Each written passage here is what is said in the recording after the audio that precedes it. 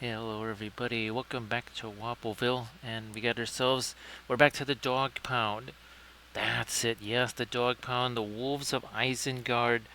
We've done a few of these already. We still have ourselves some more to clean up here. We got this one, he's gonna have himself some flamey things. Then we got this guy over here, he didn't have flamey things, so I'm actually gonna, remember we were talking about doing a red wolf? I think we might just do that on this wolfie right over here. We got, here's our, so basically the captain, oh yeah, and he's got himself a little wolfie banner right there. Hey there, Landdressed, how you doing? Hope everything is okay. Oh, let's see.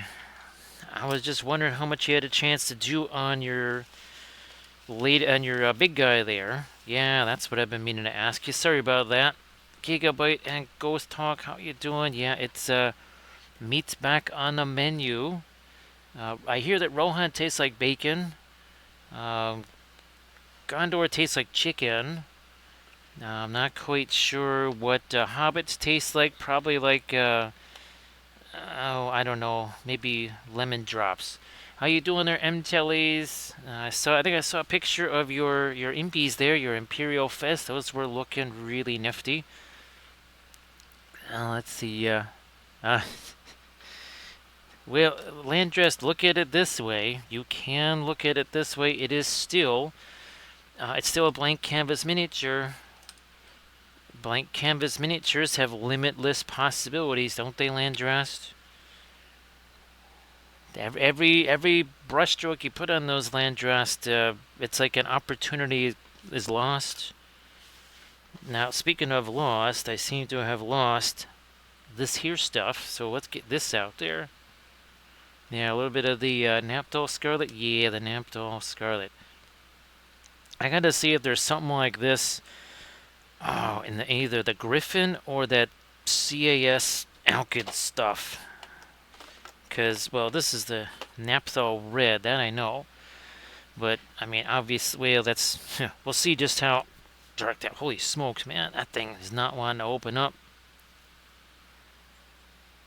Okay, well, that's almost like Perline Red right there. Let's see. So, Gigabyte, well, I mean, white is white, and of course, your titanium white or your fast matte white.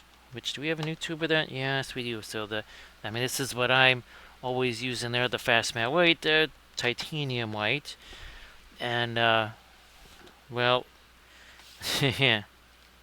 Nope, that's not it. That is not it. Is this it? No, that's not it either. Oh, there you are. I mean, there you go. A nice cheap Series 6, very dark, spectacular red for you. So that's Perling Crimson. It's a bargain at probably, I don't know, about 50 something bucks. Of course, I did not pay 50 something bucks for it because, 40% off. Fabulous winter sale. Oh, but Gigabyte, speaking of fabulous winter sale, there might be some fabulous summer sales coming. So, actually, gee, now I haven't gotten any messages from whatchamacallit, Dick Blick or anything like that about any special sales. So that could be 4th of July, but until is if you want to wait a little bit, because, give it 10, 15-ish minutes or so, and you want to post any of that, until is, because I know you got Insta links, unless that was a Facebook post, but I'm pretty sure it was Insta. Well, yeah, give it a little while, and then shoot that on the Instas there. Gigabyte. Now, of course, there is alizarin crimson, but Gigabyte, I'm guessing that you already got yourself like a Naphtol red, or maybe a Perline red or something like that. You could take something like a Perline red and mix that with Egyptian violet. That'll give it almost more of a burgundy look. If you go to something like Van Dyke Brown and Perline Red, that's gonna give you a warmer dark red. So those are some of the other of course, Mars Red and Black. You got that option too. Yeah, Gigabyte, that ain't gonna get you dark. So yeah, you need yourself something like a, again, maybe even a Alizarin Crimson or something. But if you already have, say, a Perline Red or something along those lines, then if you chuck some, you could even chuck some Indigo in there, and that's gonna make it cooler as well. So just some options for you. Obviously, using the stuff you already got, well, that's free, right, Gigabyte? So just that Perline Crimson though, that's been a pretty amazing color because it has the staining abilities and lots of other magical stuff. It also writes symphonies and cooks a really nice brisket too. It's pretty amazing how paint can do that. All right, do we need to get any? Nope, not on that other thing there. Oh, nah. We won't go up there. We'll just leave that alone. Okay, got that underway. Now let us take floral orange, floral yellow. Well, that's okay. We need to get some more of that Hansa. Oh, there it is, right there. What's this? Hansa yellow medium. For whatever reason, I thought that was always Hansa yellow light, but it's a medium. Yeah, Gigabyte. This summer, whenever they have the summer sale, yeah, I'm gonna definitely look at stuff that, shall we say, might be more of the lucky dog type colors or something, and then just kind of maybe double up or triple up on the most used stuff, just to say, okay, we use an awful lot of this here. We're gonna make sure we got some of this on hand because, well, now that I actually started doing that table because over the weekend somebody was able to get me a drill bit so that I could continue that project, which means that, well, I will need to start painting those backdrops and all those buildings right quick. Hey Ryan, how you doing? Great to see you there, Ryan. Ah, look at this, look at that. There you go. Again, it doesn't take long, does it? It does not take long. So Ryan, I guess if you wanted to post, it's not quite, you maybe want to give it another 5-ish minutes or so, but if you wanted to post links to the stuff there, Ryan, that'd be fabulous. And of course, Ryan, I was looking at terrain and stuff, right? I was printing out some more terrain. I just kept thinking of the Fallout terrain that you had at Little Wars there. That was really fabulous stuff. Really enjoyed that. I love that floor. Yeah, I mean the bricks, everything else was sensational, but that floor was super cool. Alright, let me fill in that a little bit more. So, again, it's already starting to get steamy there. What else do we got here? Give me this here brush, maybe? I don't know. Is there... We'll just roll with this thing. This and Van Dyke Brown. Maybe not indigo. Maybe not indigo this time around. We'll just... we're going to roll with something else here. We'll roll with this. Now on our cache here, a little more deer, orc, bow, quiver, orc, warg, posterior, more orc. This is exhausting. I'm telling you, this is this is pretty difficult, man. This takes a lot out of you, man. Look at this. I mean, it spent like 20 seconds dry brushing this. That's exhausting. That's way more exhausting than you might think. This is even more complicated. I mean, look at that's precision brushwork. Look at all the color variation there. That is spectacular. Now, by the way, these are all from Davale. These are all from Davale here. They actually did, oh, some more Hobbit files, because we don't have enough Hobbits. I do believe we got ourselves more Hobbits files. I think they sent those yesterday. Might have sent them yesterday or Saturday. Okay, again, it doesn't take much. Hey there, Horns fan, how you doing? So Horns fan, I haven't had a chance to see. Well, we have a team that's chasing history, right? Horns fan, I haven't had a chance to look to see what they're doing. I think Horns fan, if they've gotten above 10 wins, I don't know, maybe history is just out of reach. Gigabyte, I'm not sure. It's possible. Because I think he really did refer to them more as wolves. Hey there, this Mechanic Games, how you doing? But obviously, Morgoth, he didn't have the ability to create things. He only had the ability to kind of twist and kind of make demented versions of existing stuff. So hard to say.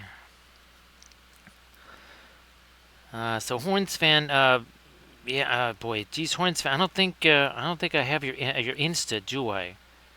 Yeah, I really want to send you some messages, just some of the stuff I've been doing here. Actually, so you could send me, uh, pictures of some of your house stuff, because I know you're doing a lot of stuff there too. Look at that, looky there, huh?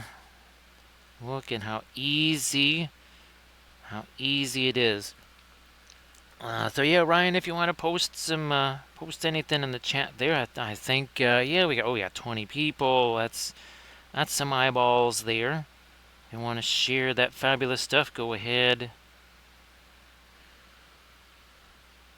Here, Horns fan, I know what I got to show you. Yeah, well, the first baseball jersey came in, and it's a dull Amaroth baseball jersey. It even has a patch on the right shoulder, and it also has Imrahil as the name on it. There's a Mordor jersey, there's a Moria jersey, and a Minas Tirith jersey. There's also a I want to try to get since you basically do them in batches. I'm trying to do a Minas Morgul jersey with the Witch King and such. Then I want to, of course, do my Easterlings. Yes, I want to do my Easterlings. Hey there, Ryan. There we go. Everybody, please check out the link that Ryan just posted. So Horns fan, yeah, you could just actually Horns fan. I think you can just send me an email.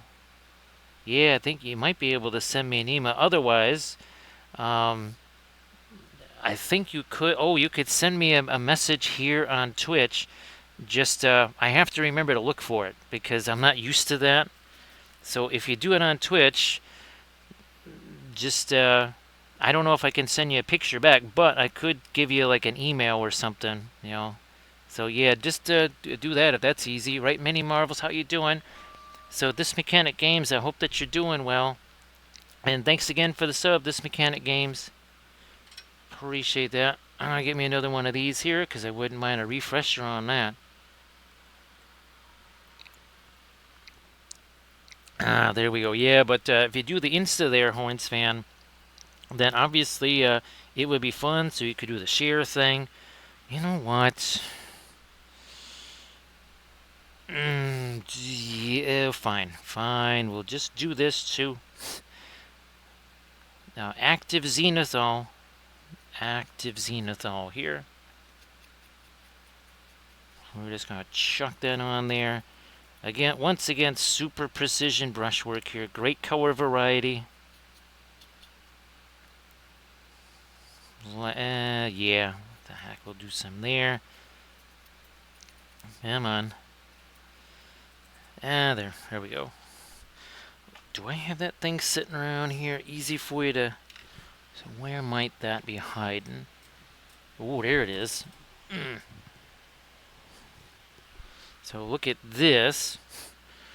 This was a fun little thing. It's still in progress there, but it was trying out a few different things. Actually, a couple of unexpected colors on there, so that was really fun. Here, let me get this thing back over here. There we go, out of harm's way.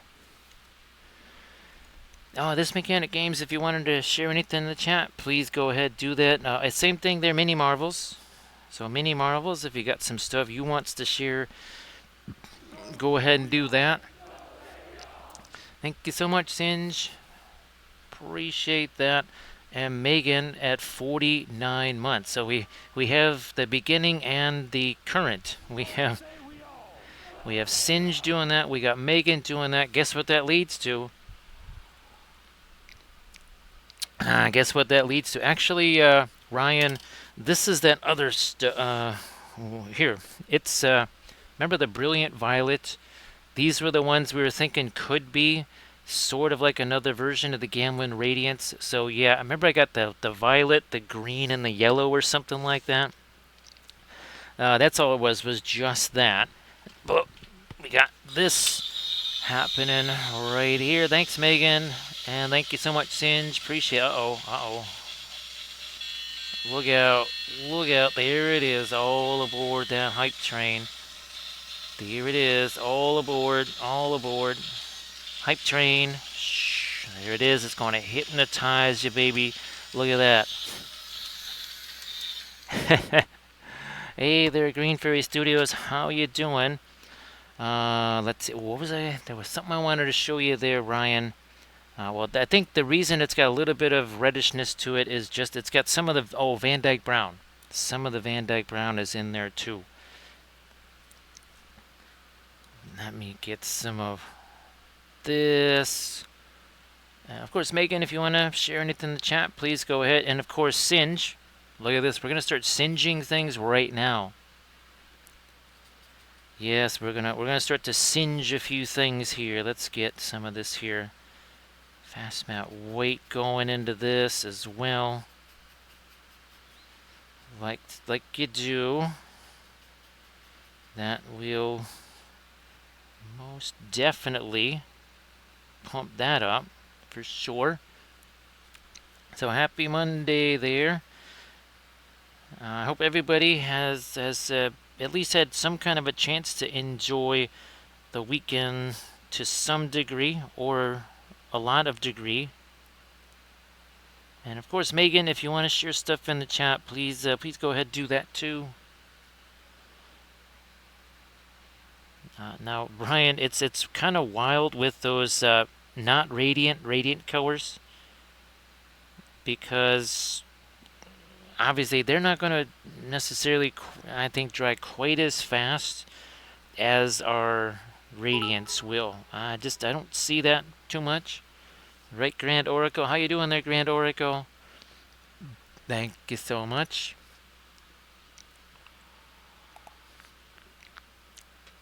Now, yeah, you know, she's like, wow, yeah, everybody says, just close your eyes, you can't get hypnotized that way. Well, some genius, just doing it my way. Some genius, like this guy over here, yeah, no eyelids, so, that looks very warm. He looks kind of dead too. It's like, no, he's just sleeping over there. Like, what do you mean all the orcs but the tree man sleeping too? So, thanks, Grant Oracle. Appreciate that. Everybody, please check out that Discord link that Megan just posted there. There you go. So that's boys. So Grant. Oh, that's right, Grand Oracle. We gotta keep you rolling on towards. That's the hype train emote, right? That is the right now. That is the ultimate emote, the hype train emote, I think. Right? Yeah, I think it's the hype train emote. How's about we get some of our lighter orange out here too?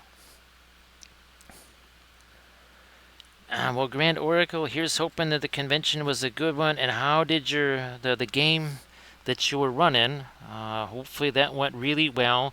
I know sometimes you're running a game and maybe people are less. They don't have their listening hats on, so they don't necessarily listen to what you're saying. So hopefully you didn't have too many issues with anything like that. Yeah, this right here, it looks super light. It's actually not necessarily even close to the lightest light we can put on here. We're just then we're also gonna do our little bit of our glazy stuff with our darker red, of course. Hey there, Blades. How you doing?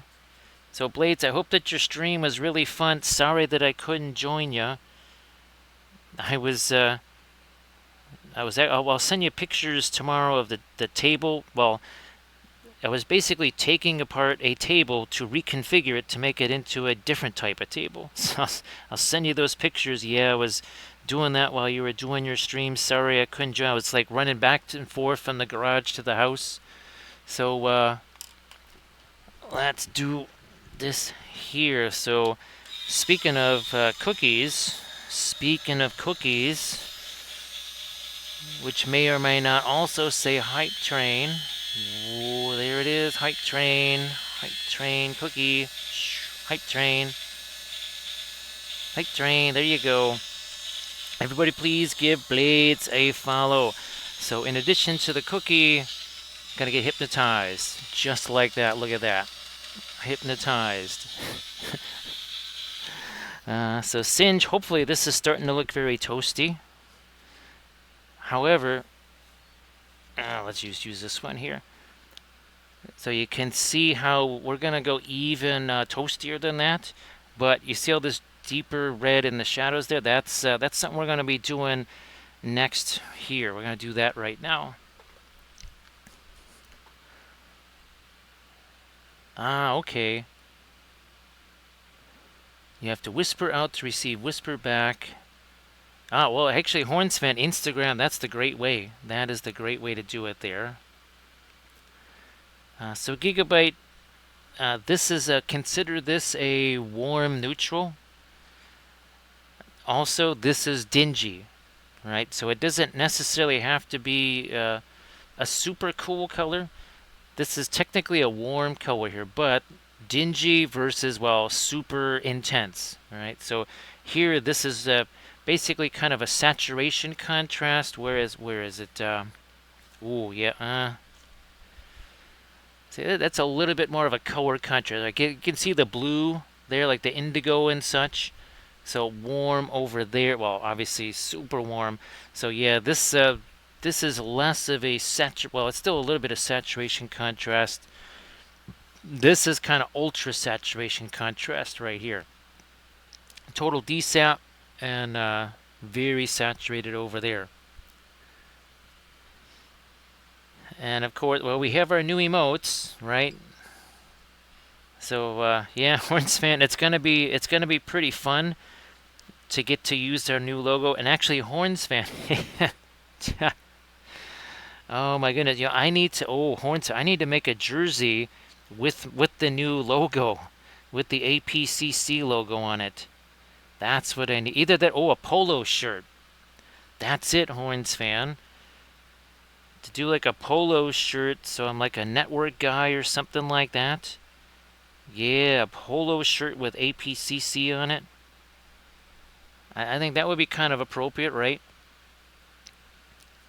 So wow, that's too far above the Mendoza line, Hornsfan.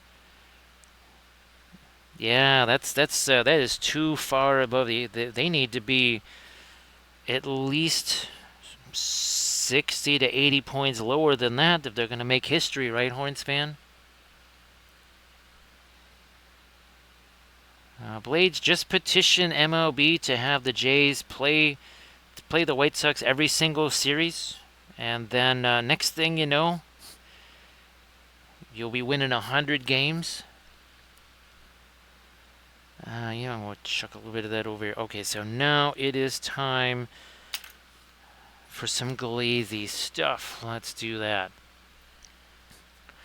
So, Blade, sorry that things have gone astray for the Jays. Ironically enough, I did see, I was out in the suburbs, saw two things. I saw a million cicadas, but I also saw, this is blue jay, and it likes to hang out in their backyard.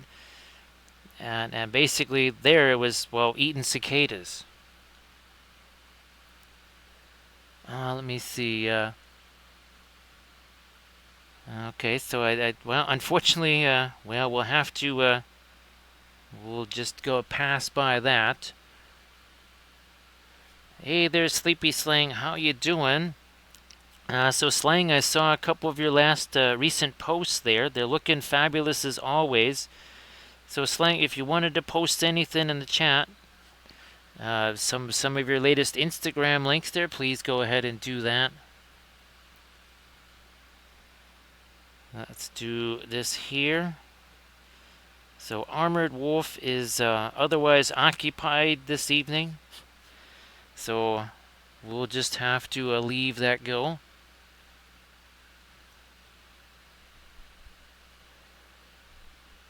Boy, Sleepy Slang, you know what?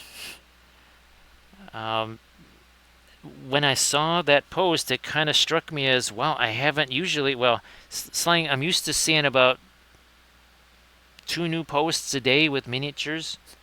So that did actually, I was like, wow, wait, actually I hadn't seen. I just thought I was missing your stuff. You know how Twitch doesn't always show you the notifications when someone goes live? I just thought it was that. Like Instagram was just not showing me your latest stuff. Oh, thanks, Megan. Appreciate that. Yeah, it's, well, now the other thing, too, is that Charity of Adepticon Fort Wapple fame, she was in Milwaukee at the new site, and she says that it will be way, way better than what we had for Fort Wapple. So that's what she said. And obviously, she was the person in charge of Fort Wapple, and she will be in charge of it and all the, the painting classes and all that. So I'll go by what she said. She says that it's gonna be nifty. So we'll go by what she said.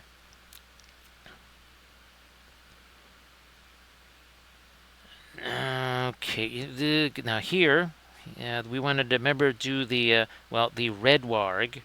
Ooh, that's right. I don't even know if I still have this out. No, I don't think that's it. This is a color. Remember, I've been saying I wanted to put out on the palette for a while. Where the heck did you go? Where are you hiding now? There you are. Yep. This one. Yes, we haven't had brown matter out on the palette in a while. So we're gonna just put this somewheres. I don't know, just put this over here. Yeah, Blades, I do believe just about everybody in that division is a 500 or above, right? It's weird seeing the Orioles with that 500 and above. That's for sure. Hey there, Arid. How you doing?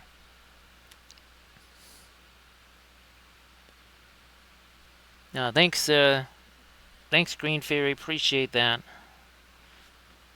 Yeah, unfortunately, again, I didn't know that Armored Wolf wasn't going to be able to join us. So now here, since there's no fiery stuff, you can see I'm going to go with this kind of this reddish brown here. Now, Irid, if you wanted to post your Pinterest links, please go ahead. Hey, Green Fairy, I saw your latest building, right? I think you posted that on Facebook. Actually, Green Fairy, speaking of posting, if you wanted to share that in the chat too, that would be very nifty. Hey, Sam's Mini Painting, how you doing? Everybody please also give Sam's mini painting a follow. So you gotta follow Blades, you gotta follow Air the Canwife, you gotta follow Sam's mini painting, you gotta check out Sleepy Slang. Again, super fabulous painted miniatures from Sleepy Slang. Also, you gotta follow Megan. Actually, Megan, you had a chance to post your stuff too, right, in the chat there. Hey there, Sarge. Hopefully, you've been getting a lot of work done. Octun Panzer there, Sarge.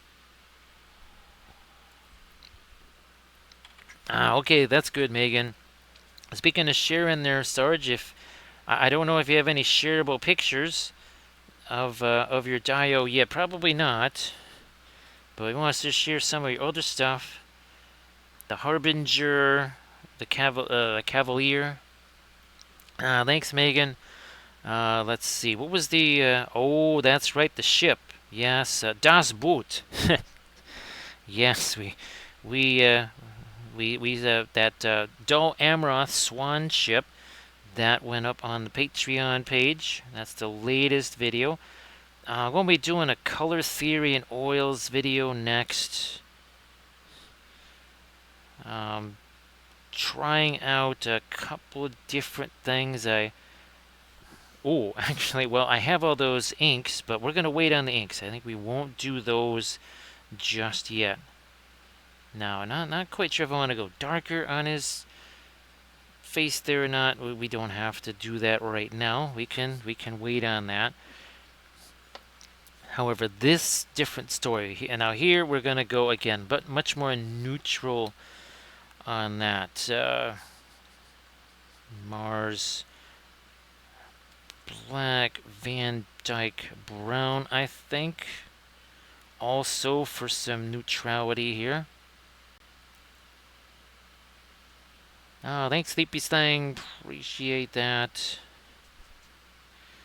So sorry about having to play hurt there. Speaking of injuries, so sorry about that, Slang. I know that's not easy there. So everybody, please check out the link that Sam's mini painting posted. Some oil paint goodness there, Sam's. Yes, it looks that way. Looks that way. So yeah, Megan, sorry I couldn't get you too many messages over the weekend. There is a picture that someone sent me of some cats getting up to mischief. This is the one that named all their cats. The one is named Eowyn, one is Pippin, one is Gandalf, and then another one for a whatchamacallit character, a Firefly character. Sorry about that, Sarge. Well, Sarge, also too, it's getting crazy out there, right? It's getting awful crazy out there. I saw the video that you sent. It's getting real nuts, and Valfira probably won't be joining us because Valfira they got really nuked there. So for all the folks that got nuked over the weekend and are still getting nuked.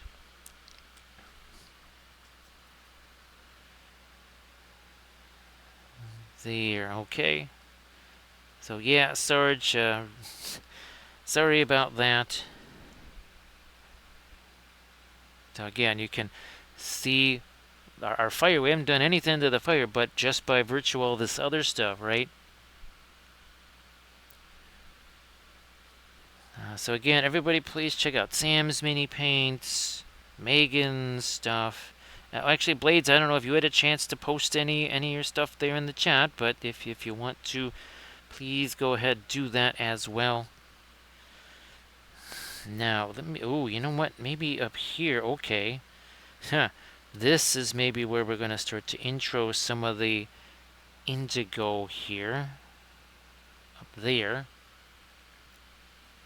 Hey there, Greymaster, how you doing?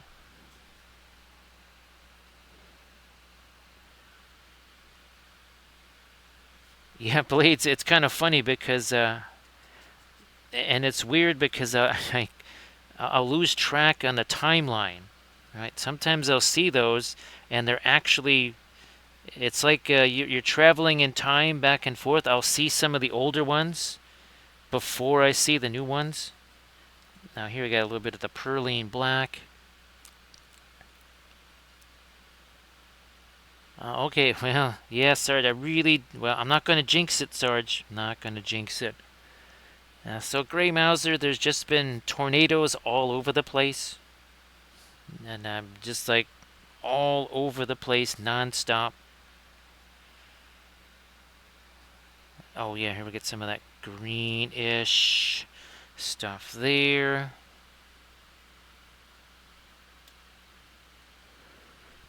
Yeah, Blade, it just really freak. Oh, here, let me get some of this here.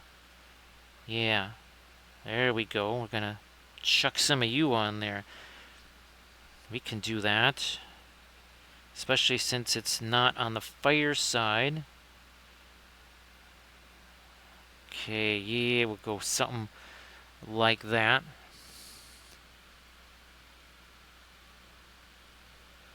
Well, Gigabyte, that is a fortunate thing. That is a very fortunate thing. So yeah, and again, we are about to really hit it with some actual, like some super light stuff. We haven't even done that yet, but we wanted to get all of our other darks going there. Yeah, Green Fairy. I think you saw that bust right earlier. That was also done in the same way.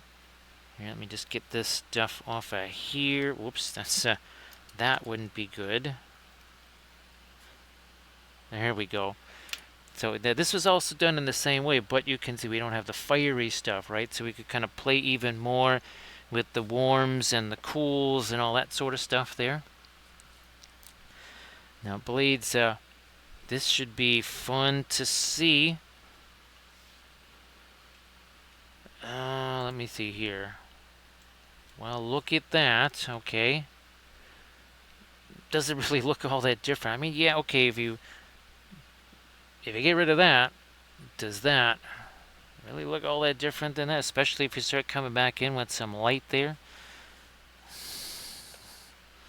We can do this.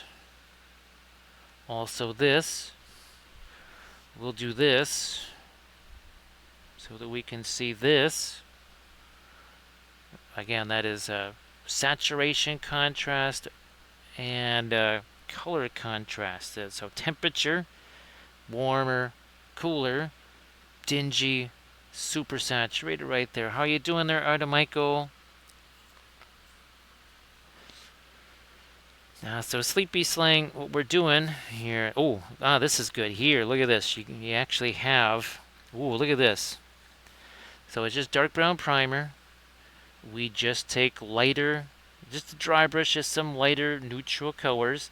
Then we start doing glazes over the top, and then we start to do some mixing. Now, one second. Let me see if I can grab some of the Arnor stuff here, because that really would be helpful if you could see some of those. Let me see if I can grab our Arvidui here, again, without knocking too many things over. Alright, I have my Arvidui. That's when I really want it. We'll grab this one too. Okay.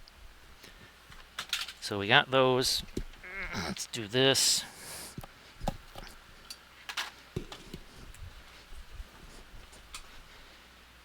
Move these.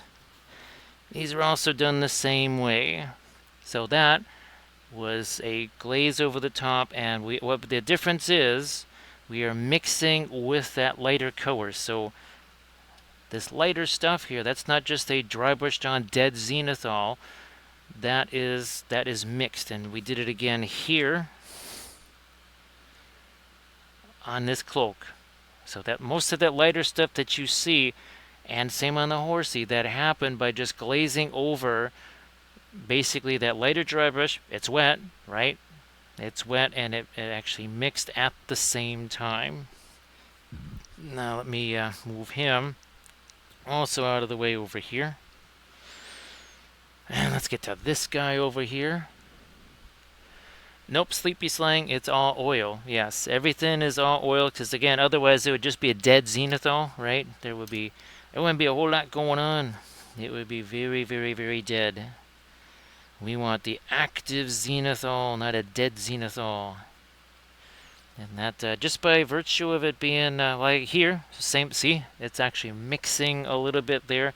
The difference is, okay, let's say we do that. That's a typical pin line wash there where we just touch and go.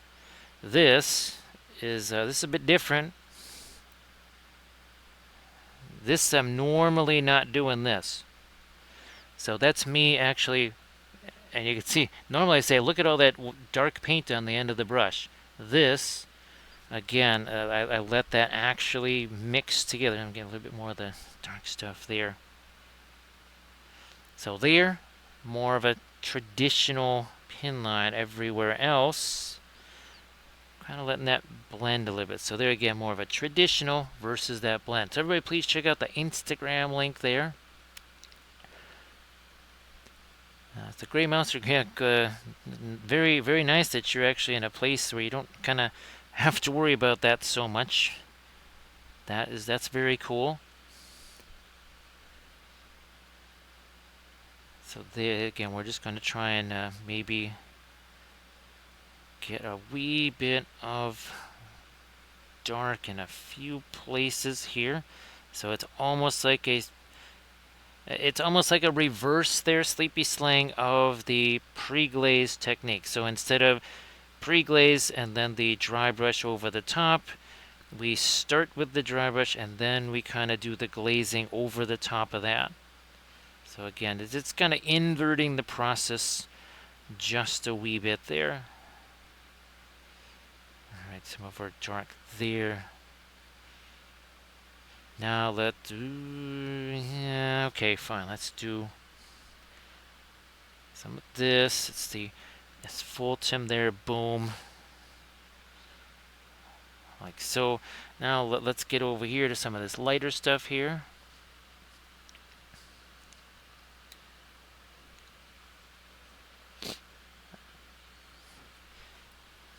Yeah, Gigabyte, it's just...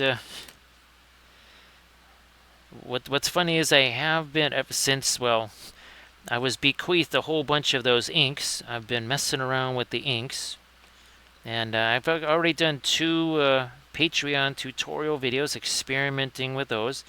I just got some of the Liquitex inks. That is so that I can do some testing of the fluorescence and also the airbrush, because now I have that Lethal Shadows airbrush, so I want to give that thing a try. But yeah, Green Fairy, I was... And Ryan, what did we think was maybe the time savings? Did we think it was somewhere upwards of 15%, Ryan? At the less time that it took to do this method versus... Now, obviously, different miniatures might mean more time, less time, whatever. Yeah, Green Fairy. Again, it's the curse of the acrylics, and that's what we call it, right? That would be the curse of the acrylics. You're not actually cursed. You just do all the cursing yourself. So yeah, right. It seems to me, I keep kind of settling towards that somewhere in the 15% range as far as maybe time that is saved by doing this method here. But Grand Oracle, yeah, I'm really glad that you got a chance to do your game there and just do the convention thing. Again, I'm glad that it was fun also. No. That might need some more of our floral. Yeah, okay, fine.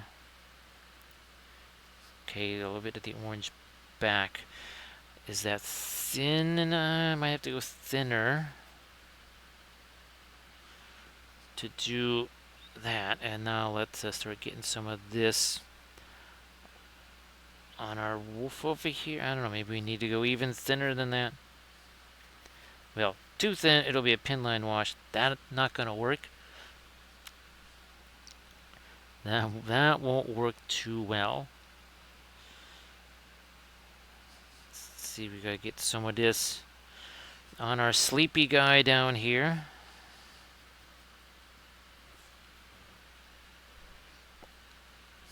More this over here, maybe.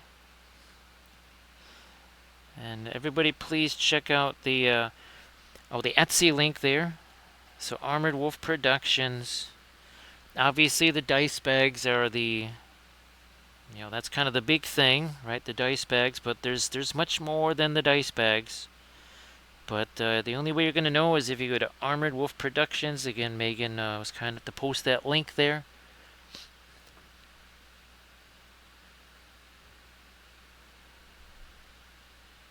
So, and there it is. There's the Etsy shop right there. So Ryan, actually we've done an experiment sort of like that. It wasn't exactly the same, but it was. Oh gosh, it was one of the Galadrim elves. Yes, it was one of the Galadrim elves. Actually, oh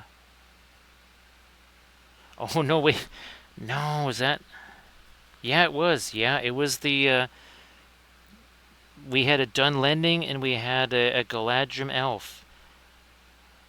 I don't know if it was a color theory in oils, Ryan, or was it on the workbench. But it was dark versus light primer, I think. It wouldn't be too hard to find on the YouTubes there. It would have been done in the last month for sure.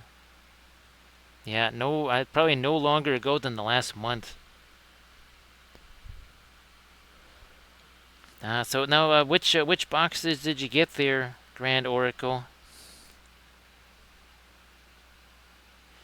Actually, Ryan, ooh, you know what? Oh, you know what, Ryan? This could be interesting because where did it go? Ah. So I was gonna try another video. Well, because we haven't tried this thing yet. This was sent to me, and I really gotta try it. I was gonna try some more ring wraiths, Ryan. Actually, ooh, well, there you go, Ryan. We'll do a bunch of ring wraiths because I have a ton of them. They're pretty darn similar, right? We'll do some ring wraiths. We'll do light gray and then the dark brown primer, and well, we'll set a timer. Right. Well, we'll set a timer and we'll see what kind of difference that makes, and then also to take pictures of it, see if there's a visual difference. Oh, it's an Obi-Wan. Oh, and some of the clone troopers. That's now I did order. Remember, now I think it's, well, one of them is pre-order, so it's going to take a while. But I have the other box of the murder bears. Yeah, so the second box of murder bears, that is, yeah, and we painted a bunch of them on stream. I think we painted all of them except maybe for that one that I used in a tutorial video. So Grand Oracle, this was being looked at earlier today. It's kind of interesting what's in there, because that pigment blue 29, that's actually, was that indigo? No, it was Endanthrin blue, I think. No, that was indigo, I think. But look there's pigment brown 7, so that's actually, whatchamacallit, burnt umber. But look at all these, look at this iron oxide. So this could actually be an opaque Payne's gray. Whether it's staining or not, well, it's going to be a violet staining thing. So Ryan, well, that's it. We could end up with a purple ring wraith if we're doing the pre-glaze style and wiping it away. So that if you notice one that's significantly more violet than the other, that would be the one we did the pre-glaze on, I think. So yeah, actually, Ryan, that's a good idea, because that's basically 2 videos in one. That's testing out Payne's gray, but it's also timing the priming. Ooh, look at that! See that? I just made something up there. Yeah, timing the priming.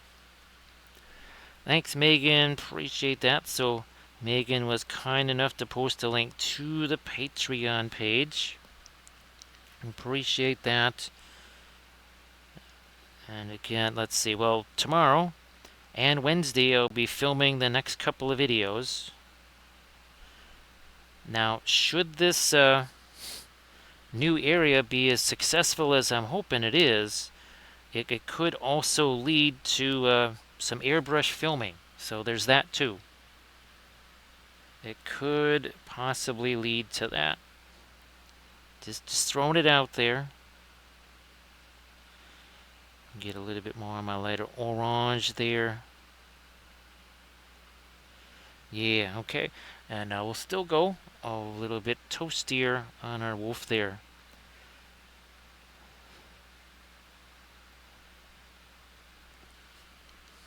Hey there, Valfera. Actually, Valfera, I told folks that it'll be a little bit later for you joining us, or maybe you'll be kind of otherwise occupied. So hopefully you're doing a little bit better than the last 48 hours, Valfera. So Grand Oracle, hopefully that doesn't sound too bad. Doubling up a video like that. Yeah, kind of a two for one. So Grand Oracle, here's just hoping again that things won't be too, because it's one thing, Grand Oracle, if you just say, oh yeah, I'm just gonna walk around, do this, carry this stuff up the stairs outside. That's a little bit more of a challenge, right? Right now. Actually, Valfira, did Mother Nature eat some mustard or something? Somebody ate a lot of mustard, Valfira. I think like too many people. Oh, that's it, Valfira, because it was the whole Memorial Day barbecue thing. That's what it is. That's what it is, Valfira. Too many people were eating mustard all at once.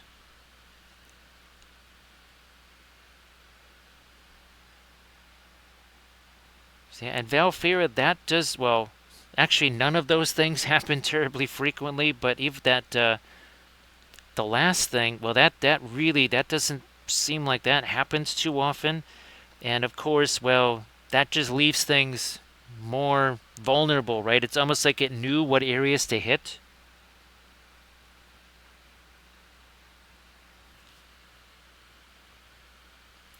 Yeah, Velfer, I think somebody. Now, I did not use any.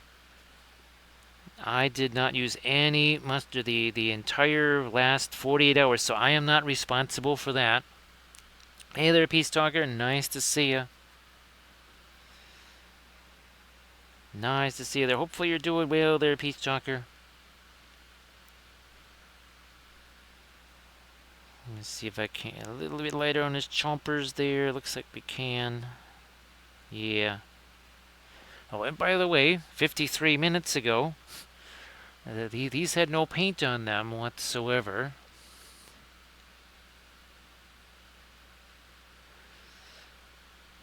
Well, that's good there, Grand Oracle. And of course, that just means now you can print a lot more stuff and not run out of space.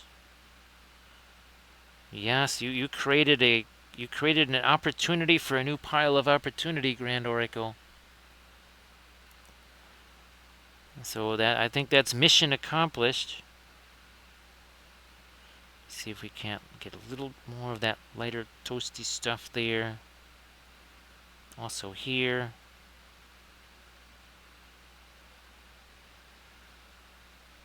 Like so.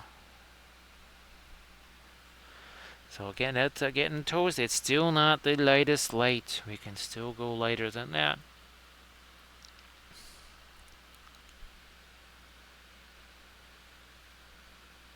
Let's see.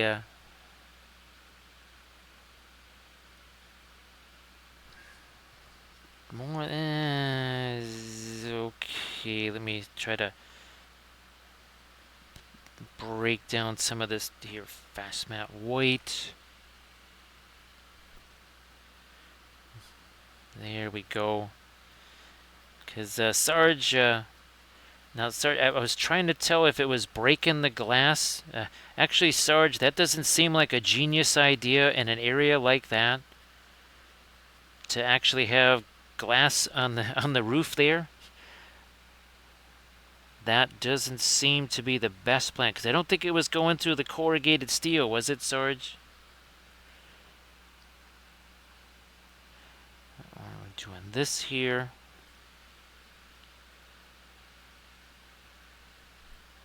Yeah, Grand Oracle, and Grand Oracle. I do hope that this experiment with the inks and the airbrush is not too unusual, and it's basically some stuff maybe you could also employ to some degree with what you're doing with the airbrush and such. Again, no guarantees, but here's hoping it's something maybe that you say, oh yeah, I can use some of that here. So yeah, that just seemed like a weird idea there, Sarge. I mean, obviously I haven't been in a Costco in probably 12 years ish, but I think the one that we have around here did have those same squares like that in the roof. It doesn't seem like the best idea in certain places of the country. It seems more like a problem waiting to happen.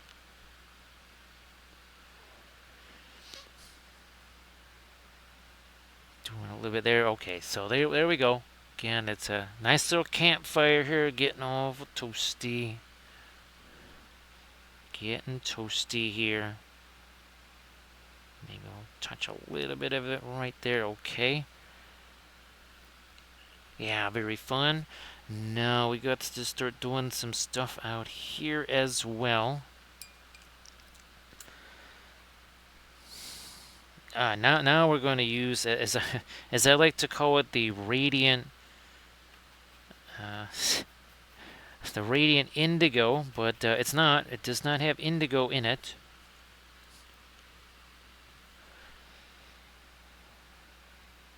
Now we got. Yeah, we're gonna try and do the fabulous red. Well, look at that. See how he's not super shiny anymore.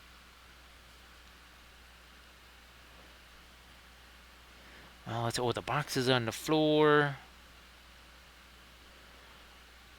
Oh, the Valfira. It's now. I might have jinxed you there.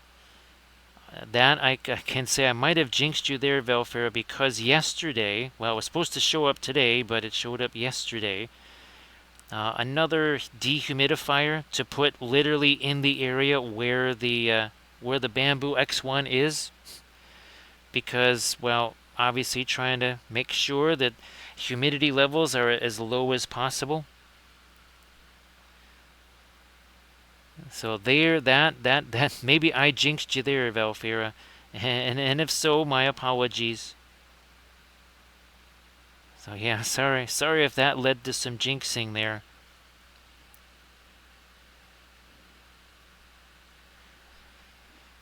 And Grand Oracle, I think you heard me talking a while back. As I add more of the lighter, again, this is a neutral gray. This is not necessarily a cool gray.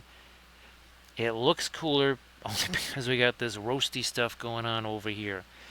So Grand Oracle, one of the things I want to try to do is kind of do some of our oil stuff to get going. For dry brushing, and then let it dry, and then sort of shoot airbrushy things over the top of that. Obviously, terrain is going to be a big thing. That's a major thing I want to be doing with the airbrush there.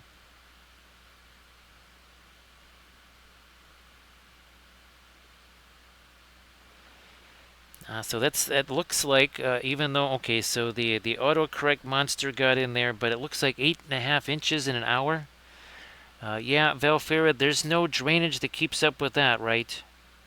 I mean, that's what happened here. Well, even just back in late April, that one Thursday. Remember, Valfira, I couldn't stream.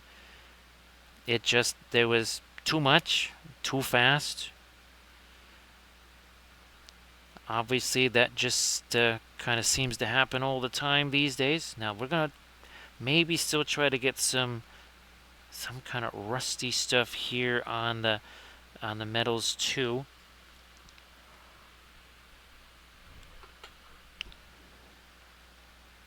And you just wonder where the heck you would think that was it was like a land hurricane, right, Valfera? Typically hurricanes have that kind of water in them. Well, let's not go too light there. Let's not go too light. We want to just have that on the maybe the legs here. Maybe a little bit back in there. Touch of it over here. Again, not too much because, but of course, we'll do a film noir on that as well. Well, of course, that looks super light here. So I got the color on the brush. See what I put it next to the, well, for you guys, it's the lower left-hand corner. For me, it's the upper left-hand corner, but I just put that next to it. You can see that ain't that dark, or they're not that light, right? Not very light. It looks that way because we established those darks, something fierce. Here, I'm trying to make sure that's a somewhat on the neutral side. Like this.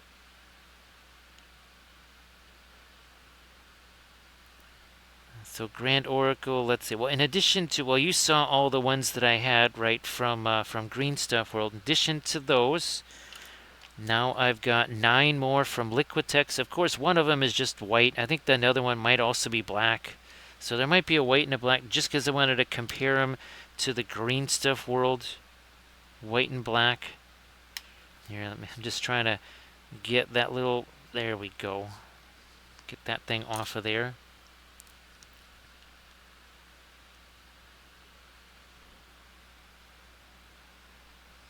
There. More of the light stuff here. I still want to do some.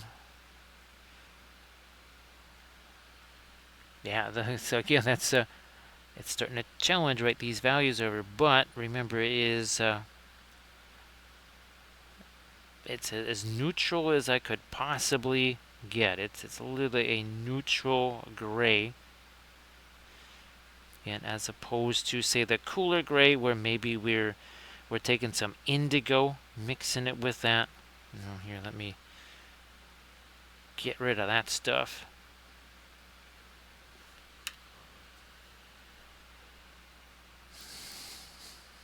Some of this into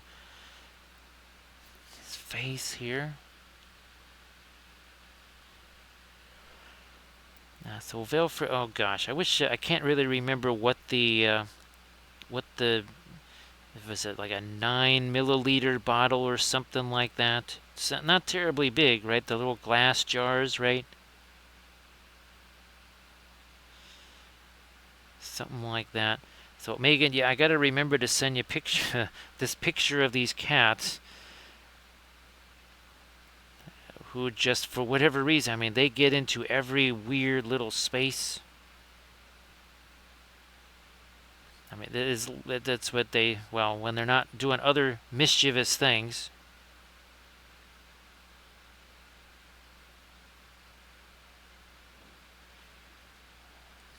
Let's just say that the cats occupy a lot of attention there.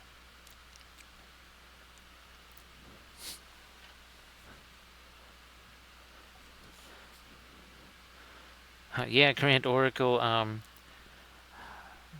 It should be interesting. Obviously, it's a multi-part episode, right? They'll be part of multi-part things. Stuff dries, then we play with the acrylics over that. Yeah, Megan, it's a picture that I think you would say, you would see that and go, yep, that is, I've seen that situation before. It's I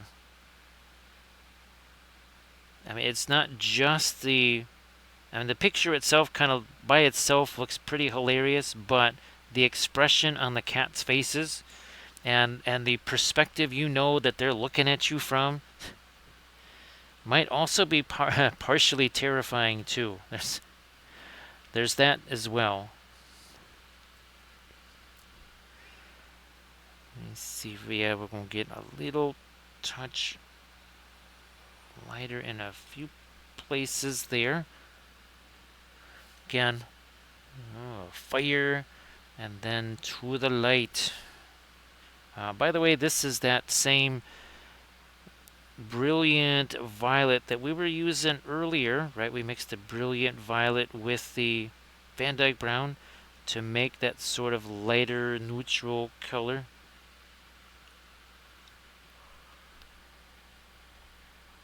Yeah, well, that might have been more than we wanted, but we'll roll with it. We can roll with it here. Let's get some more of that going this way.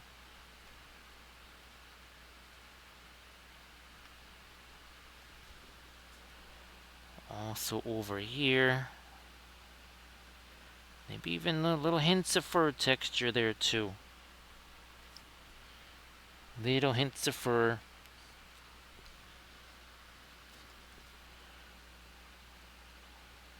Now up on this thing, start to get some hints of some armor colors here, but obviously not very bright or anything.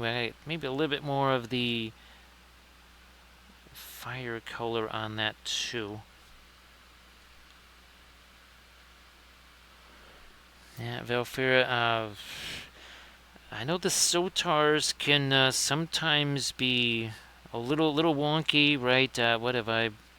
Well, just the 101s or the 105s or something like that. That's kind of what I pretty much sort of stick to, really, are the 105. I think that's what they are, right? The Patriot 105s or whatever.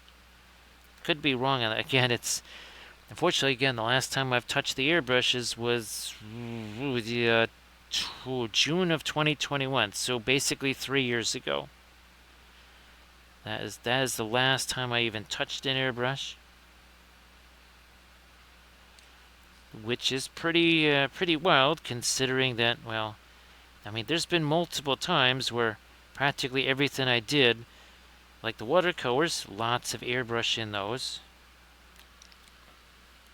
So it is a Patriot 105 then, Valfira. Okay, good. I feel a little bit better, having not completely forgotten. Ooh, you know what we need to do? We need to get a little bit of our lighter stuff in here, maybe. Yeah.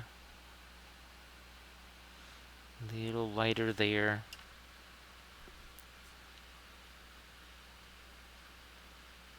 Actually, Green Fair, I think I have one of the chromes.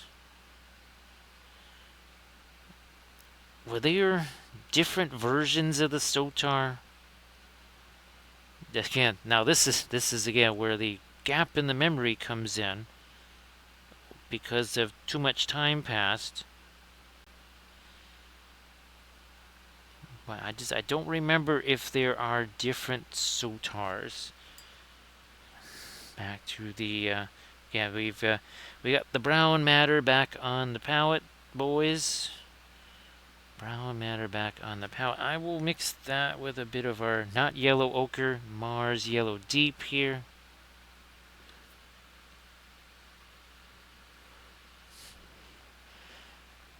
Yeah, you will, like we've been talking, right, Green Fairy, you are going to be seeing, I think you're going to be seeing a lot of the airbrush with the terrain. A lot of it. It's not necessarily, it wouldn't necessarily be my first choice.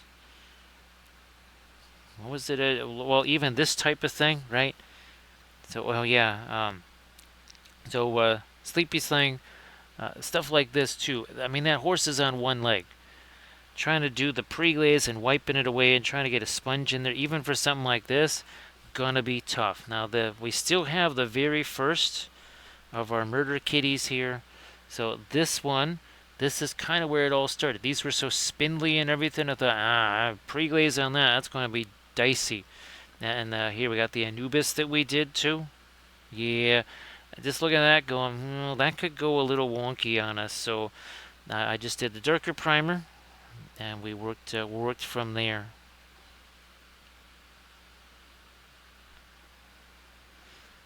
So yeah, I'm gonna utilize some of this right here. Now the buildings, obviously, they're all printed in the black PLA, and of course, oh well, the video that you guys probably haven't had time to watch yet, you will notice in that video that the oils appear to dry more quickly on the PLA. That's the black matte PLA. Now, it's not because I'm using alkyds. So that drying that I'm talking about, we're talking about indanthrene blue and other slow drying colors. So yeah, when I talk about, oh, this is drying faster, it has much less to do with, say, the fact that there might be an alkyd or something involved than it is, I think, more of the actual PLA itself.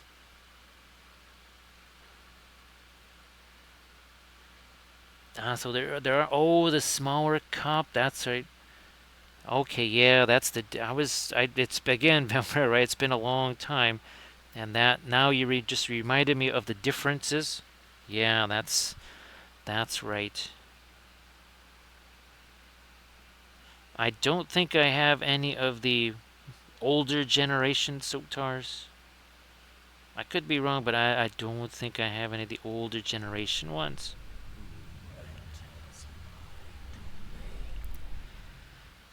Now, we know someone who does not paint badly at all. That would be I'm Painting Badly.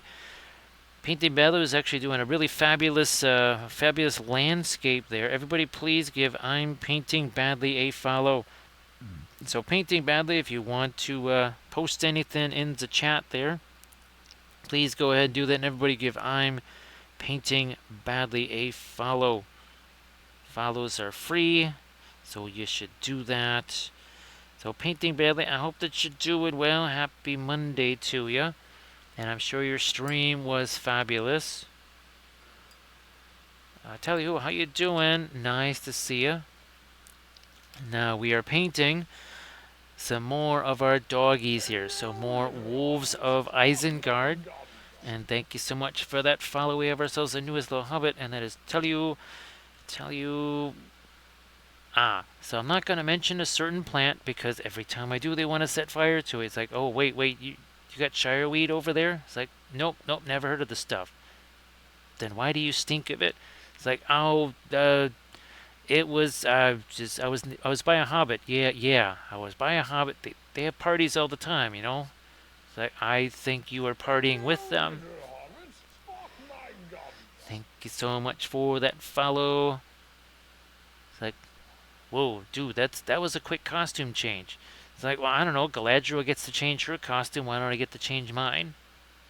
You got a point there. You don't mind we set fire to the shireweed, do you? He's like, well, that was Gandalf the Grey. I'm kind of like done with that stuff.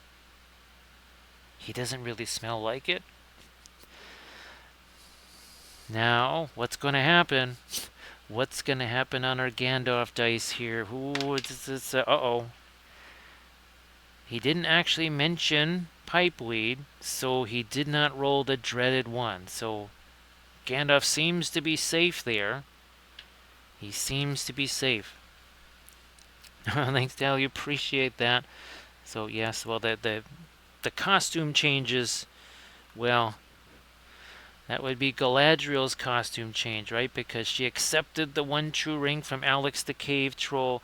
And, Lothlorien's never quite been the same, right? So there's our Galadriel's courtesy with the icicles and the snow. So yeah, Lothlorien, well, it's looking a wee bit, looking a bit chilly in Lothlorien there. Florida Michael, of course, magenta's always fun. Magenta's always fun. Now, of course, well, the blue, right? Blue is always a fun thing, and then of course, well, we have our green. Oh yeah, now we have so a little bit of green object source lighting, right? See you later there, Megan. I'll shoot you a message, well, after the stream, which hopefully will not wake you up or anything like that. Well, good night, tell you. Appreciate you being here, and thank you so much for the follow. Much appreciated. Well, tell you, follow your nose, right? Always follow your nose, and of course, well, that's what our hobbits do, right? They always follow their nose right to all of the chow. Yeah, Artemichael, ooh. You know what that means? Oh, Artemichael, you just gave me an idea there. Yeah. A hockey jersey. A hockey jersey with Dark Queen Galadriel and the icy Lothlorien forest. There you go. Now this is just some darker indigo here for some heavy duty darks on the armor and such here.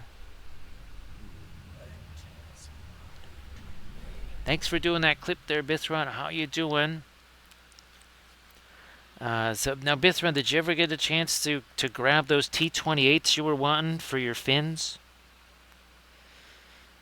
Everybody, please is that Night Whisper that I just saw? That is Night Whisper. Hey there, Night Whisper. How you doing? And T-Cat. Wow, look at this. Again, it's a multiple follow exercise. Yes, you have to give. You got to give I'm Painting Badly a follow. You got to give Night Whisper a follow. You got to give T-Cat a follow.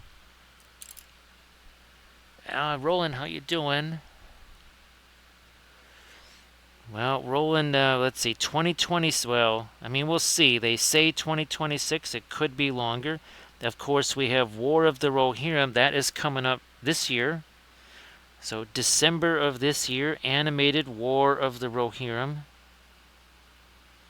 And of course, it will be featuring Helm Hammerhand,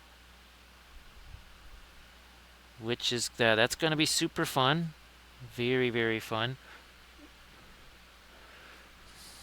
Bithron, well, hopefully, well, I know work is, your work hours are really bouncing around, messing with sleep patterns, and my sleep patterns are all completely destroyed again. So yeah, Night Whisper, more of our doggies, right? More doggies here, and more doggies there. More doggies there. Oh, look, more doggies. Woof, woof, right there. Well, Night Whisper, hopefully that went. Oh, actually, Night Whisper, if you want to share anything in the chat, same thing there, Painting Badly. Your painting was looking really nifty. Really like that landscape there. If you want to share that in the chat, Painting Badly, please go ahead. Well, I guess Bithron, you got to maximize. Ooh, well, first decide. I guess you got to decide. Okay, it's painting triage time. What has to get tackled first, then second, and the time that you have there.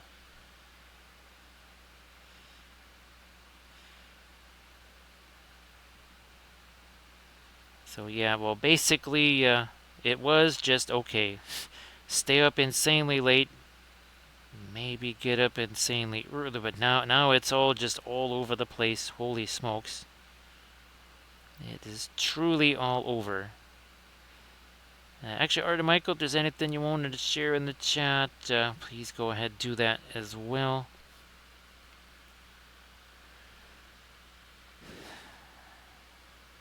Valfera, I need to, let's put it this way, this is just a start.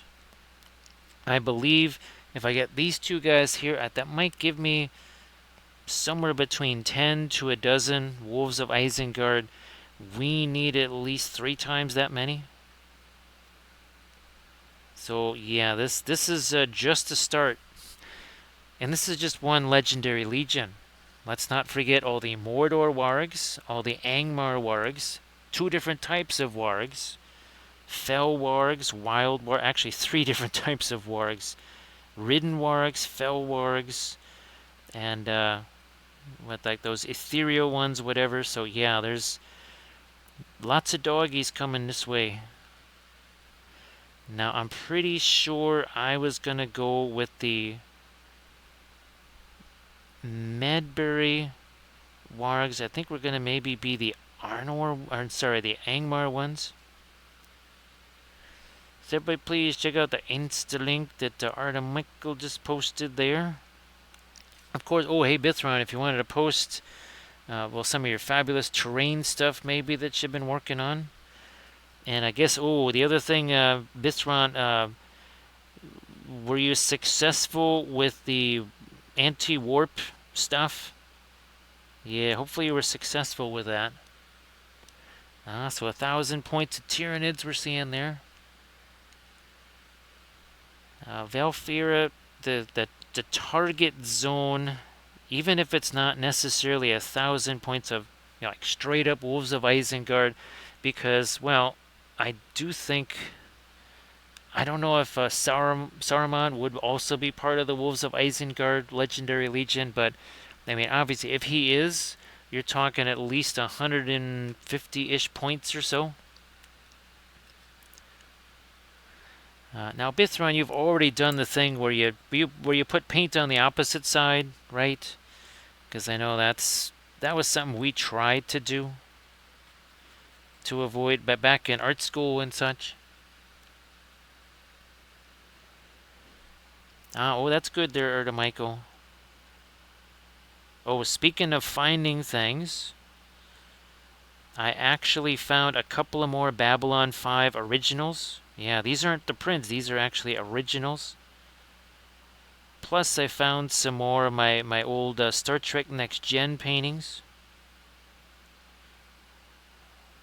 Again, in the effort of making this new table, I ran across some stuff.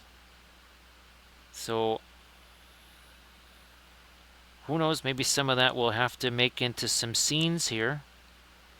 But yeah, there's some more Babylon 5 paintings that I ran across. Hey there, Thranuel. So Bithron, that might be something to give a try then, if you haven't done that. I mean, it's not terribly complex, right? And if it doesn't work, it doesn't matter. But if it works, it could maybe be helpful. Yeah, you put some paint on the other side. And the idea is, right, you're basically counter warping it. So, okay, it warped in this direction. Now we're going to have it try and warp the other direction. So again, I'm just putting some lighter stuff here on this. Again, we don't want this to be super shiny, right? Like he's a Knight of Dol Amroth or something. Some more Crisis Protocol. Oh, and some Shatter Points. Valfera actually, there was something. Now this is from the old days of 2D art, but there were technically, I guess, some things that I discovered that, well, they were awards. They just weren't for miniatures. They were for 2D art. I'll try and get me a little bit of this here. A little something right there. A little bit of light there.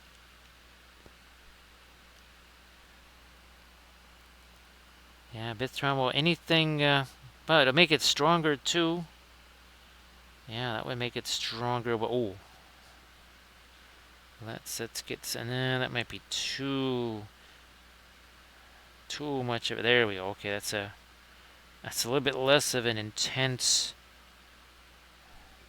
paint there, because we got some paws, the pads here. We gotta do something with those guys.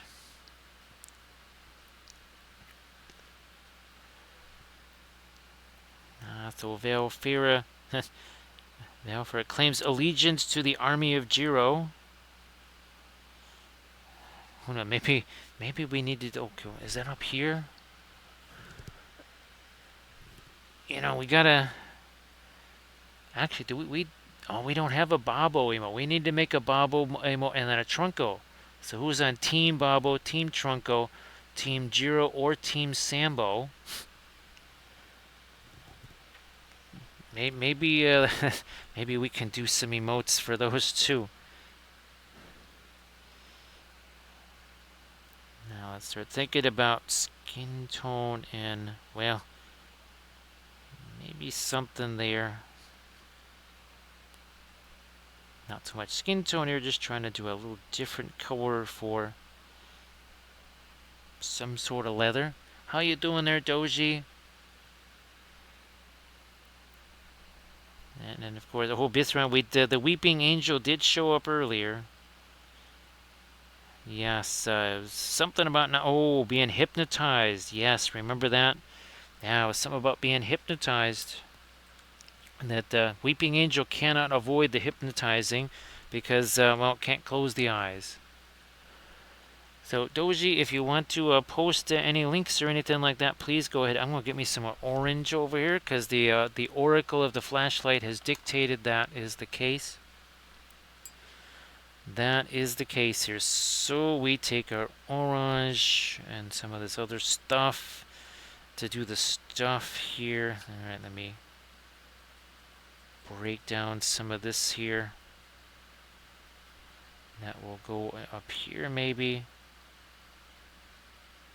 Some more there. Breaking it down this way. So yeah, Doji, great to see you again. Happy Tuesday.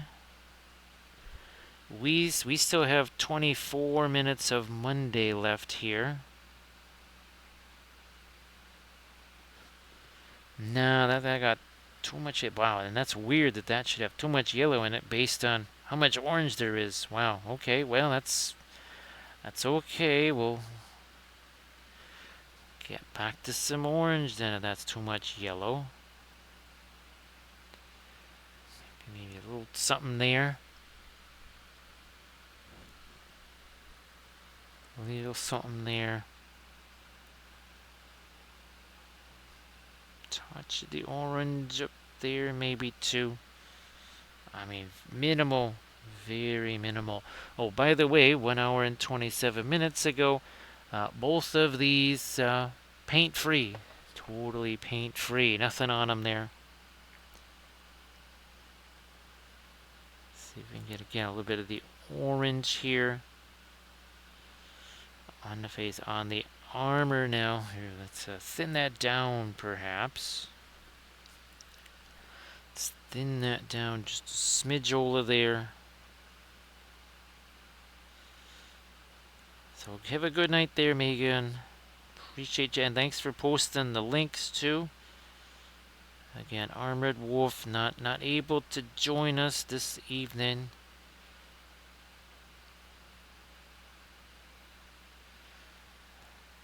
Let me chuck some more of this over here. No, wait, that's back over here. Is that gonna be too thick? Ooh, we'll use up some of that elsewhere before we. Also, gonna thin it down some.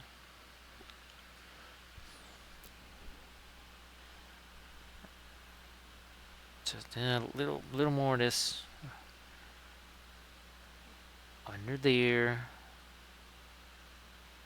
A little more of that here.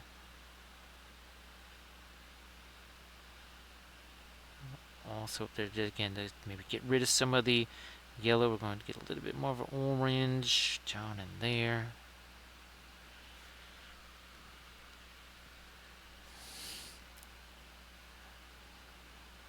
Some there. We'll get a little bit of an orange over the top of that too.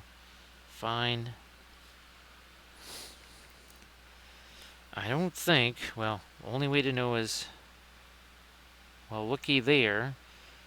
Alright, so oh, I know we do have a little bit. Oh, wow, look at that. There is a teensy touch of our orange that did find its way onto this little pouch all the way over here. Now, let's see if we can get some greens here, some warmer greens. So there's the perline. We've been using, the brown matter as well. So that's brown matter. And it's not brown matter or alizarin or quinacridone golden brown. Yeah, that would be awful pricey. Thanks, TCAT. Appreciate that. Do we have? Let's see. No, they are all out of reach. Well, actually, what I might do is refill. I need to get a refill eventually anyway, so we'll maybe do a bit of a refill, and then we can grab some of the other ones that are normally in my reach. This time, not so much in my reach.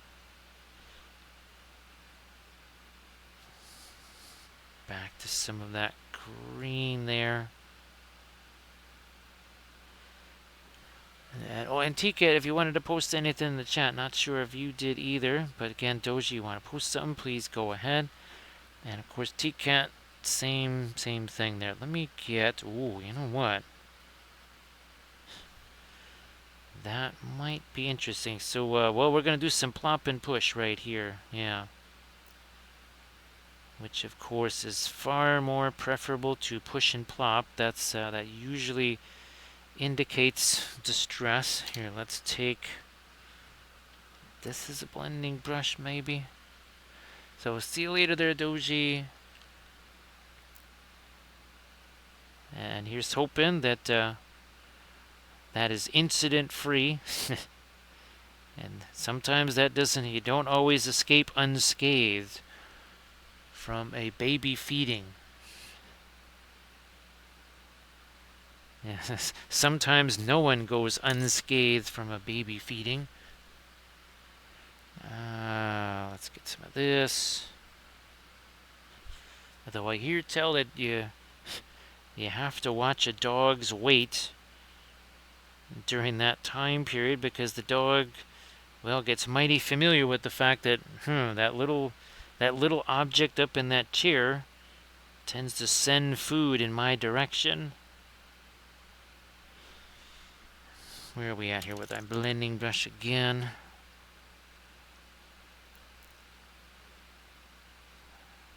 Something like that. There we go. Yeah. So everybody please check out that Instagram link that TCAT just posted. And of course, everybody please give TCAT a follow if you could.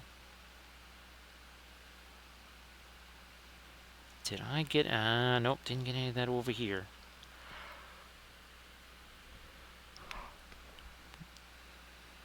Don't want to... Again, it's too light. Firelight not going to do much. Now we are playing a little bit of a saturation game too, right? Less saturated, more saturated. Kind of like tastes great, less filling. Let's do a bit of a lighter green up in there.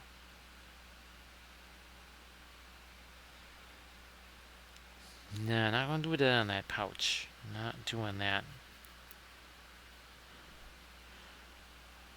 That's a touch of the green mixed in with that sort of yellowish color there. Oh yeah, that's about a bit of the rope.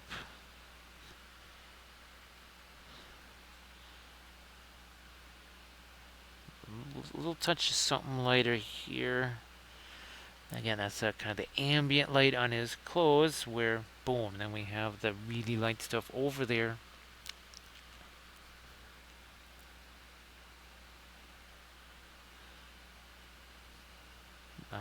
Back down to his shoes here.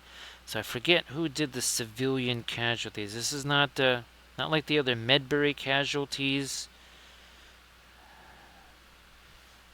Actually, I'm not... no, that's a Medbury casualty there, I'm pretty sure. Yeah. Oh, so again, well, these, right, they look just like this here. Oh, speaking of... that's one of our done lendings right there. That is... one wild horse ride right there. Somebody must have expert rider or something like that. We'll get back to our Arnor stuff later in the week. I just started to prep some more of that. So yes, we'll have some more of our Arnor stuff. And oh, huge surprise, it will be cavalry. Because cavalry channel.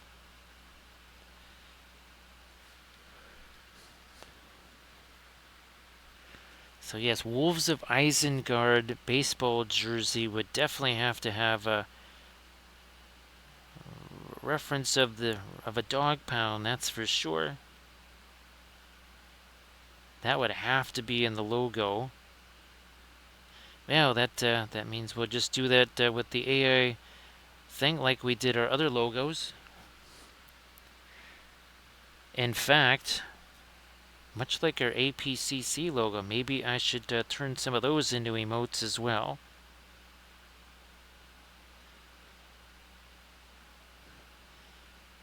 Maybe I can take the APCC logo and see if I can make it flashing or something. It's been years since I last made a GIF.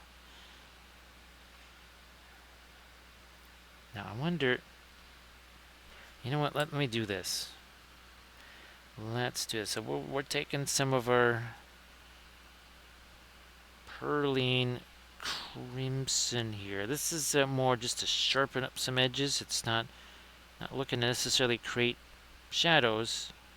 Just looking to sharpen up some edges. Some of them got a wee bit on the soft side there.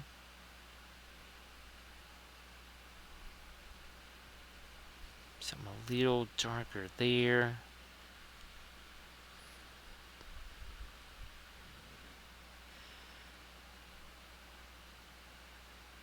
Arda Michael, that's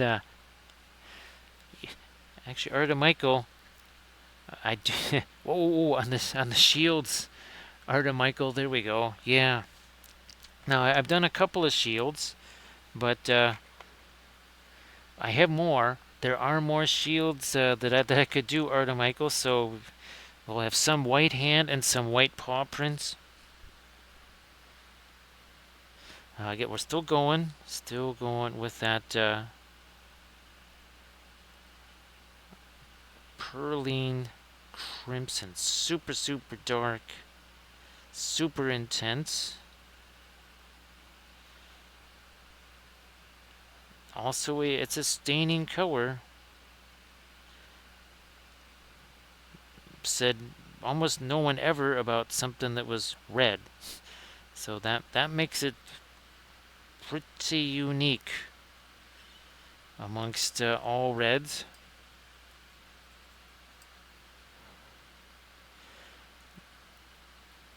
Yeah, Erda Michael, I guess either that or we go Wolves of Isengard hockey jersey. Essentially, what I'm noticing, and this is, I think it's called Fan's Idea, it would seem that the hockey jersey, that is the one you get to really do like the biggest team logo on. Whereas the baseball jersey, the only team logo is just on the sleeve. You don't really get to do one on the jersey itself. It's mostly just a scroll written team name. I'm gonna take some Van Dyke Brown here.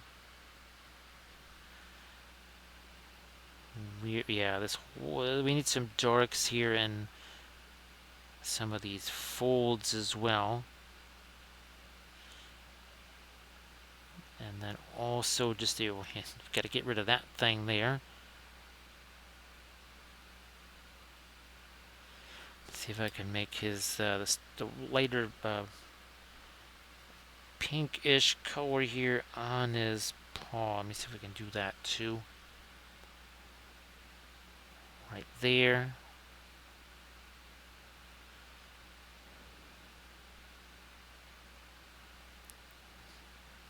Ooh, let me consult the Oracle of the Flashlight. So I did not think we would have the orange stuff really on his, but I guess we'll get some there. So yeah, Arda Michael, it kind of helps, right, not having the button down, and of course, well, you know what? Even I think even on their pullover baseball jersey, you still don't get to put basically a team logo there, even on the pullover. I could be wrong. Certainly not on the button-down ones. Art and Michael, I don't think any of these. Well, let's put it this way: they're a bit more of a. I mean, they're not garbage, flimsy material or anything, but you would not have like the little the cords, right, for tying up the top of the jersey on the hockey jerseys. It's pretty much just a V-neck jersey. Yeah, you don't have the grommets or anything like that up there, so it's not quite that snazzy, I guess you could say.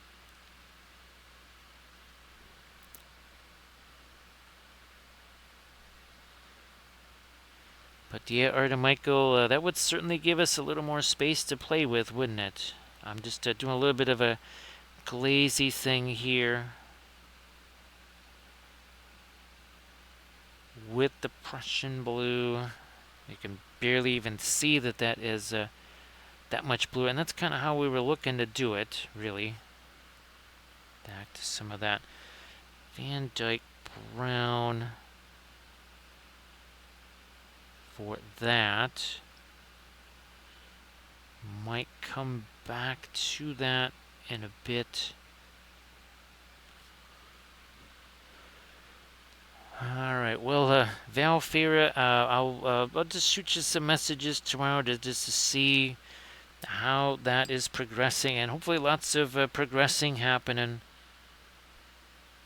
And Valfira, actually, I was talking to the folks where I was staying, and I think I wrote you that message about that more powerful backup, and I liked your fan too. That was a nifty fan.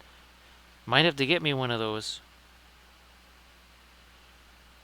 But again, if it's possible, I might really try to invest heavily in one of those like true King Kong battery backup things. So good luck again there, Valfira. Wishing you the best, as always. You know what? That is not the wood right there. It's those little wrappings. Now we should probably give him some lighter fingers on his hand too. Yeah, let's get this lighter green going here, maybe. Right there on his fingers, and of course 3D print means there's no mold line cruising through those fingers. Thank goodness, because they're not huge.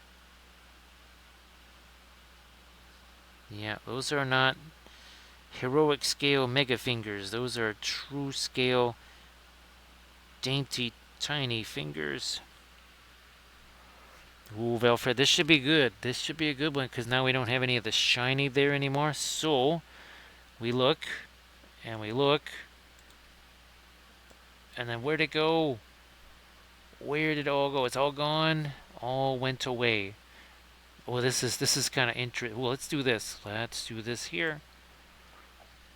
There we go. 50%.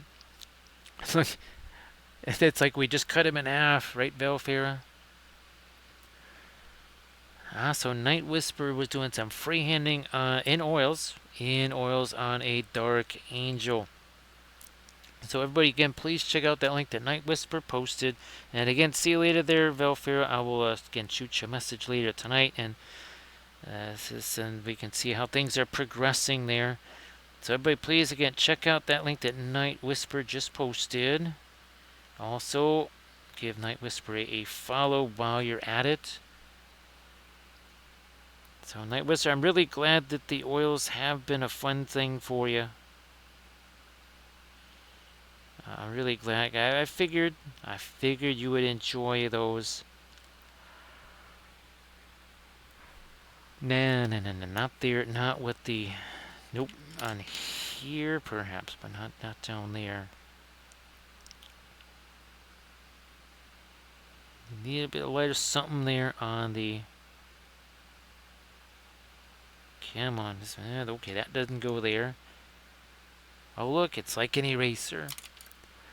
So see you later there, Valfira. Again, sorry that everything is just so berserk and bizarre and crazy.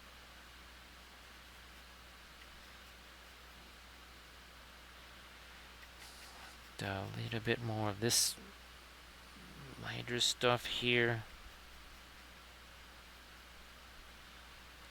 We need to break that down though. And oh yeah, on the surprisingly enough over here, I didn't really think that it reached quite that far, but it sort of does, according to the Oracle of the Flashlight. Oh, Night Whisper, you'll have to send me those then. Yeah, you'll have to let me see that, because that, you know how much I really love seeing what other folks do with the oils. That is always sensational to see. Man, this looks so incredibly light. I see it on the palette, and it looks dingy and dark. That is again how effective we were at establishing those darks, especially early on. Remember, after the initial lighter dry brush. Again, sort of the inverted pre-glaze. Let me see if I can't stick just a little more of the orange on his face there. So this lower lip doesn't look like some kind of weird glowing lipstick. Which I'm sure that would be pretty wild on a miniature.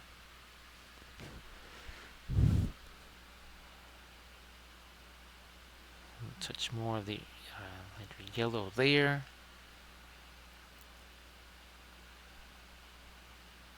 Maybe on his nose there. Okay, and now this, we're going to try and smooth that a little bit. Now we want to let this guy have a chance to set. So we got this guy over here, right? We've got our red work. Now we're going to start hitting some of our glazy things here on this. I don't think so. I don't think so, Night Whisper. So everybody please check out what Night Whisper just posted there. Yet another. Again, we love to see what folks are doing with the oil paints. Go check out what Night Whisper just posted. So this is indigo here.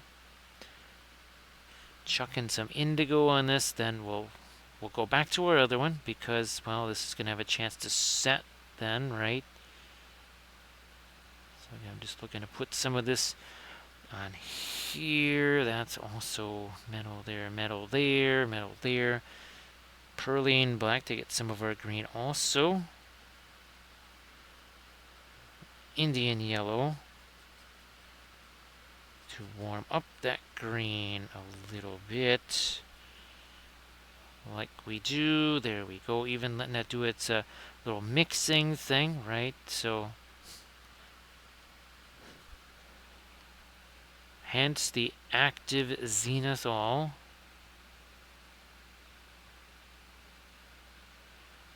Fine, just chuck some of that over here too. Hey there, Drax. Geez, Drax, it's almost time for you to start streaming, right? Thanks, Drax.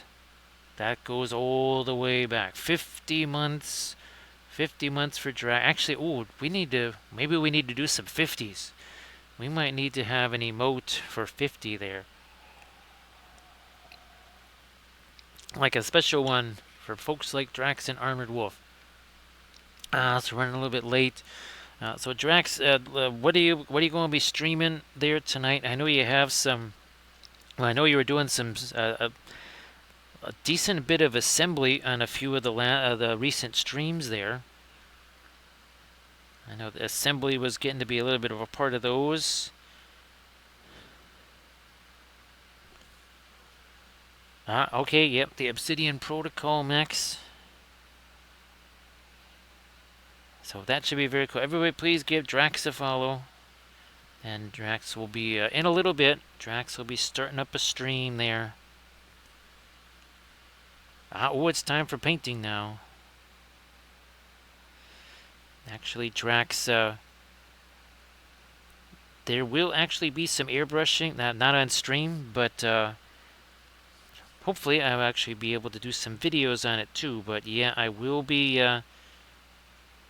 There's going to be some Liquitex inks, along with the Green Stuff World inks and the other new stuff that I was given at Little Wars.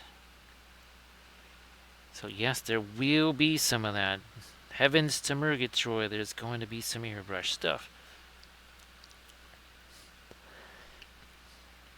Yeah, Drax, sometimes, you know, when you get super used to 3D printing, like this here, where it's okay, you didn't even have to stick the rider on it. The rider's already on here. Like, stick the casualty on the base, and then stick the warg on the base, and done. You get real used to that real quick. Boy, let me tell you, you get very used to doing that.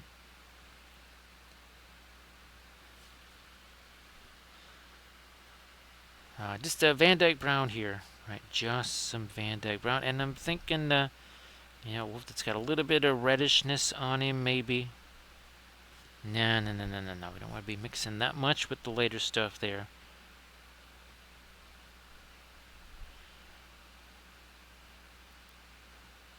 Doing some of this, maybe even some of this on Mr. Warg's face there.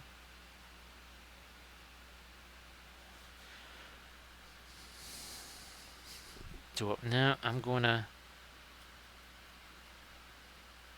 Okay, maybe I will throw just a little of this dark up there. Also maybe over there, and now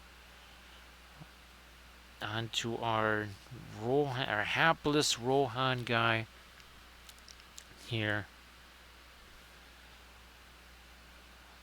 Like so. Also here.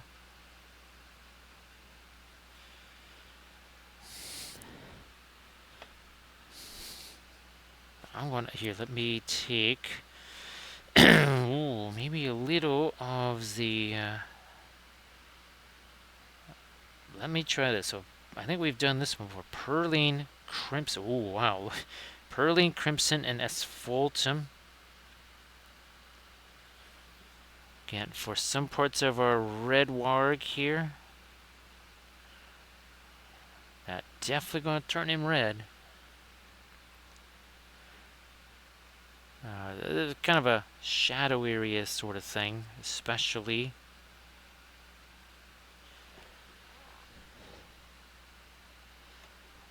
Maybe it may, no, not there too much.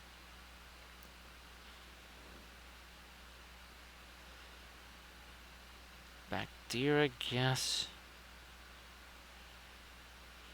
Yeah, so again, we're able to kind of do more of that reddish stuff, right? Because we don't have to play the contrast game here.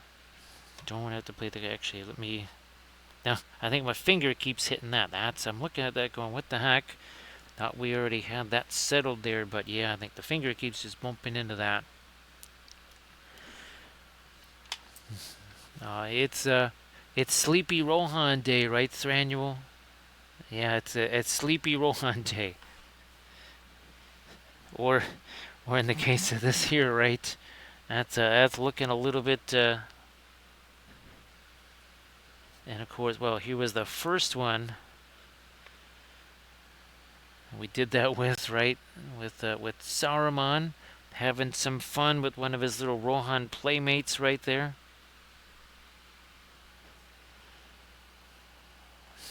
Oh, that's right. We never did do that on his eyes. Let me see. Some of the indigo, some of the Van Dyke Brown.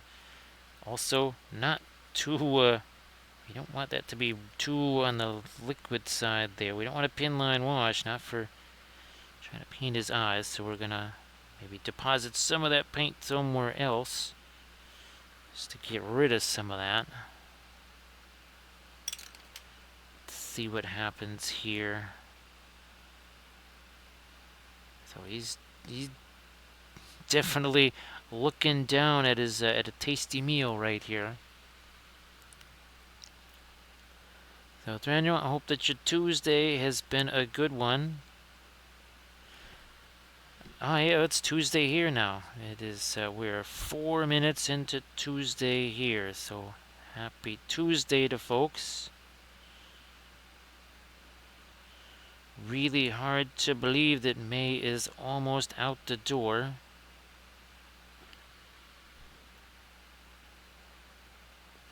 You know what? I think I might just have to take a little bit of this here. I don't know, maybe that would be too... let me see if I can go a lot lighter. See if that actually works a little better. Maybe that does, actually. I didn't think it would. Might have to come back again with some darks there. Oh, okay. Because we did that over here. I did not do that over there. That's why it looks so different. Not a problem. Not a problem.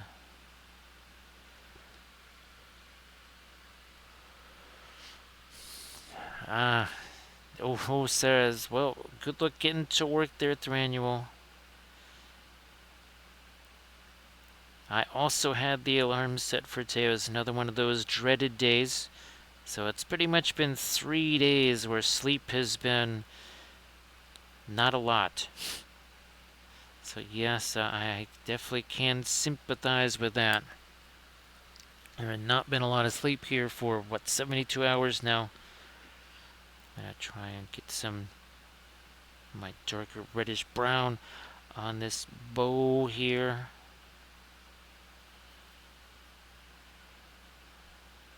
And then on a couple ports, maybe the worker, either that or we have to get some more of the light there. Either way.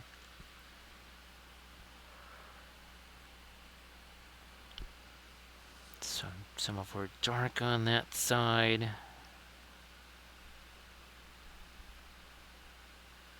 What else is going on there? We'll cut away some of that also. Some of that.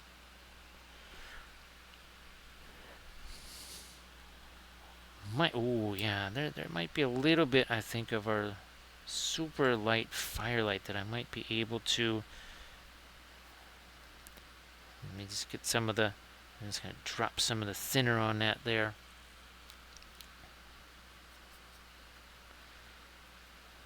Darn near straight up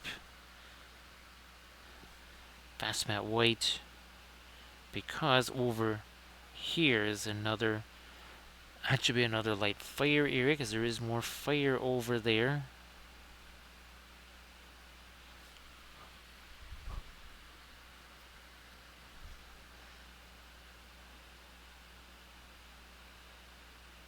Yeah, that I'm gonna probably just have to keep redoing that every so often, because my finger just keeps bumping into that. Such as it is. So we're almost at the 2-hour mark, and again we're progressing along on both of our doggies here. Speaking of which, let's get back to this guy, take that little piece of fuzz off of him. Start to give him some chompers. We can even... Well, we could even do a little bit of initial blood effects on him if we wanted to. We're going to try and get some of our lighter armor color on here. You can see how I mixed up a super special color for that. And we're going to take that same super special color and put it in a bunch of other places, because you can see how much we need to mix colors in advance. Or instead of that, we just end up putting it right on the figure there.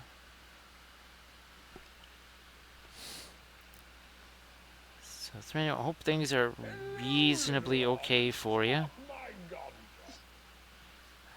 And of course, appreciate you being here, just like we appreciate all of our little hobbitses. Of course, Gandalf, well, he definitely appreciates them, probably for ulterior reasons, I think. So thank you so much. Appreciate the follow there, Market. So I see, you got yourself a little fire going there. He's like, yeah, this guy likes his food cooked. What can I say? It's like, so that's not a hobbit down there. He's like, that would be a really big hobbit. So you never know. Sometimes they stand on each other's shoulders. You know, the hobbits get up to mischief. He mentioned hobbits, but he didn't mention shireweed. What does that mean? What does that mean? Oof, a close call. Close call, but still not a one. So that's why he got a little bit close on that one, because he started talking about hobbits, but he did not mention the shireweed. So I think that kept him safe, or at least the shireweed safe. Keep it secret, keep it safe. Again, the Wolves of Isengard and the Dunlendings, they are the drug enforcement agents of Middle-earth. First, they'll burn down the Westfold. Then they're going to burn down all the shireweed. Back to this guy again here.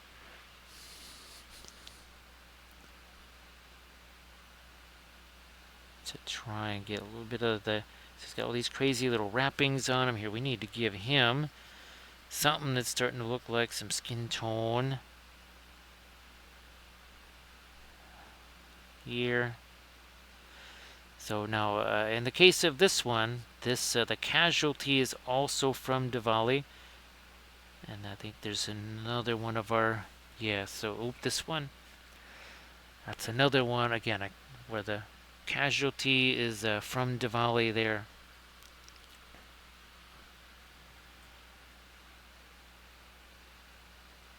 Let's see if we can get a little bit of the skin on his hand there. A little bit of the pink stuff on the paw. I keep thinking that this has some source lighting on it, but it doesn't. Don't have to worry about that here.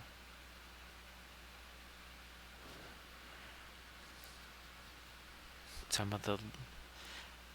Maybe some lighter skin tone here.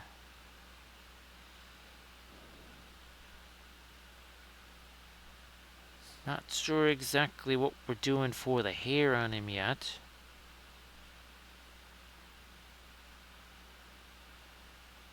Might need to get the lighter stuff in the eyes just so we got a little reference point. So let me do that too here. That's just the brilliant violet, so it's very, very much lighter than the radiant violet, that's for sure.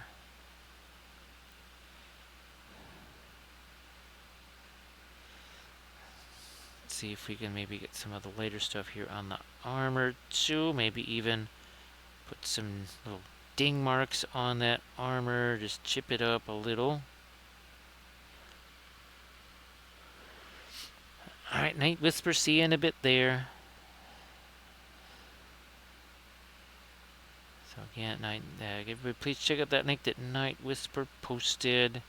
And of course, everybody please give Night Whisper a follow. And again, Night Whisper posting some fabulous oil painted miniatures. It's always very nifty to see what folks are doing with the oil paints. Maybe this could work as another micro filbert brush here. Again, just letting that do a little bit of blending. So that, our little casualty there looks very different now, doesn't it?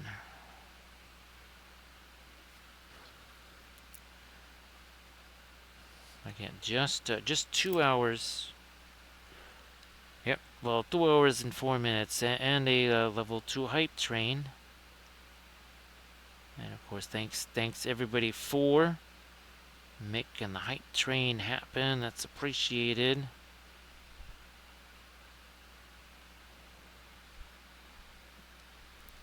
Might even do a little bit darker stuff with the inside of his leg here. I don't know. We'll see how that goes. Wolf is sitting right on top of him, so not so sure just how light we need to go with that. Now, speaking of later, we'll take some of this. Fine, I'll break down some of our Nephthol Scarlet here. Huh, still, actually, that's almost kind of a dark right there. I was hoping to sort of have this red warg indication here.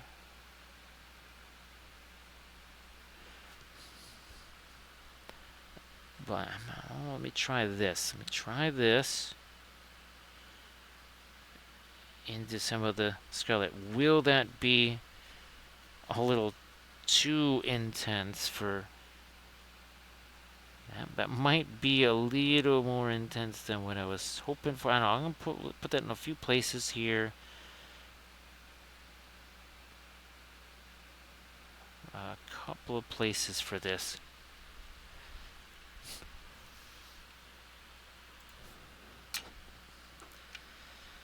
Where are we at? We're down here.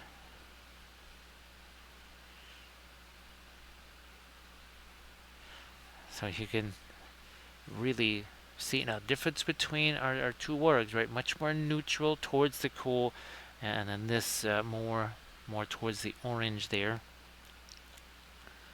So Thranio, hopefully if you've had some chance to do some painting, and if you have, hopefully it's all gone relatively well. Give me some of that. Again, some of the orange-ish stuff out here. It's a very opaque orange, I'll tell you that.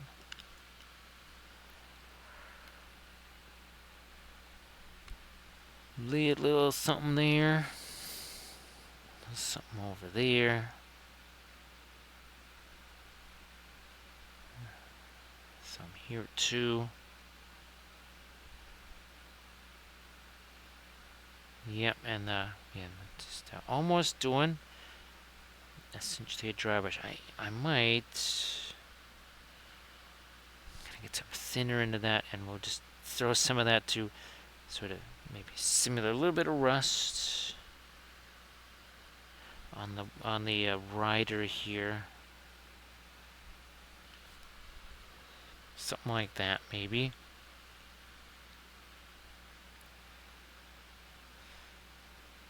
Now, hopefully that's going to be fun. I'm guessing that you'll be doing some of the, was that the warp lightning glow or whatever?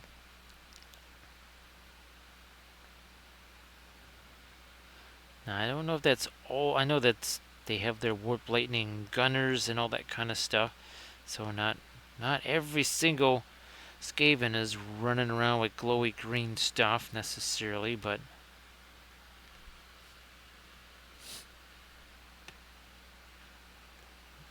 maybe mesh a little bit of that together a bit more.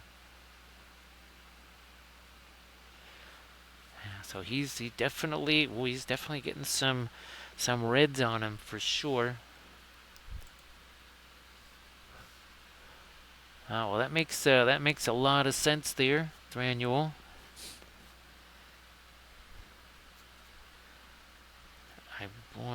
Gee whiz. I don't know if that might be too much there. I'm gonna back off of that and work with. Oh, okay.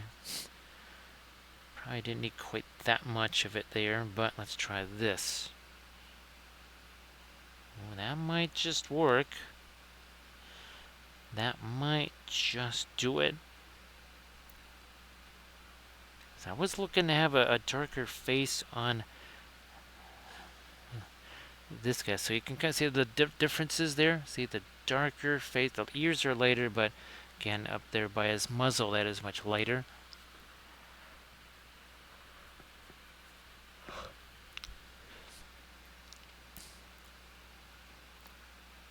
And we're going to do some of that They're not too much more there. We want to have the lighter stuff again on the fur back here, I believe. More like this. Also some of it back here.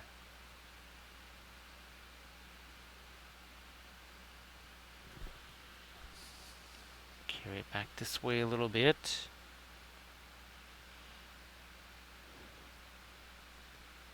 You know what? I think I might just go ahead and let that get a little lighter here too.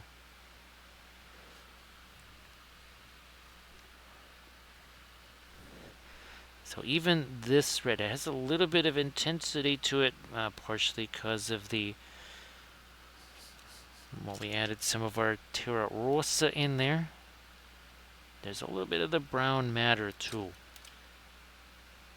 And that's a color we haven't had out there for a while. Add a little bit of the Perline red to it, not the Perline crimson. Oh, that's right, Artemico. It was going to be 1 or 2 scouts, because you never need very many of those, right, Artemico?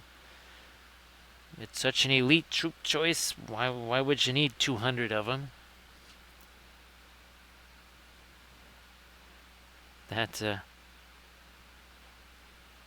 if I was to be doing a Tomb King's army, again, one that probably would be able to, well, not get nuked off the table in the first 5 seconds of the game, it would most likely have to be a whole heaping ton of just skeleton archers.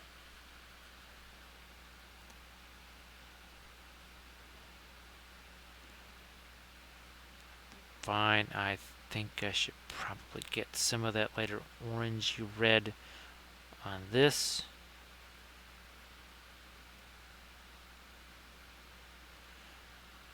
Yeah, something like that.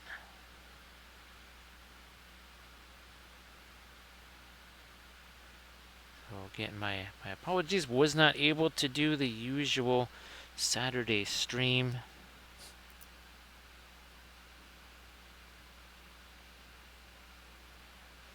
Maybe I can try and do a Wednesday stream to make it, or we just maybe I might try to do an earlier start on Thursday if that's possible. Again, won't really know until then.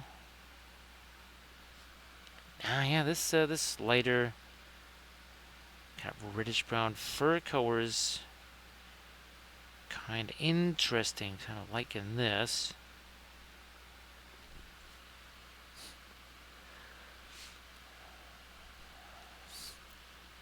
Yeah, Thranduil, well, obviously, oh, here we go. So, if you're going to have the green source lighting there, so again, kind of warmer neutral, not a bad opposition to that.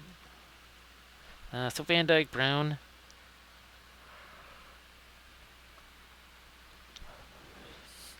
Some vampire counts. What were, oh yeah, the Vargoofs or whatever. What the, oh, Archvillain had a really interesting vampire counts. Actually, my favorite thing was those, well, there was the dire bats too. I actually did print out some more of those. They are around somewhere. Where the heck are, no, that's not them. That is not them either. No, it's the arch villains. Ah, here we go. I think that's, oh yeah, there you go. Yeah. And oh, there's one of the dire bats there too. Oh, you can see them. Oh, a couple of them actually. Yeah, some of the dire bats. Really liked how those guys worked out. Let me scroll on back to my scene. There we go.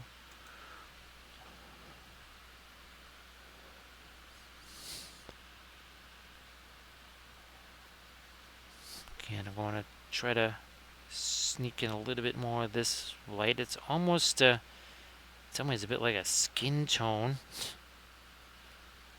Just grab that. I'm just going to take some of this and hit it with the blending brush. Alright, well, Sarge, well, I'm glad it's just a normal shift there. Again, sorry, Sarge, that he had to get detracted away from the main project there with all the crazy stuff. Here's hoping. Here's hoping you can kind of just get back to that, not have to worry about, for all of us, right, Sarge? Yes, all of us don't have to keep worrying about that crazy stuff. So see you later there, Sarge. As always, thanks for being here. Now I might do a quick little refresh on my medicine there in a few momentos here. I'm just trying to get as much of this in as possible. That's again the kind of this lighter reddish brown here. Nice to see you there, Russian Blue. Happy Tuesday. So happy Tuesday, and I really hope that you're doing well. Of course, Russian Blue, if you want to share anything in the chat, go on and do that. That would be fabulous. We got some more warg action going on here. So some more of our wargs. Because, well, wargs. Oh, the road wheel arm. Those aren't necessarily fun, but the road wheels and, well, track links. There's those two. But good luck with that, Sarge. Yeah, doing the... Well, I'm just imagining some of this. Oh, that's what I could do, is maybe 3D print some vehicles too, I guess, to if we were going to do the Gen Con thing. Get some of this over here. There we go.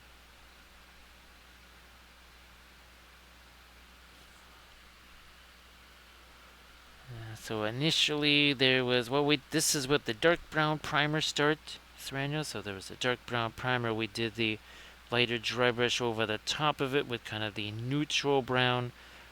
Then we did some glazing with the brown matter. Yeah, some of the brown matter. Then another little glaze. We added in some of the, actually some perline red, and then asphaltum to really darken that. And now we took some of some of our Terra Rose, a little bit kind of a yellow ochre thing. And now that's where some of the lighter reddish brown is coming from.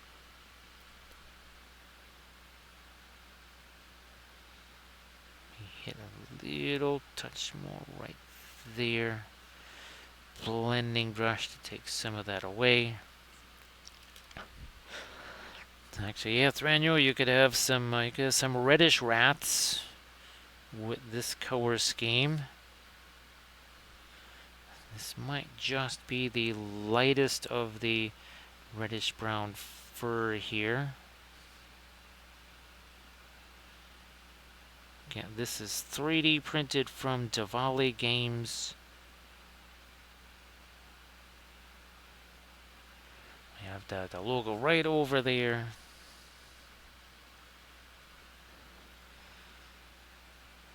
Try to sneak in a little more light there. Also on the tail.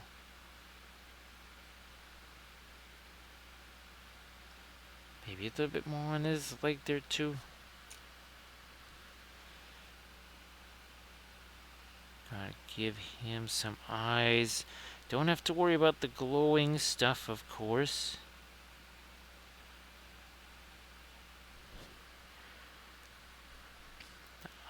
Now here, let me get a bit of the perline red, some of our violet too. So you say, okay, he does have his tongue there.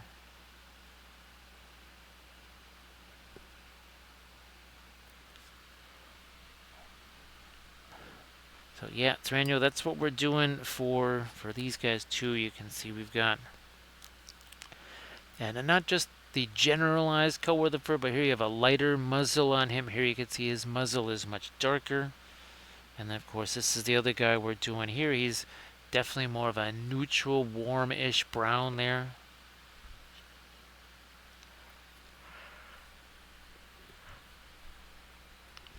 What do we have on here? Is that some of the, okay, that's more the mid-tone stuff there.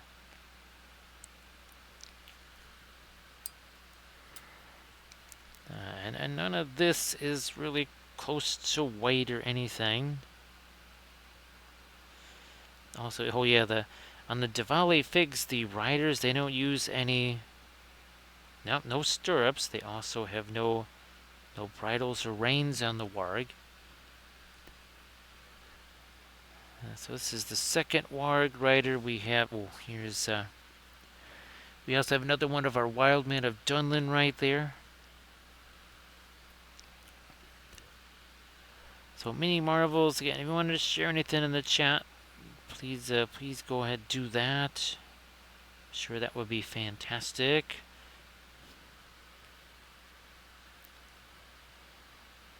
Let me see if I can't get, ooh, just a touch there of the, okay. That was some of our Naphthol Scarlet that just got on there. Something like that. So Thranduil, you could mix Fanchon Red. Well, I don't know if you have any Burnt Umber, something like that. But ironically enough, Thranduil, well, there you go. See, Pigment Brown 7. So you could get yourself some of that. Now let me see what the, no, that's 112. But you could try something like that, Thranduil. That might, again, not going to be this exact same thing, because there's also the glazing part of it. The brown matter is a much more translucent color. Naphthol Red, that's going to be not so translucent, but some Van Dyke Brown, as we have discovered, is also can be translucent. Or no, that Van Dyke Brown, Umber, yes, Burnt Umber.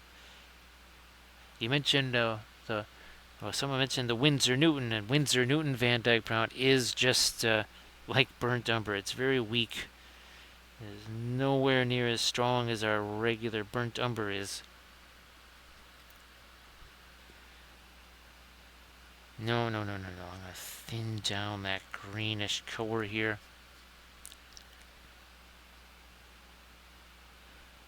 So some of the lighter skin on Mr. Orc here.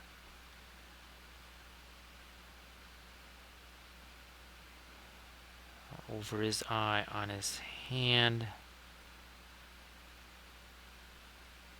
Back over here. Saddle. And the saddle more of a greenish gray. Which, that is going to separate it from all of the reddish brown in the fur, that's for sure.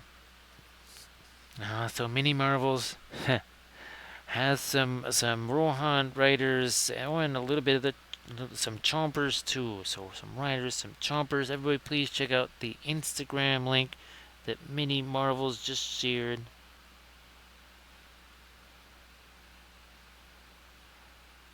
We'll touch later on some of this stuff here. And again, let's see,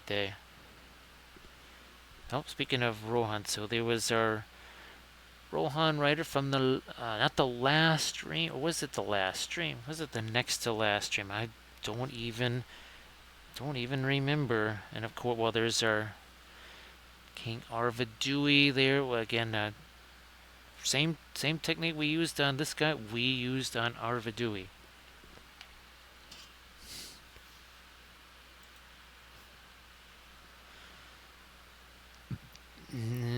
not gonna mess with that just yet.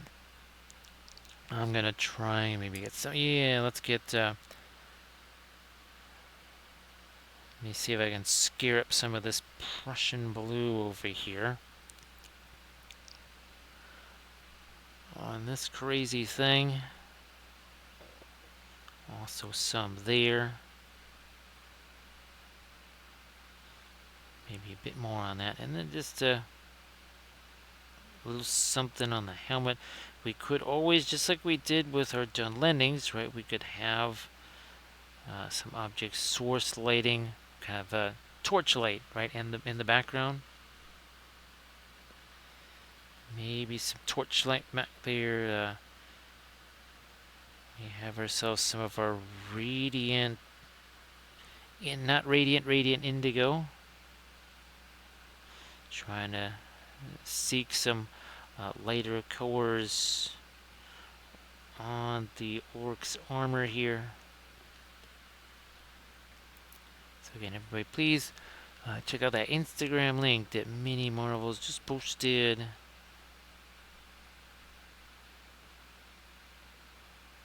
A bit more up there, then maybe some reflected light, even on a beat up silver thing. There's some degree of a reflection on there. Maybe not a ton. There should be a little something reflection wise there.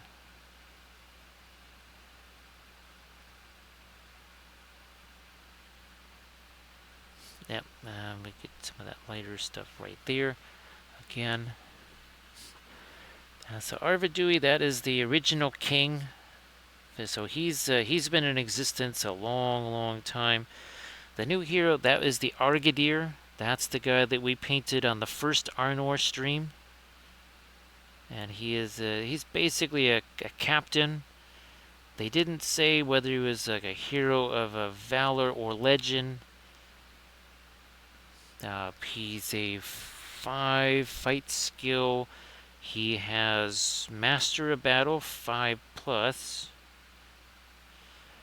But there's some other things that we don't know how many points he is either. So Arvidui, Malbeth the Seer. Oh, and I also, again, I printed out a whole bunch of the Kurzluk Arnor stuff, because that most likely is going to function as, say, Cardolan and also Rudar. Again, it kind of also depends, too, if I can locate the Medberry Arnor stuff that I printed, and I'm pretty sure Davale also did Arnor. So I might need to find their stuff. Still have not gone to the latest site. This is not even straight up ice blue yet, much less white. All right, a little bit closer now to this is almost straight up ice blue there.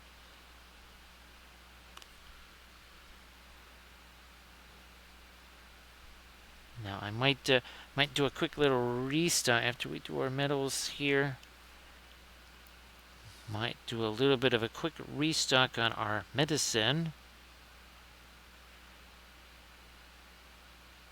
Won't take very long, just a couple of minutes. A little bit of blending brush there.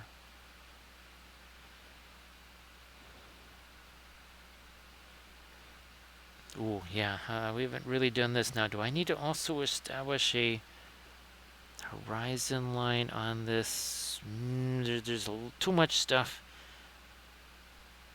going on with that for also then doing the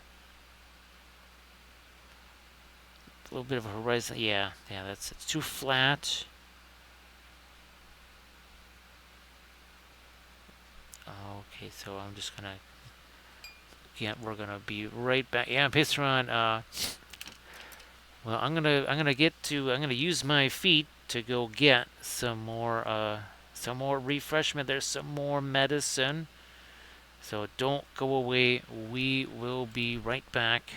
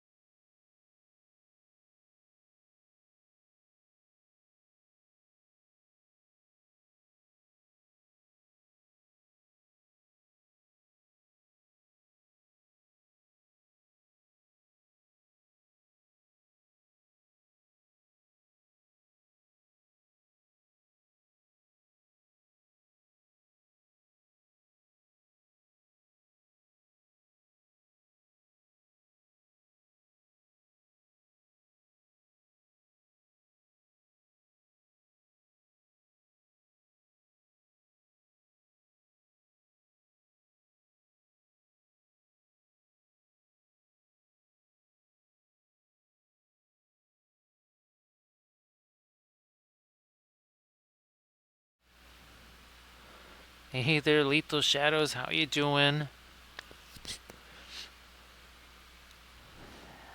So, Lethal Shadows, great to see you.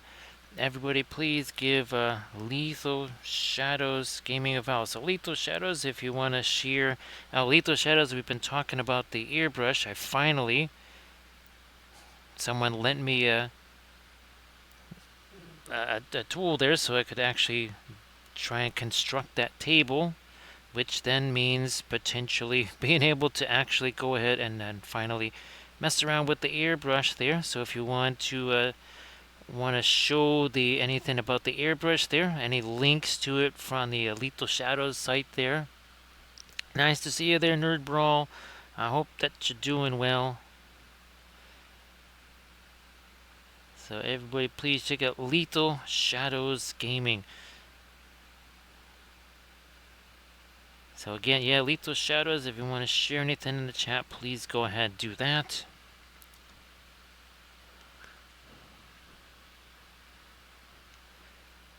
And again, also too, speaking of 3D printing, right, well, Lethal Shadows is kind of your one-stop shop for thousands upon thousands upon thousands of STL files.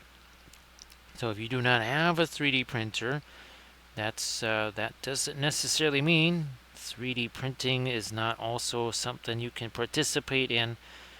Just go again, check out Lethal Shadows Gaming, and there it is. So check out the Paint Weaver, and of course there is the new paint line, 96 colors, right? Lethal Shadows. So 96 colors in the Lethal Shadows paint line there.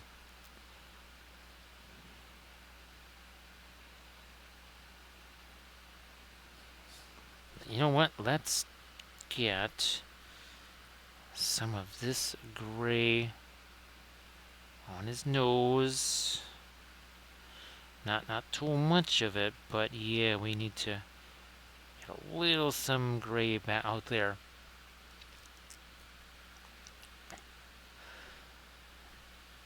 Always have another big production run for Gen Con there. So oh, and again, congratulations there, Lethal Shadows, on Essen.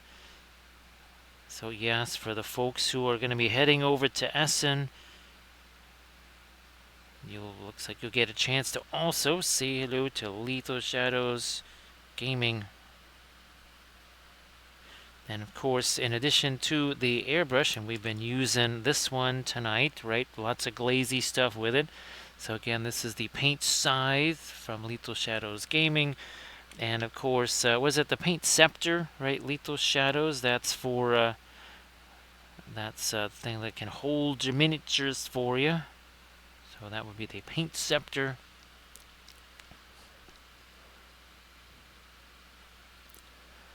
So Nerd Bro, it will be very difficult to find this in Europe. Some folks have managed to find it. It's from Marion Street. However, and I've got several videos, Nerd Brawl, on the Patreon page, right, where something like this, the Green Stuff World fluorescent powdered pigments, or you can just get kind of regular powdered pigments, again, fluorescent, right? We mix them up and we make our own fluorescent oil paints. So that is also another possibility if you cannot get them. So yeah, that's the model hole, and that's the paint scepter, right? So yeah, the paint scepter, again, that is from Lethal Shadows Gaming. So we're almost at the point where we will actually be able to test out again the airbrush. That will be really, really fun on a host of terrain. And then we got some other things we're going to be trying that on too. So Nerd Bro, all the paint mixing videos like that, that's a Patreon type of thing, because that's it's just too long for a YouTube video there. But really, there's nothing super special about it. It's basically just the pigment and some linseed oil, and everyone is different, so You just kind of have to mix it on the fly. Oh, that is not that's not linseed oil. That's some alkids there. But actually, linseed oil looks an awful lot like it. That's why I actually wrote alkids on there. So some of those are color theory and oil. Some of them are on the workbench episodes. Now, if you can't locate them or whatever, all you got to do is just shoot me a message or something. Say, hey, could you find me the links to the fluorescent videos? And I could also do that. That would make it easier and faster.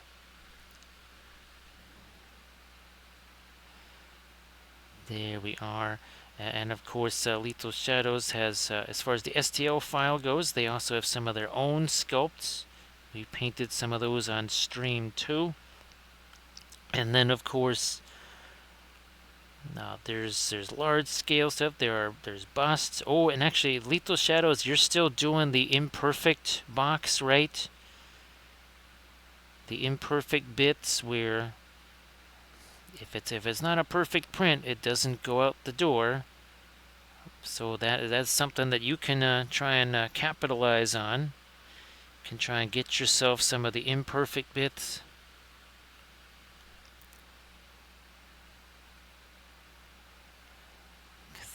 Sorry, I've kind of forgotten to mention those the last few times around.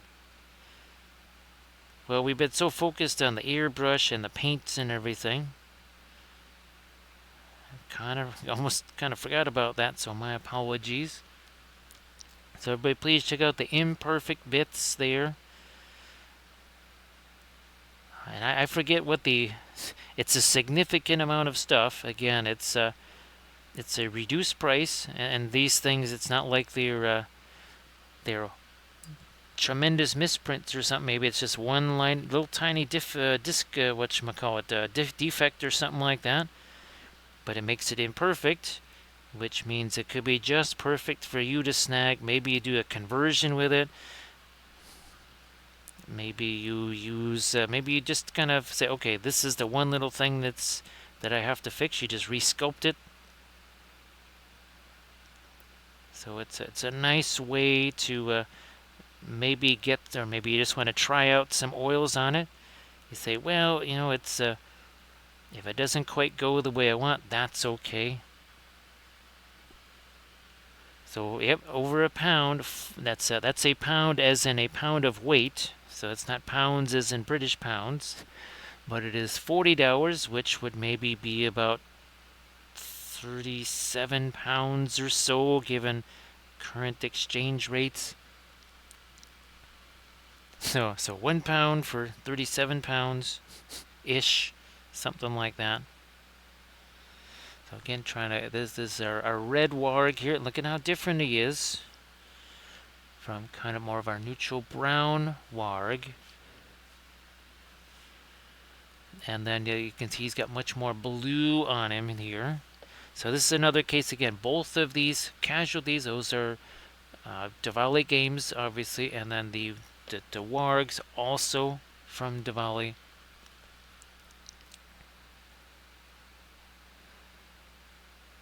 So again, everybody maybe take a little look at that. You never know. You might say, well, boy, I'd really like something like this, but boy, printing that might be a whole lot of resin and a lot of time, or I can't print something like that. And then you say, ooh, well, look, here we go. Just got me a bunch of neat stuff. Lots of neat miniatures that I could paint. Ooh, what else is happening here? Yeah, not necessarily looking to make that blonde hair, but I mean, he is a straw head after all, so maybe we make it blonde. I don't know. We need to get some greens on Mr. Orky here, so some radiant green mixed with what was also on that brush. Get him some lighter skin tone, especially maybe on his hands here. We didn't. Oh, well, that was a little lighter than I thought. Oh, yeah, we got some belts and other stuff down here. We'll do something. Got some straps and buckles over here. I might have to do something with his little wand right here. We gotta do something with that. Super complicated. I'm just gonna chuck that on there. We'll take our lethal shadows brush and we're just gonna push that around. Also has a little bit of our red on there too. Yeah, that's a little easier way to do that, right? Hashtag no layers. Hashtag no layers. Oh, and by the way, that was just the same color I used for the orc skin. Because, why not? Now again, where'd that go? What we might do is take a little more of the paint out of it here.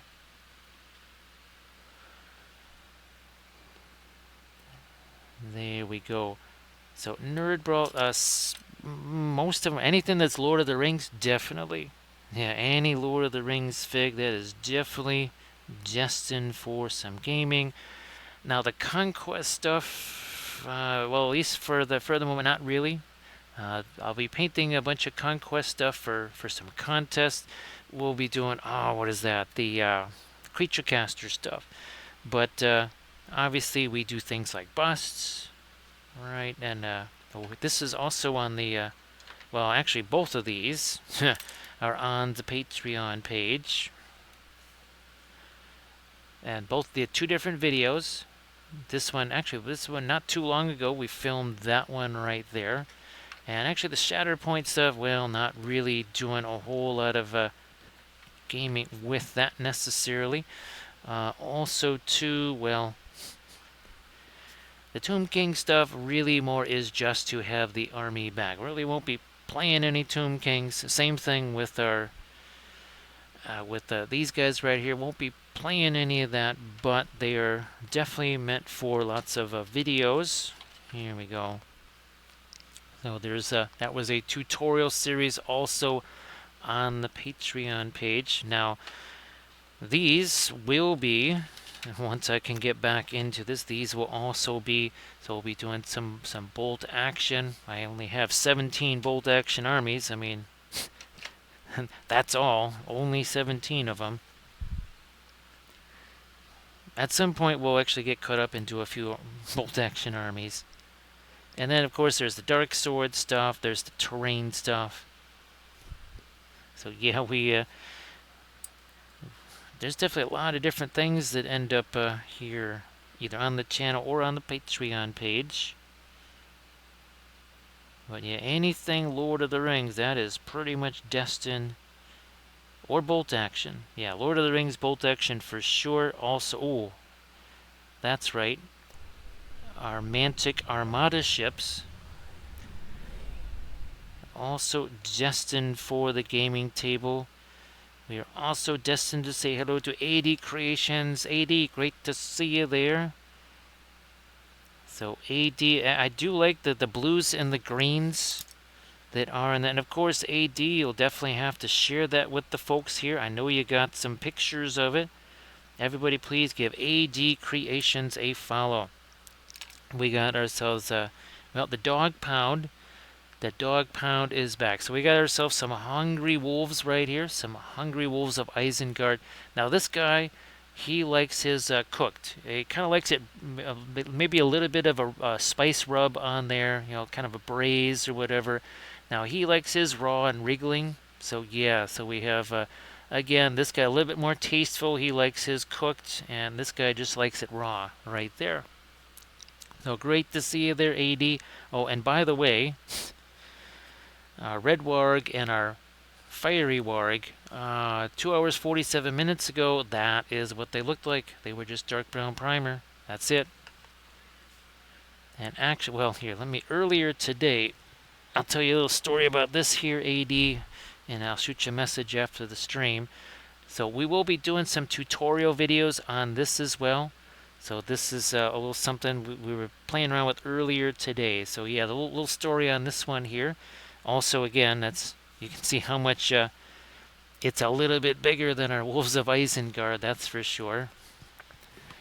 So you did get to those eyes tonight. That's very cool. Can't wait to see that, AD. So everybody please check out the image there that AD just posted, and then of course give AD Creations a follow.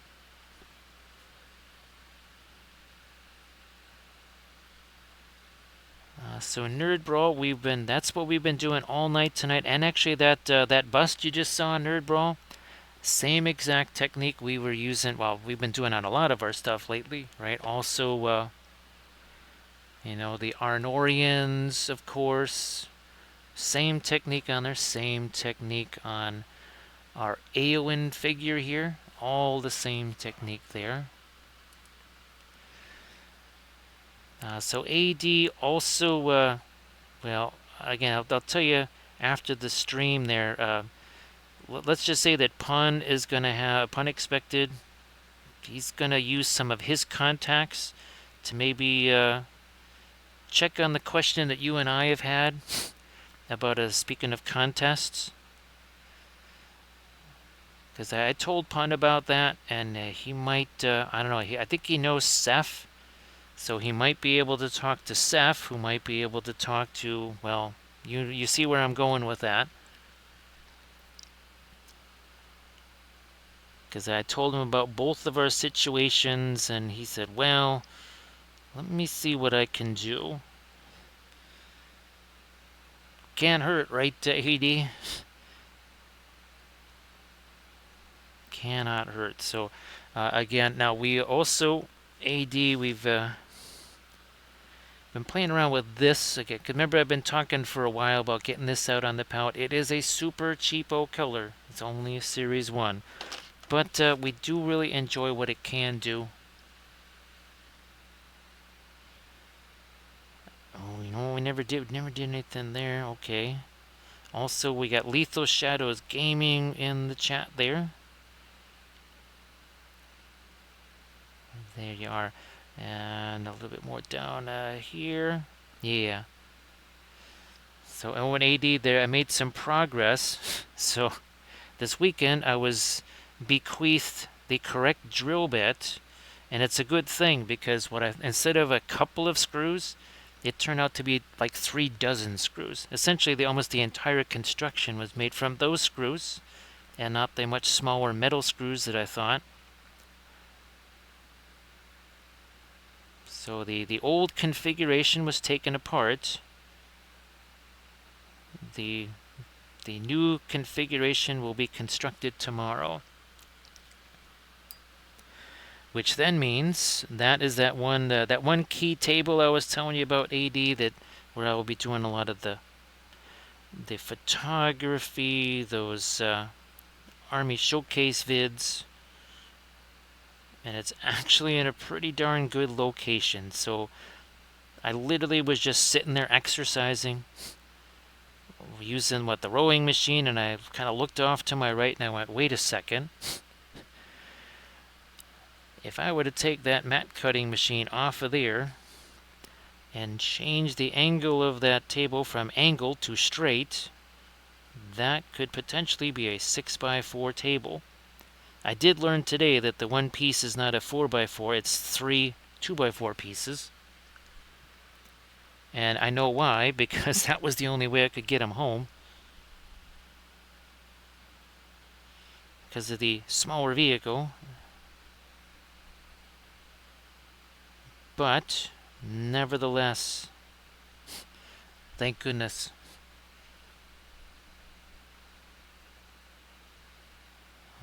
Okay, we'll do this.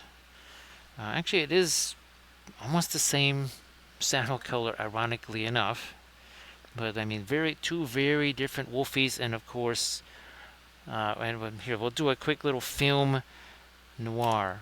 So you got this, and this. This should be very interesting to see here, a little side by side in film noir. Not quite the same, right? Look at that. It's almost like we have literally just turned off the object source lighting. Now, it returns as we do this. There.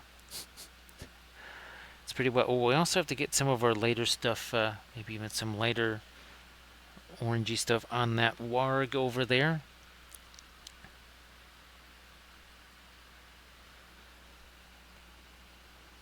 Maybe on this fur here. Or maybe we go back the other way. I'm not sure just yet. Ooh, that's about a little reflected light there.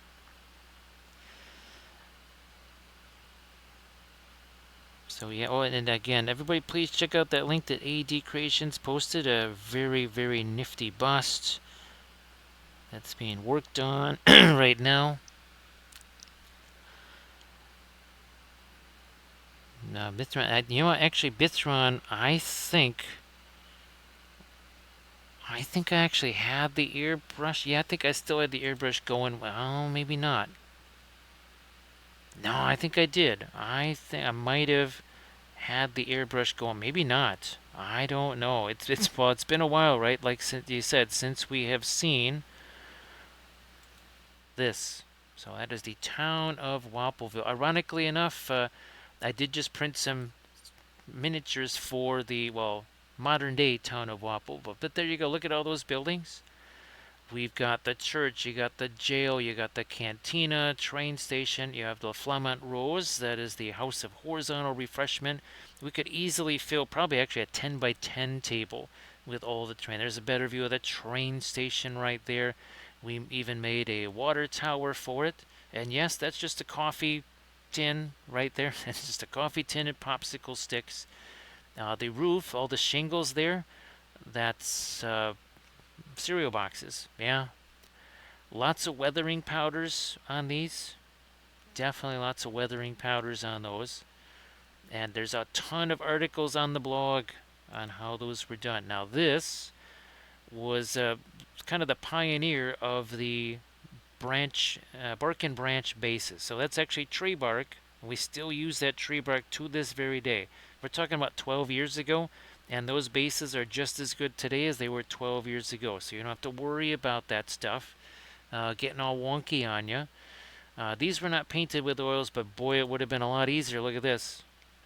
That would have been a heck of a lot easier to paint those with the oils. Man, oh man. Wow. That would have been much, much easier. But I still have some Wild West Exodus figs. So we will eventually be getting to those. Oops, gotta keep scrolling here. There we go.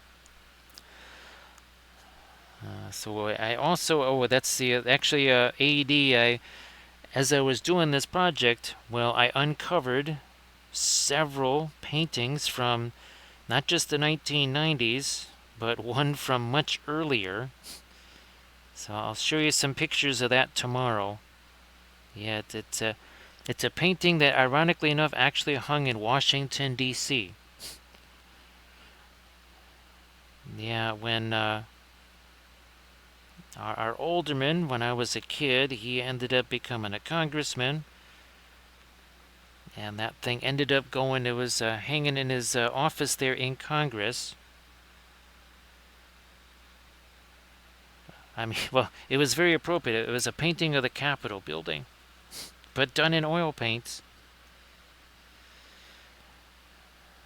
Yeah, I'll have to shoot you a picture of that. I guess it's another one. I could also make a scene out of it here for the when we show our old 2D art stuff. Bithron, the thing that I don't have any picture. I know it's on the blog though, Bithron. I don't know if you've seen it. It was the siege train that Burn-In Designs had made. I mean, it was a huge, gigantic thing. Yeah, that big old siege, obviously for the Union, right? Huge siege train.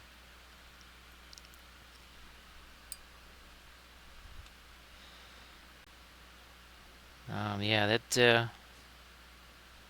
let's just say it went back quite a while.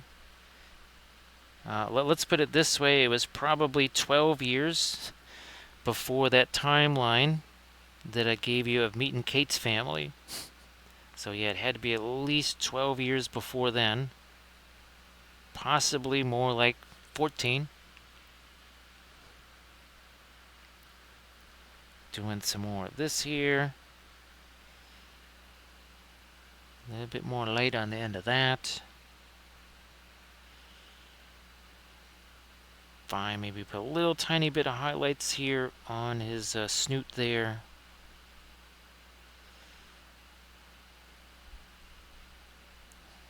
Maybe a little bit lighter on his hair. Where's that blending? Well, we'll just use this as a blending brush. So, Bithron, there is a blog post, right, on that siege train? Yeah, okay, that's good. Yeah, there is I think you might have, I think you remember the story behind that. Now I'm going to get some lighter greens also on this cloak. Where Lathan, he sculpted that, but Lathan had a tendency to just go, I wonder if I can sculpt this, or, you know, whatever, and he would just do it. And of course, he would want it to be really, really, well, as close to perfect as possible. And he had seen that, and he said, oh, I'm not sure I really like that. I might have to redo it again.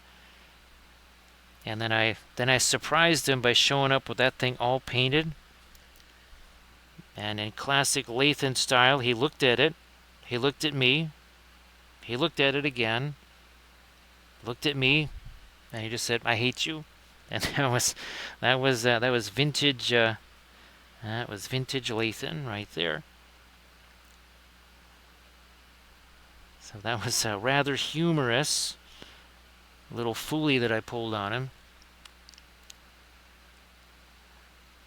And I don't even know if I actually painted all the cars. I think there was one of the cars I never even got a chance to paint. So see, we got our lighter green up there on this cape, cloak, whatever.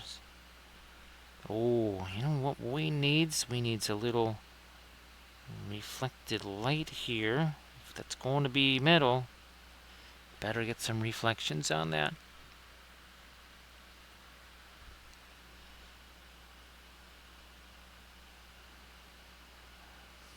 More here, a little bit there. Yeah, it was some kind of a painting contest. I don't remember what the heck it was, but it won, and because it won, that meant it was going to be hanging in the Congress there, in his office. Now I'm trying to get me some lighter stuff going on here with these. Oh, geez, that's also another one of those little tusks or whatever that these guys have. Here, let's do some little dings and chips on that helmet too. Why not? Didn't get a chance to do that on the other ones. Maybe even trying to put little dings and chips on the armor out here. This is more chainmail though. Some more chainmail out here. Oh, we just crossed the 3-hour plateau. Oh, it looks like you found it there, Bithran, because it says train. And this stuff is all still wet. This is all very much wet into wet here. Now we just hit hour 3. What that kind of means is that now I can sort of get into some areas and do a little bit of cleanup work, and we call that brushstroke maintenance. Really mostly means I'll just be going in there and I'll just be taking away some of the excess paint. You do that, and what happens is you kind of level out the brush strokes, and then they look like they've been blended away. You're not really doing a lot of blending, you're just pretty much taking away excess paint. It's really more that than actual blending per se. Irid is still here. Again, Irid, thanks for hanging out. And Irid, if you wanted to share your Pinterest link again there, I know it was a while ago, kind of at the beginning of the stream when you did that. So yeah, you want to share that again. Refresh people's memory on all the nifty jewelry stuff. Why don't we... Is that lacing over there on this? That's what it might be.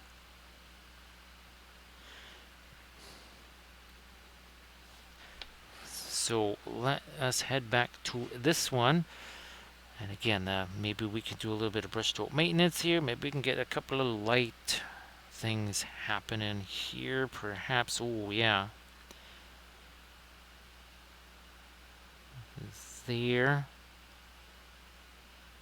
Just a little some the light catches the light there, kind of makes that shoulder look a little more interesting. So now I'll get back to our object source lit one. Probably need a little bit more light there. Ooh, what's going on with this? There's some fur there.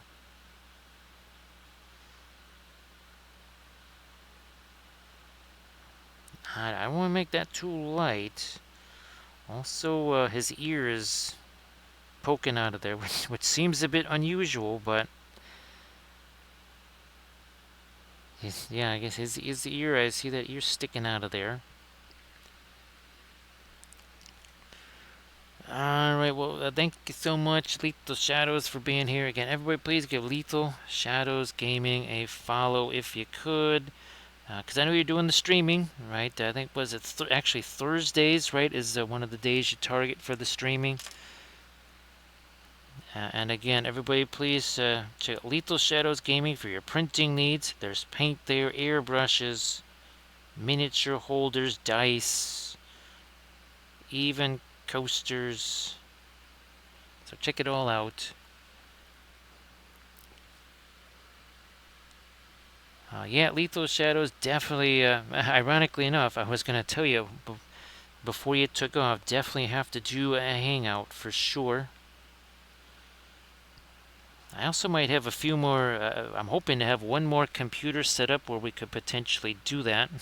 So I'd have maybe a couple of others, at least one other computer set up where we could do something like that. So thank you so much. See you later there, Lethal Shadows.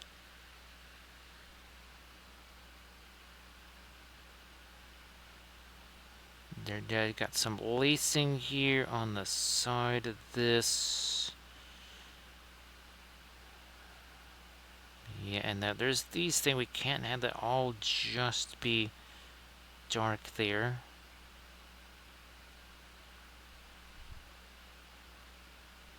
Alright. Something like that.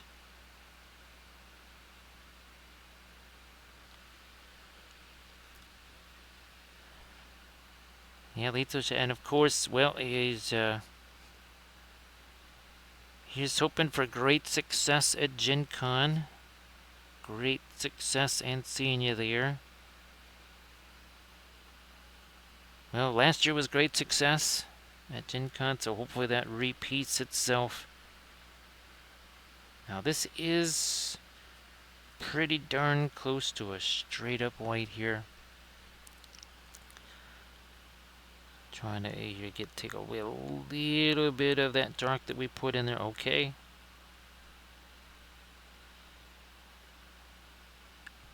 Oh yeah, that's some lights on the chompers there.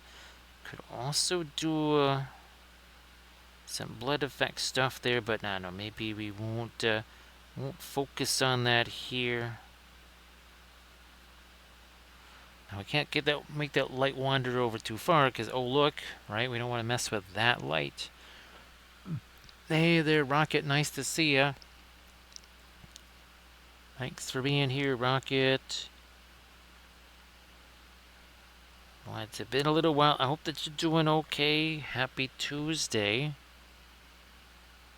Looks like it's 170, yeah, 117 on a Tuesday here.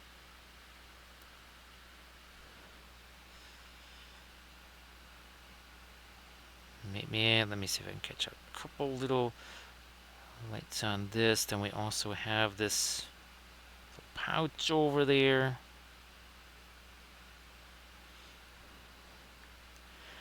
Let me do a quick little look-see here with our Oracle of the Flat. There is a little bit of that light that sneaks down here. And I'm pretty sure, yes, I do have it here. I mean, there's nothing terribly mind-boggling about this. I'm just going to dry brush a little bit of our lighter, or of our orange there. Some of our firelight. Because it does kind of make it down through there. So, good enough, good enough. Well, good luck with the conversion work there, Rocket. Good luck with that. And oh, thanks for stopping by, saying hi. Appreciate that. Can we lighten this up a little? Yeah, we'll lighten that up a tiny. Oh, there we go. That's what we needed over there.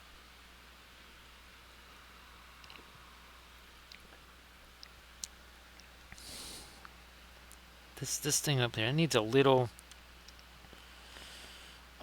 something. I'm almost tempted to simplify first. So we're just going to do this. There's kind of a lot of mayhem going on there. We will take some of that away. Actually, I want to take all of that away. I'm going to take all that away. We're going to try something a little different in here with some dry brushy stuff. Oh, now I see how that is. Okay. Kind of glad I did that. Because now I can do a little reset on that here. That is, there we go. Okay. I literally had to just obliterate what was there to go, oh, that's what it was supposed to be. Sometimes you have to destroy to create. And that's what we did there. We destroyed a little bit to create some. And of course, flexibility of the oil paints, right? Looking at that going, what was to happen if we would just take a blending brush and just smush it all together, wipe it out? Well, it revealed the texture that was there. That can be a wee bit unnerving for folks that aren't quite used to. Yeah, I'm just going to take a brush and this thing that I painted over here, I'm just going to wipe that away and then do that again. That could be, for some folks, a little bit, again, of a, wait, what you doing there? But sometimes you just got to do that.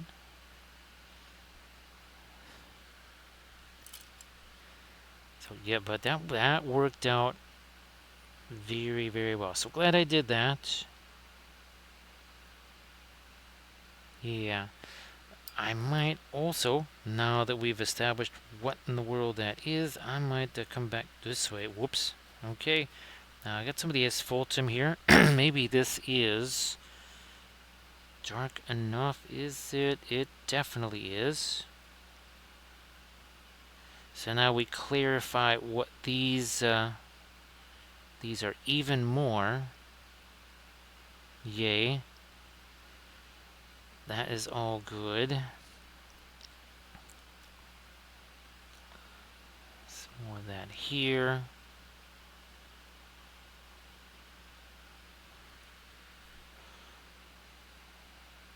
Also, yeah, a little bit down there. So, and this, I'm thinking, well, we can try it. We don't like it. Guess what? We just, we'll do what we just did over there. We'll try this. We shall see if this works. I'm just taking some of the Mars black, some of the, it's kind of, again, a neutral gray. Not terribly light. It's barely even a mid-tone gray. But we're trying to, yeah, see, just a little bit of non-source light. Oh, bingo. That, I was looking at that going, why are we not seeing the sense of roundness there? Because this part that's not getting hit by the firelight, Wouldn't have much of a thing to do. So that is infinitely darker than that. However, it's a different color. It's a different temperature. Well, now it's not a different color or temperature. Now it's just a wee bit lighter. I mean, okay, that makes a little bit of difference.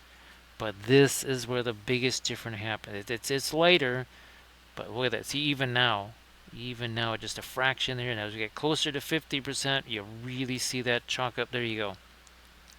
That is the key of those two playing off of each other.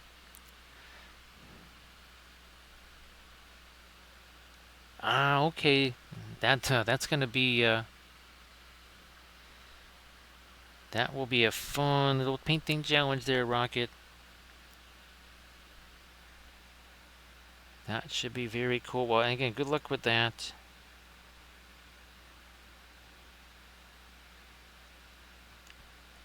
Oh, and AD, yeah, that the journal there. Sorry, I saw that. I was actually away. I wasn't actually home when I saw that, so sorry I couldn't do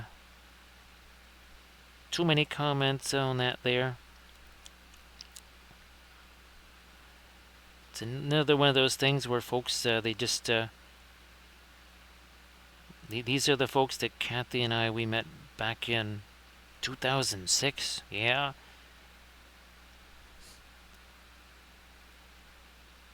Yeah, the daughter that we knew as barely more than a toddler now has graduated from college.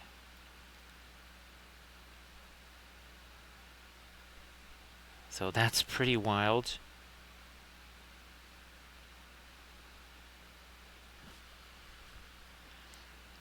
Let me consult the oracle. Oh, good thing we did, because actually that little bit of the firelight reaches up there. All right. Okay, we added this based on the flashlight before. We shall add some more then. Super emphasis on the orange, though. Like here. Also there.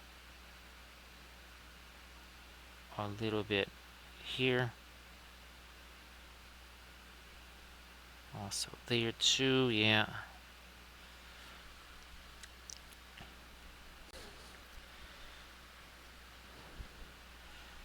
What's happening up here? A little bit of that up there maybe. And on the metals.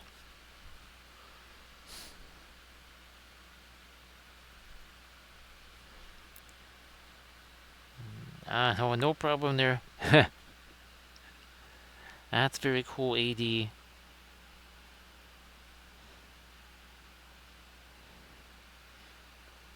No, the rest of the hand is, that is not gonna catch any of the firelight. No way.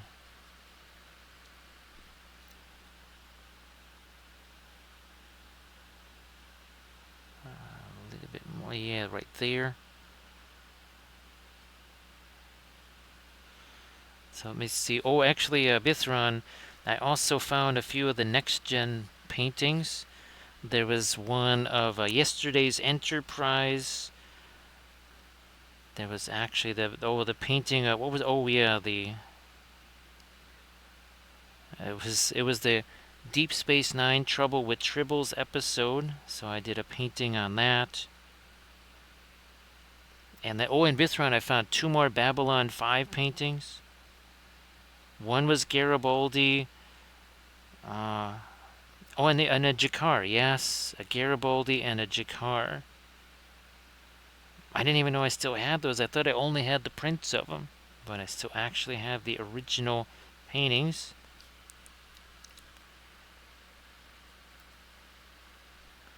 So yeah, one classic Garibaldi picture. Well, and of course the classic Jakar as well.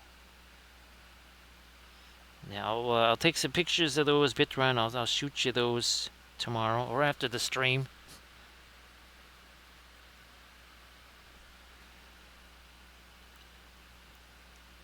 There was actually another, it was a painting of the Enterprise D, but it was done with a palette knife.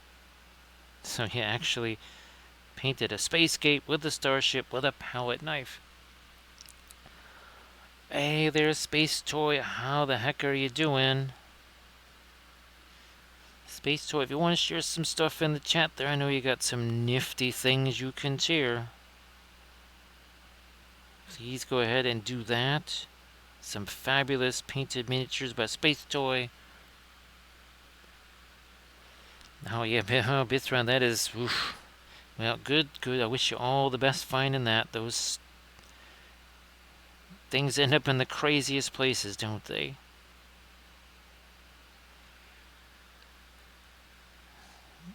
Oh boy, you know what? I might even just use this too. Yeah, we're gonna do a little blending brush with that. Yep, a little blending brush.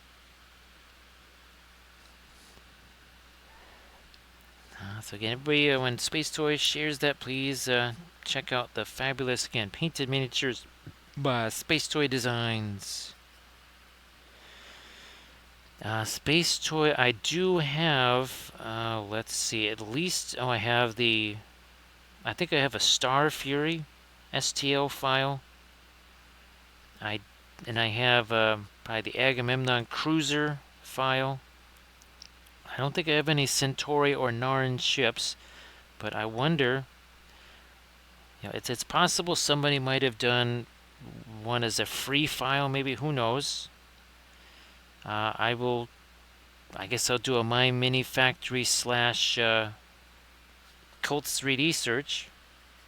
Or Delin, yeah, or Jakar, Delin, Londo, whatever, all of them would be neat.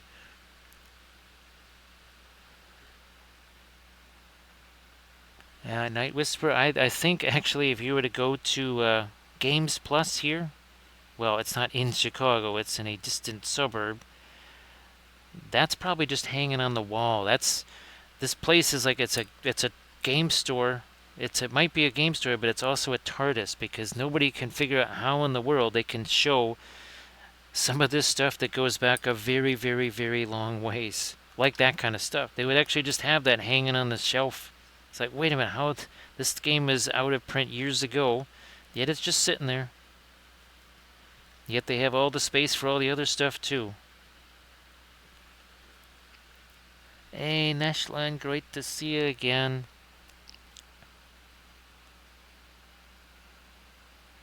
So yeah, I wonder if there is some of that to be had on, say, My Mini Factory or Colts 3D, as we add some more of our orange here.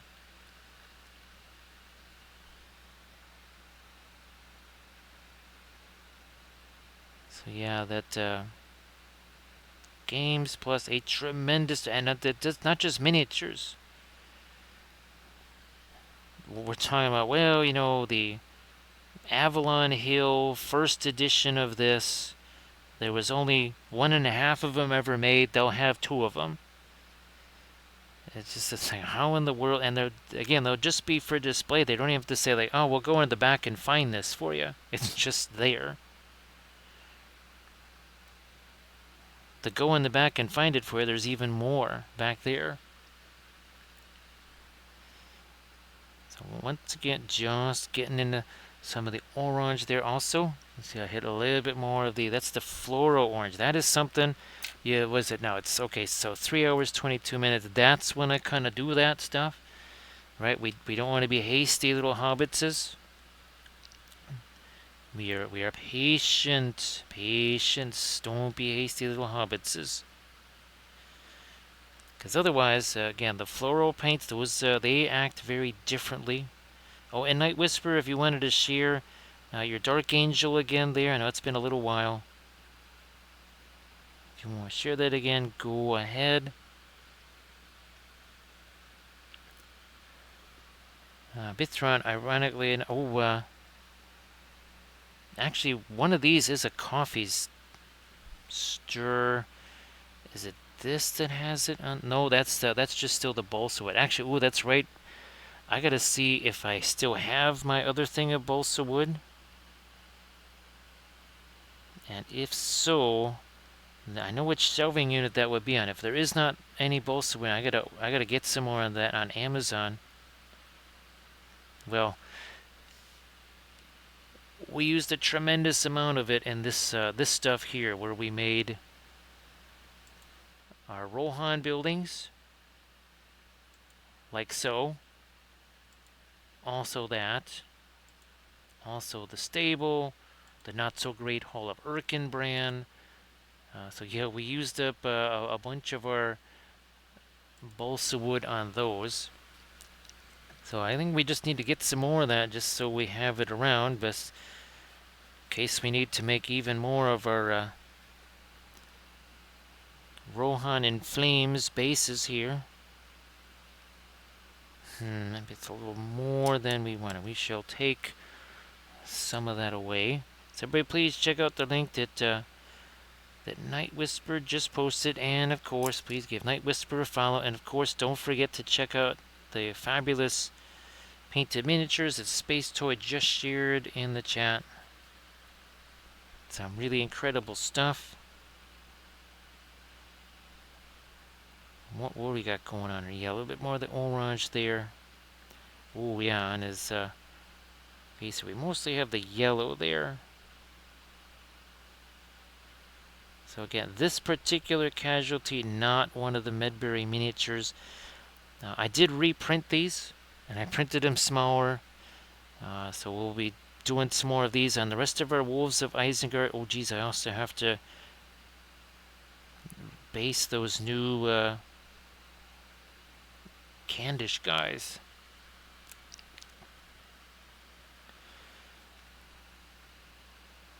Some of this. So yeah, possibly painting some of the Candish guys, more of our Arnor Cav over the course of the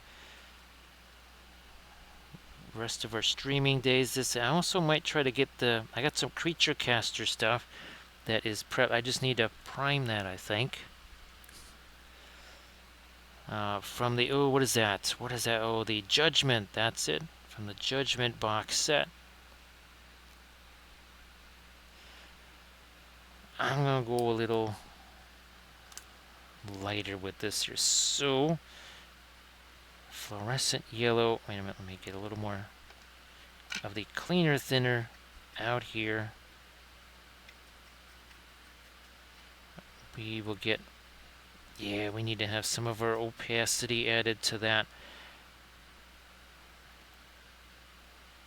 I'm thinking of grabbing some more. Yeah, I'm going to do that. We are going to get ourselves some Indian yellow out here. That would not be that one. It's this one here. There we go. So yeah, a little bit of our Indian yellow here. So yeah, Bithron, there was a couple of pieces of terrain. And well, one of them would definitely have object source. Actually, both of them would have object source lighting. And I think there was a couple of miniatures too that also would be flamey or whatever. So I will, well, I'm going to be walking right past the box of Judgment stuff several times tomorrow during my project. So I will look at that and I shall see what's ready to go for the stream. You know, yeah, okay. We needed some of it over there.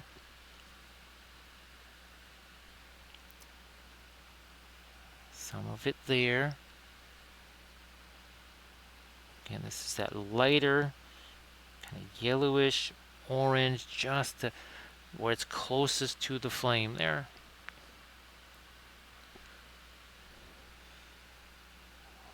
And again, 3 hours, 27 minutes ago, both of these figures were completely paint free. We're talking about a rider, we're talking about a warg, and we're talking about the casualty. All of those things were just dark brown primer.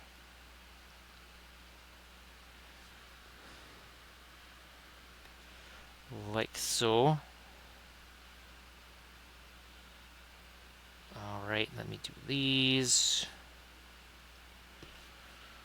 So yeah, now that's okay.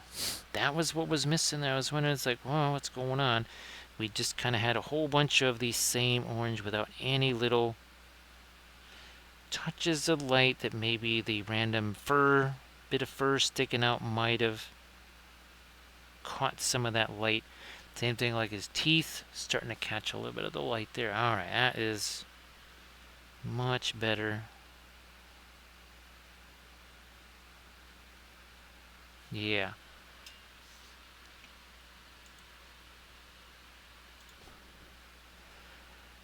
I think I should probably catch a little more light on the side of that board, because again, the fire actually comes down. Ooh, you know what? That means I just saw that the fire actually comes down here a bit more. So, yeah, see, the fire's all the way over there. I actually have to get back here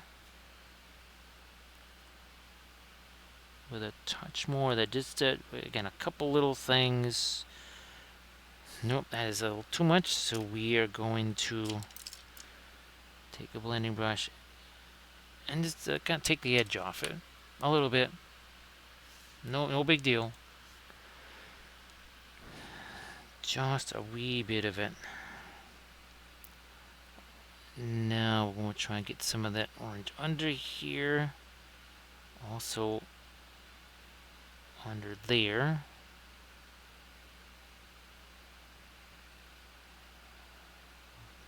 And anything else on this, on the... Oh, that's the saddle strap. That's what that is.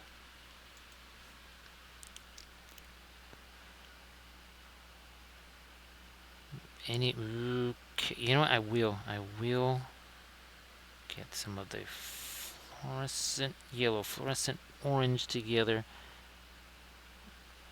Just on the side of that paw there.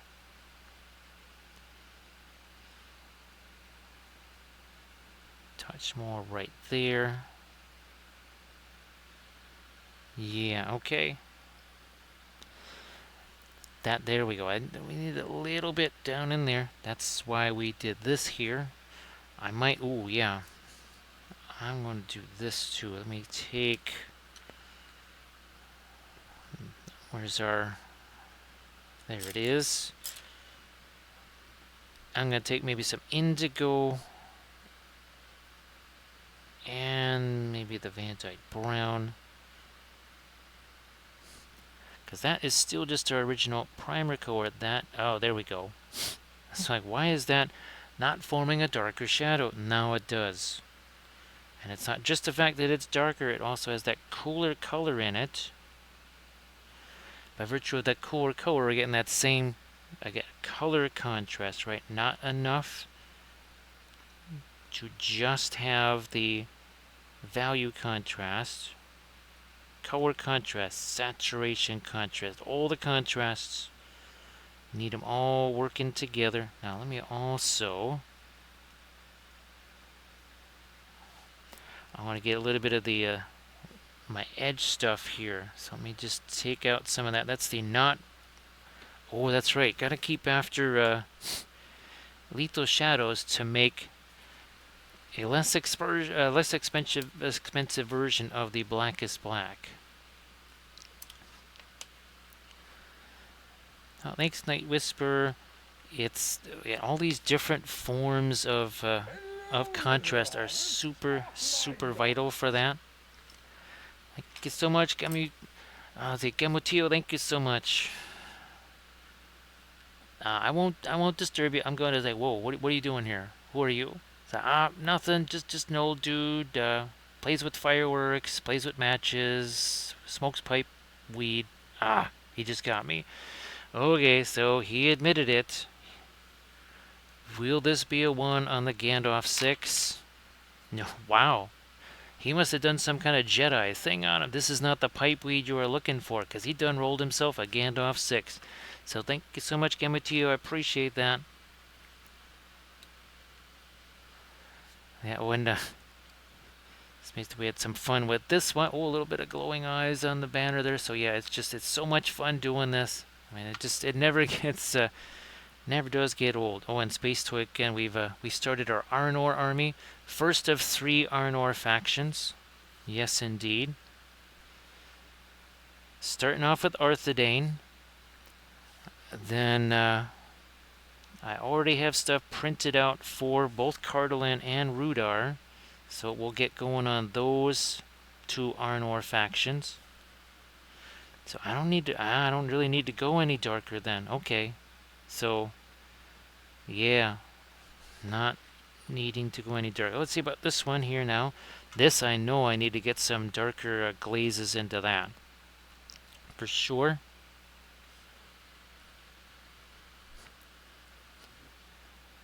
There we are. Then sometimes, well, the object source lighting really does, there's a lot that it impacts. Right, we'll show one of our Tomb Kings where that really had a big impact here. Let me just get this cleaned out of here, because there we go. That's acrylics. That just can't sit in there. There we go. Yeah, there was a little bit going on here. And again, this is another one of those where it was the dark primer, right? Because there was 0 chance of us getting in there with our usual pre-glaze stuff, right? So again, it's another contrast. See that dingy colors there? Also warmer. Green is a little bit cool. It is also more saturated. So again, it's the well, here. Let's play some film noir. Also, we'll zoom out a bit here. Now you can see that some more. We do this. Whoa! Kind of disappeared a little bit. Why? Because we don't have that color and temperature contrast. You can already see it just at a few percent. As we get closer to the 50, look at that. Closer and closer to 50, more and more of that intensity returns. Warm and dingy, cooler, very saturated. So it has as much to do with that as it does with anything involving, say, and same thing with the blue. Right, same thing with the blue object source lighting. We got ourselves some green here. It's juxtaposed with all that warm red. Roland, glad that you're still here.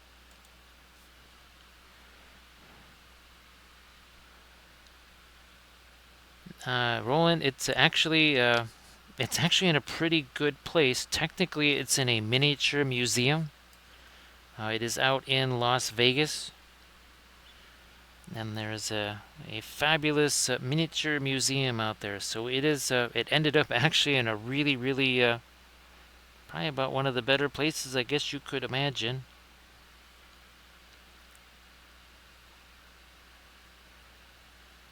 Oh geez, Grand Oracle, glad you're still here. Glad you are still here and a-kicking. Yeah, Rowan, you definitely don't want to be that particular goblin, right? Life as a goblin's not easy, but a goblin janitor even worse. So Grand Oracle, this I don't want to say it's I prefer it 100% to the traditional pre-glaze stuff, but just in talking to Ryan, especially at Little Wars, we're kind of rolling around with maybe a 15% time savings figure versus maybe, say, the traditional pre-glaze. Now, of course, that's also, something like this, right? This would have been difficult with the pre-glaze, because just how do we get stuff in there, right? Here we didn't have to worry about that. But I do think, Grand Oracle, that this... Now, we are going to be doing another bust with traditional pre-glaze, though. This one will get traditional pre-glaze on it, and lots of non-metallic metal on that one for sure, right? Well, Grand Oracle, as always, appreciate you being here. Thank you so much. Well, and you actually this time you got a chance to see the hype train too, right? Literally two, because I think it was a level 2 hype train. So that will be, that's another one that's going to be on the Patreon page. It might even be that might be a multi-part series. That one might be a multi. Just 2 episodes, but still, I think it would be fun to break that out and then maybe have a little bit more time to fool around with some things.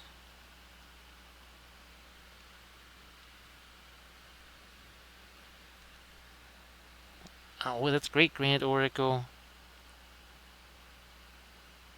Oh, yeah, okay. That's where the snoot wasn't making any sense. That's better. Yeah, okay. That's all we need to do. Now let's get back to the red warg. This is some of the Pearline Crimson here. Some Pearline Crimson in some of these deep shadows. Also, maybe a little bit of fur texture, perhaps. Thank you so much, Grand Oracle. Appreciate that.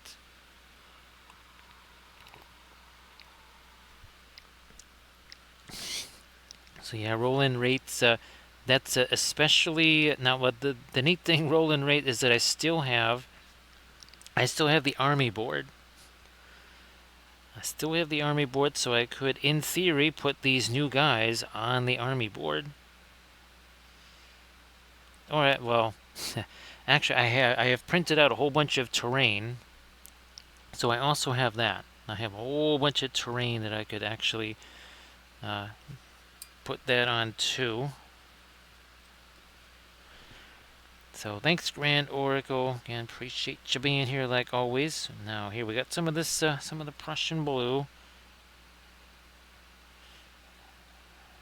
Not a ton, but I'm just gonna put a little bit of that here on the armor on this right there. Oh yeah, let's get some of that up here too. Essentially, we just kind of had the super light gray and then the darker indigo and such. So this will cool it down a little bit. Also generate some of that contrast of color, right, with the red warg, green warg, blue warg. Everyone's a warg. Also get some of the Prussian blue down here on this. So see you later there, Grand Oracle. Appreciate you again. And I'm really glad it's a. I'm sure it must have felt pretty darn good to be at that event. Oh, by the way, some of the warg also reflecting on these armor plates there too.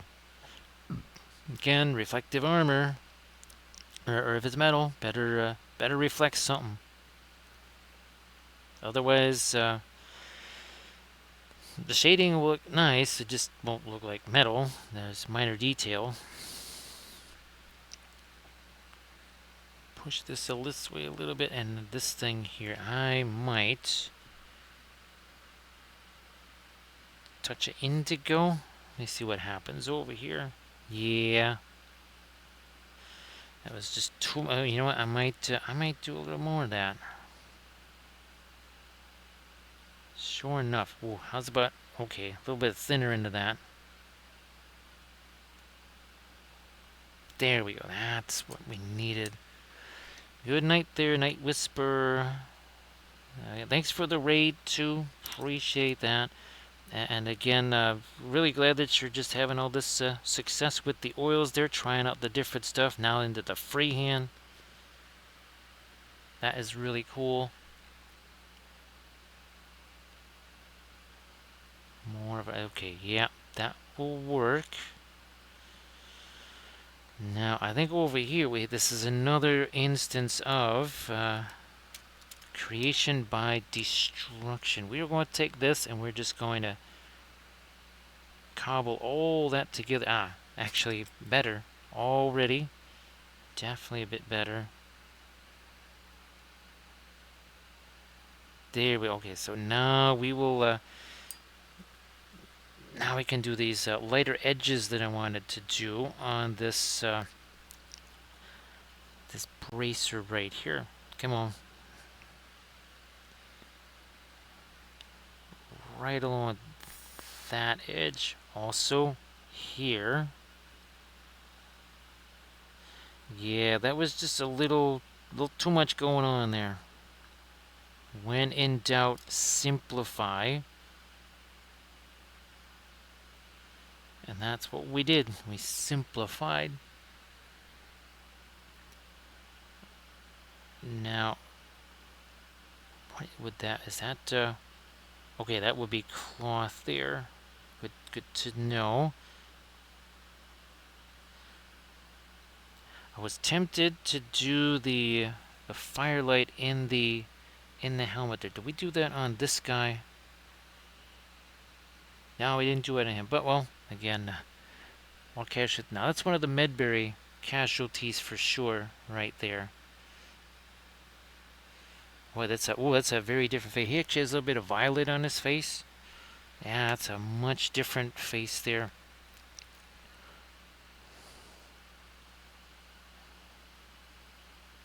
Ooh, this armor plate needs to be lighter. Yep. Okay. Let that blend into that. Now, what about what is the status of our fast mat weight? Or, I'm just going to go right to this. So this here, not exactly straight up white per se, but it's pretty darn light. And that is to maybe get some of the lightest light on some of our metals here. Yeah, on this guy down here. So George not having a great day there. Poor George with the Wargs standing on top of him. Alfred the Orc having a fun time riding the Warg.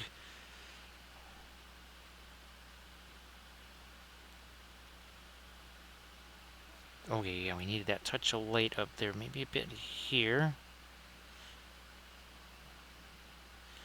Might throw a little more of the rust on the end of that. Maybe, we'll see. This might also need a little bit more of the darker edge there, but gonna do this first. See where we go. That definitely gonna get some dark in it here. No doubt about that. There's no doubt that we're also gonna welcome in JT Stark. JT, I hope that you are doing fantastical. Thanks for the raid. Everybody, please give JT Stark a follow. So JT, the dog pound is back in business here. Yes, sirree. We got, where's there? Oh, there he is. Got ourselves a couple of doggies. Again, now this one, he prefers the flame broiled burger. This guy prefers it raw and wriggling. So you can see he's actively wriggling there again. This is the flame broiled Rohan. He likes the raw and wriggling Rohan right there. So JT, it looked really nifty what you were painting there. Yeah, JT, it's been kind of a, well, it was weird here, and I know some folks have had, especially in the last 48 hours, they've certainly had some challenges, needless to say. And JT, again, if you want to share anything in the chat, please go ahead and do that. Now, this is part of our Wolves of Isengard Legendary Legion. Look at more doggies. More, and again, that's the flame broiled Rohan. This is the, well, this is the this is the mega plate right here. So that's the mega plate Rohan dish there for this. And this clearly this warg is very hungry and very eager to say hello to his new friend right there. We also have This guy here, a little bit of a banner. Oh, look. Also likes the flame broiled. Now, we've also had fun. We've been starting up our new Arnor army. Last week, I think it was, yeah, we started to paint the new named character Argadir. This is Arvedui, and this is one of 3 Arnor factions. So we had to settle on a color scheme and also freehand. So that is the first of 3 color schemes. No problem there, JT, and you have a good night there, Irid. Thank you so much for being here, and of course, again, everybody please give Irid Wife a follow too. So, let me see if we got... Oh, here's our old Wolves of Isengard. There we go. So our Dunlendings, Wolves of Isengard. Obviously, all part of our Rohan in Flames, which is over here. There we go. So Rohan in Flames. Yes, we did the terrain. Also painted that on the stream.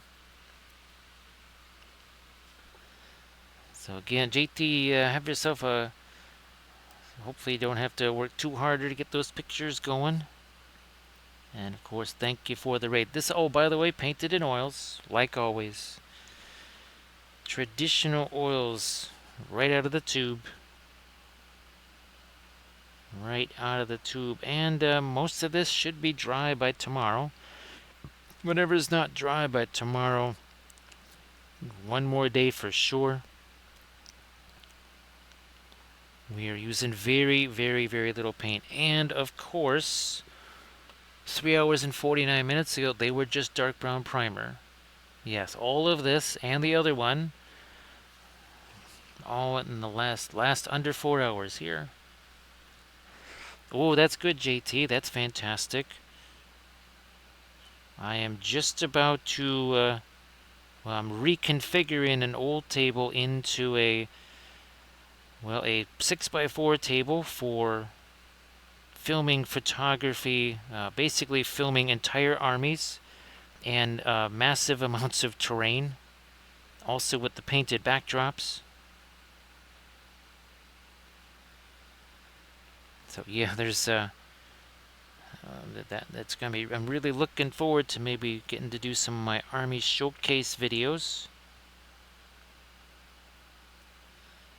What's happened here? A little bit more of that, yes.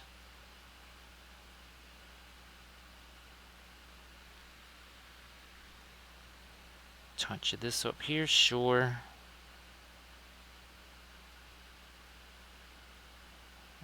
A little bit there.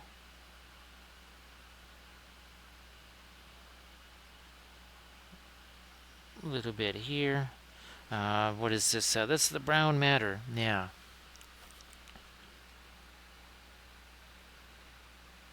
Which is, again, that's a much more inexpensive color.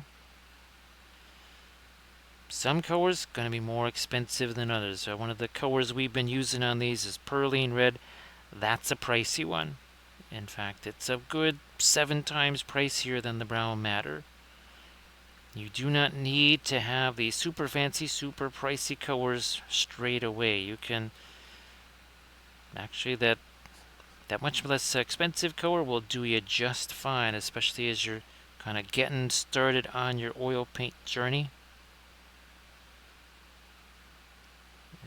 Don't have to be necessarily daunted by price, because actually oils are a much less expensive thing to do than the acrylics, because you just don't need so many colors. I might have 13 out on the palette here. You could literally, 24 colors would be, I mean, that would even cover a lot of the specialty colors. So you don't have to go crazy with lots and lots of paint colors. Going back to sort of a neutral gray here. We've been talking about this a lot tonight. Yeah, let's do a gratuitous film noir. So if we have this, we have this. When we do this, it's almost like we've turned off the object source lighting. Now I'll bring it back, and especially at this angle, and watch what happens to the face. I mean, yeah, it might be lighter on one side, but when the color starts coming back, look at the difference there. We're still not even at 50%. Now, there we are. That didn't really manifest itself, did it, in black and white? But look here in the color. Thanks, Bitron, for posting a link there. Appreciate that. Yeah, I don't think I've actually heard anything all day today from Armored Wolf. It's kind of that time of the year. It's the Renaissance Fair stuff kicking in, and the performance schedule and all that. So it's not really a surprise. Also, too, again, Charity might also be heading back from the Adepticon excursion there. So again, for those wondering what's going to be happening, say to Fort Wapple and such, with the change of venue, apparently they are eyeing a much, much bigger room. So not, instead of just sitting there out in the middle of the hallway, it would actually be in its own room. Everybody please check out that Discord link there that JT just shared. Also, please give JT Stark a follow. And then, oh, thanks, Bitron. So that is the, oh gosh, do we have the Kathy Tribute Gobble figure here? No, we don't. I don't have the, oh, there it is. Yeah, that's, now this is the 28mm version. There's a 28, there is a 54 and a 72 or something like that.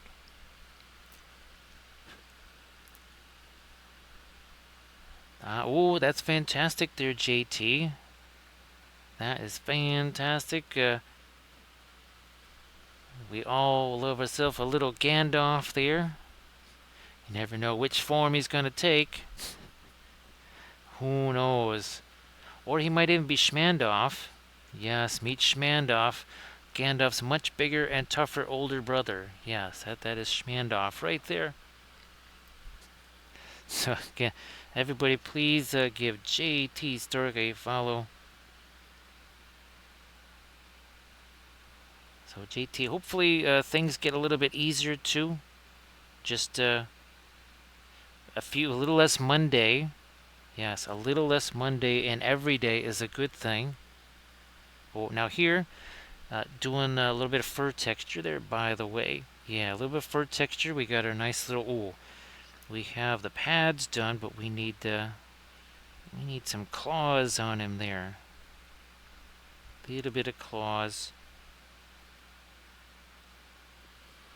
Did I never, oh, I gotta come back. Maybe Van Dyke Brown on that. Well, looky there, that creates us a little bit of contrast too.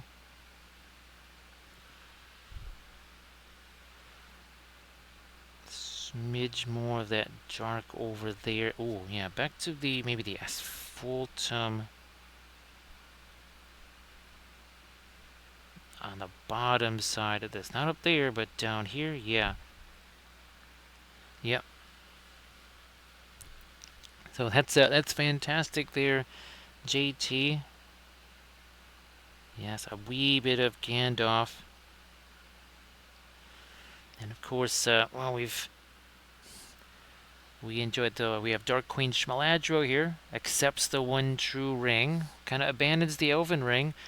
Things get a little bit frosty in Lothlorien, so we've done a whole Galadrim army here in this color scheme. I think we've done 6 cav and, ooh, gee whiz, a variety of infantry, even some hero. I think we did Haldir as well. Yeah, in our last Galadrim. Oh, a little bit of freehand too. Again, just took this design, super simple, so we could do it on all the cloaks.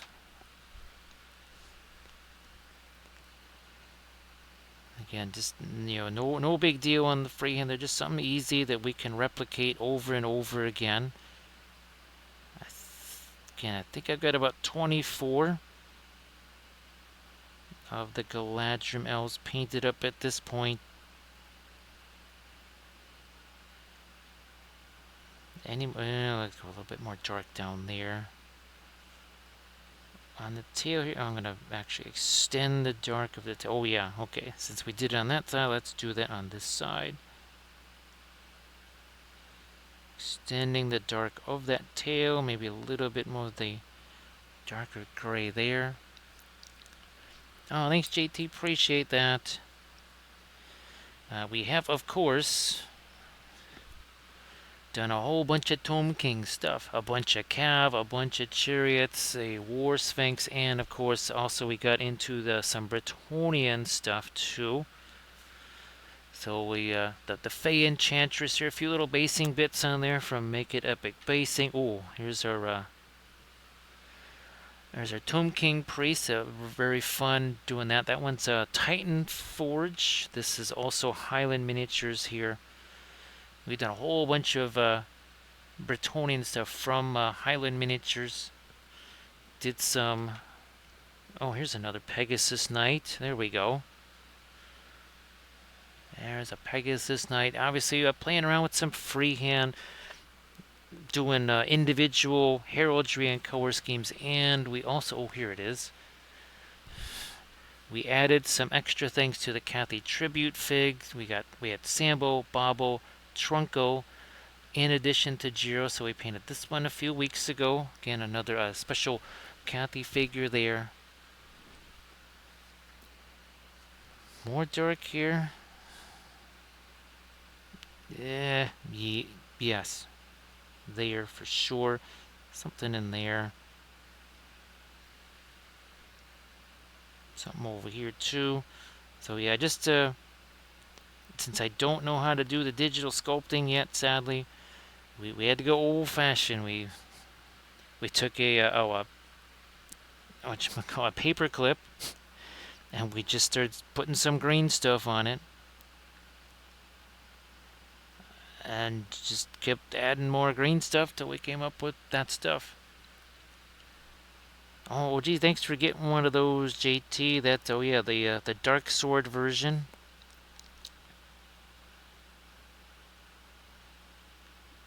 I don't know, gee whiz. You might not have seen then. Here, let me just move this out of the way. The Mega Cathy. So yeah, you can kind of see how big that one is. So this was the original STL file that was sent to us just kind of for approval, right? That, hey, does this look the way you guys want it to? So we also painted this one on stream. So that's, again, look how big Jiro is. It's like, whoa, that wolf kind of worries me. It's like, dude, you're the one that's got the fire right next. It's like, no, you got fire next to you. So yeah, that one, it was actually the same, almost the same size as the Papelia Spellbrush figure that we did on our stream anniversary there.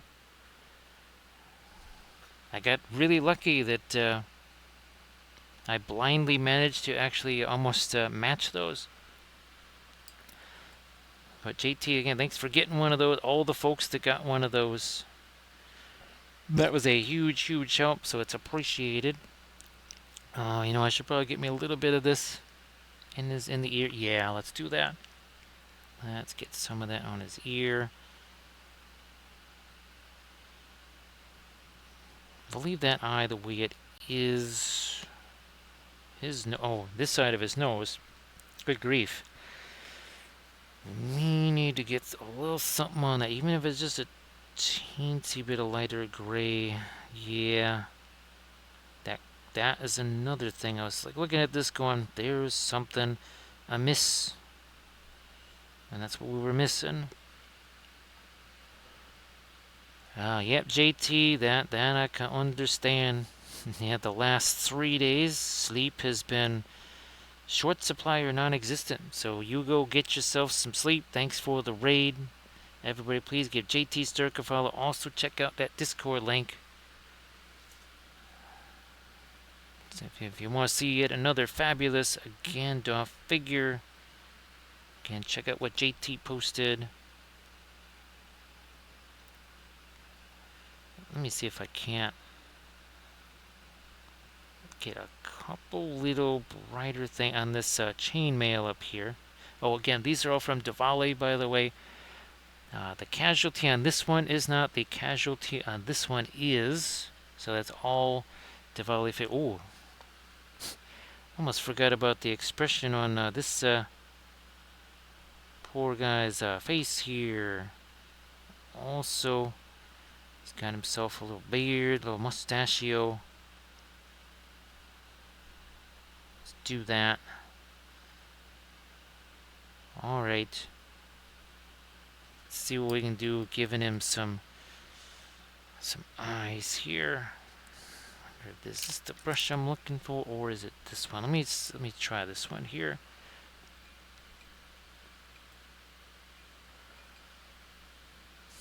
Oh, that's good. That's good, JT. Well, here's hoping you just kind of outlast that, get to the time off, and that'll be fantastic. As we add ourselves a new little hobbit there. Thank you so much, Alex. Appreciate that. So you prefer the raw and wriggling versions? Like, yeah. Although this one might be a little bit gamey. I don't know. I had to chase him around.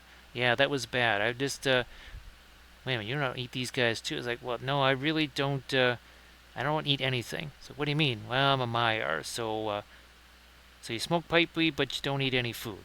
I know it doesn't make sense, does it? Thank you so much. But he did mention pipe weed. What happens on that Gandalf 6? See what happens? You do mention the pipe weed. You don't get the 6. You don't even get a 4. You get the 1. So Gandalf, again, he gave up the game right there. He gave it all up. Paid the price, rolling a 1. Not good in front of one of the drug enforcement agents of Middle-earth. Now, look what we're doing here. So again, we're trying to get the darker portion of the eye here situated. Here, let me get that a little bit dark under the nose. There, so it's there. He's kind of looking up, again, with a good deal of concern. With, again, the big old wolf that's the warg sitting on top of him. Here, let me change that up a little bit. Okay, that one can stay there. This one going to change a bit here. Going to get you right there.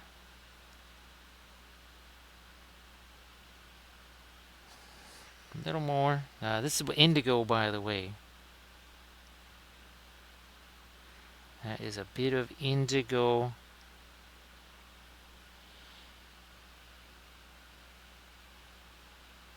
Yeah, I'm going to extend this up a little bit there. Okay. Now we're going to take our skin color, also grade down a little bit. That's going in here. Like so. Maybe I might take some of this. Looking to maybe do some lighter highlights on the... I guess we'll give him the blonde here. Sure. Fine, whatever. We'll do that. Thanks for doing the clip bit throw. Appreciate that. And there's, we've had a bunch of little hobbitses join us here. Gandalf appreciates all of his little hobbitses. Of course, sometimes, though, again, he maybe talks about things he shouldn't be talking about in front of these guys.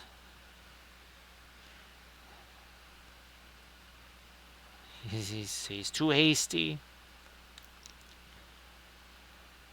Don't want to lighten this up a little bit on the saddle. Maybe so. Maybe. Oh, and by the way, 4 hours and 7 minutes ago, there was no paint on either of these. No paint on the wolves, no paint on the orcs, no paint on the Rohan casualties, or the flames, or the metals, none of that.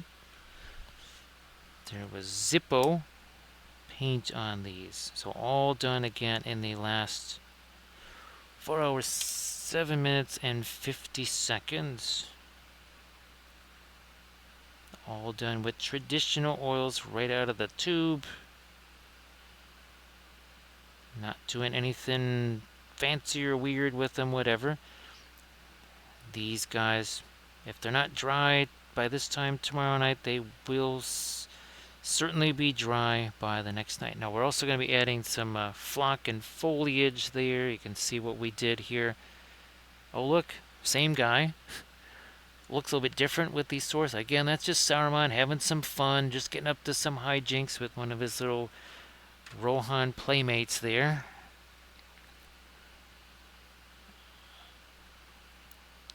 Let's get some of that on the... Oh, yeah.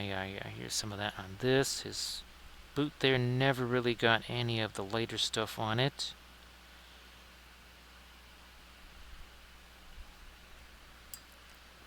Let me see if I can't take maybe the indigo Van Dyke brown here to get some of those darks around the cloak here, maybe even a touch in there, also around there. So this again just essentially a pin line wash, nothing crazy about it. You can see we just touch the brush there, the paint expands out. Why? That's because the oil is much thinner than water, hence the capillary action orders of magnitude better. Yeah, far superior to what any kind of like say contrast paints or whatever. And yeah, let's again, that's a little bit more of the Prussian blue. This thing up here, that's got a whole bunch of white on it. It should we need to change that up. This needs to get a bit of our Prussian blue. Same there, just a touch of it there. Yep. Okay, on the helmet, good to go there. Might also add a little of the Prussian blue there. Also kind of tie up some loose ends. Nope, that is not light enough. I'm gonna go with this. There we are. Okay, now we got something that's gonna look like some metal there.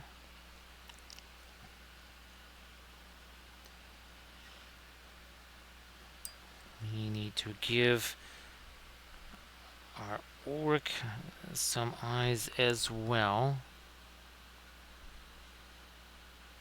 Might darken that down on side where the chainmail is on his face there.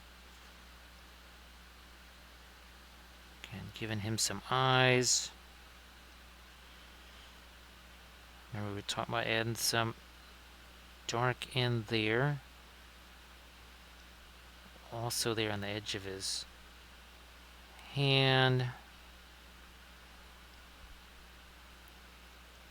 And then up here on that we need to get some kind of a brownish color. So maybe the brown matter and a little bit of our Mars yellow deep.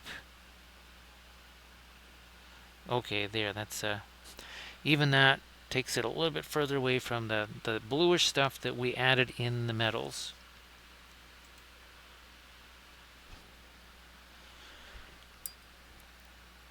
You know what? I'm going to go back here. So we're going to take some of the little touch of the perline red. I'm just looking to tighten up some stuff on the fur here.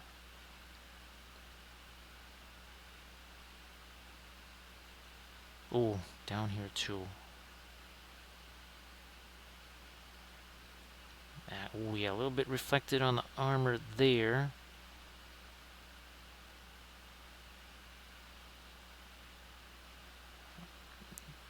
The more the darker skin tone. There we got this little clasp on the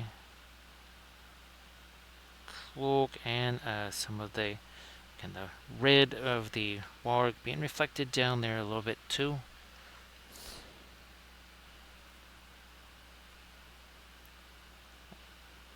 Still have some of the perline crimson on there. Now this they have that's all dark there. I am going to see what happens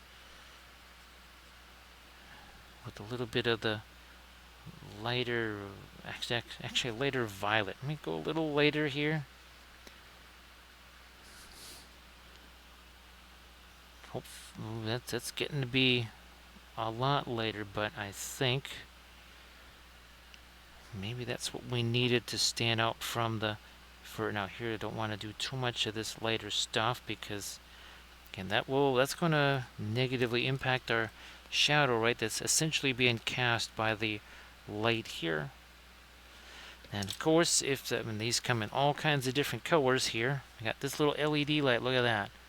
See, that can kind of tell you where that light needs to go. And oh, look at this. Okay, so I'm going to get me a little bit of orange on that leg. Look at that.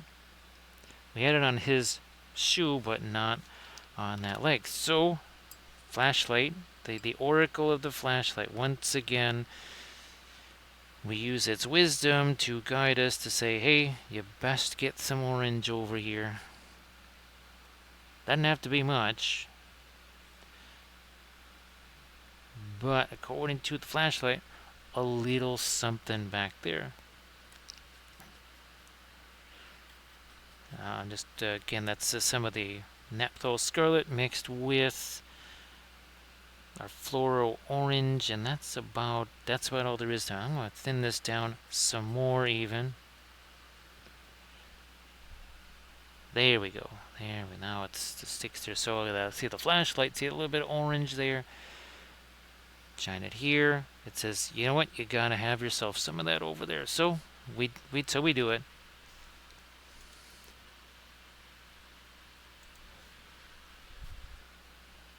And that might do a teensy bit more.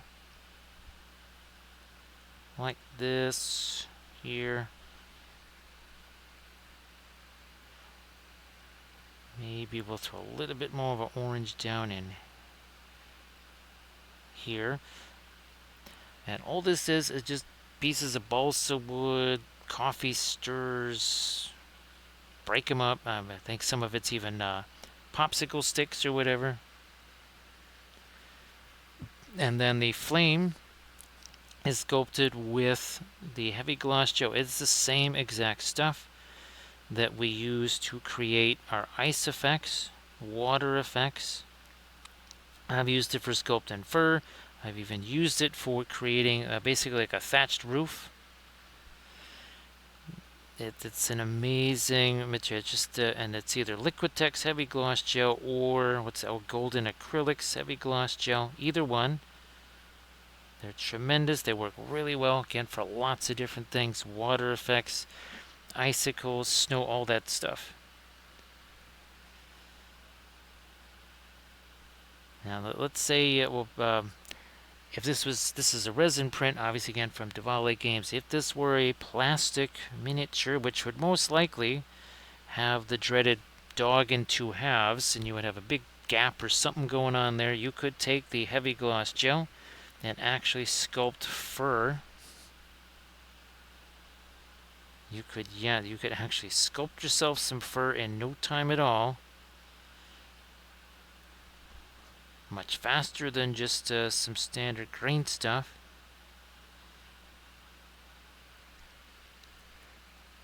And it would fill in the gap. It would be strong, flexible, whatever. So that's another little idea there for dealing with, again, if you had some gaps or whatever.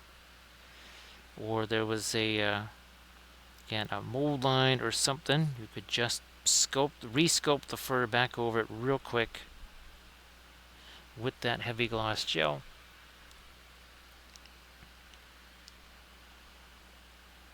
Nope, that's not going to carry any further over there.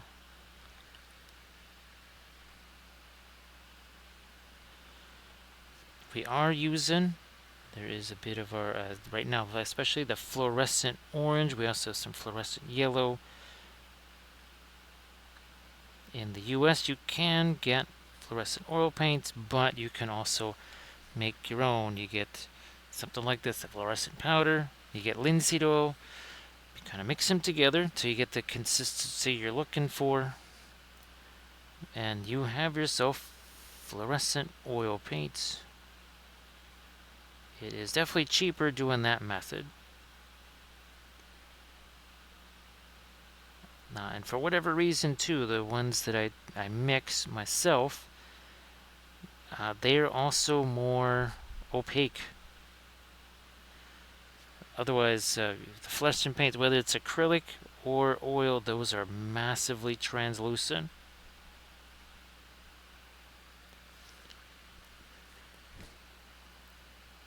And maybe a touch more of our lighter orange here. Something like that. I don't think it reaches the bow. Well, okay. The Oracle of the Flashlight says otherwise. Therefore, we will take some of this. Just gently, a little bit there. What was it was one of our... Well, even here you can see on the end of that weapon there, and that the flashlight just said it reaches all the way up there. It kind of... All this other stuff, you don't see any of the orange, right? Because the shield literally shielded it. Here the Warg stopped most of the light until it reached over there.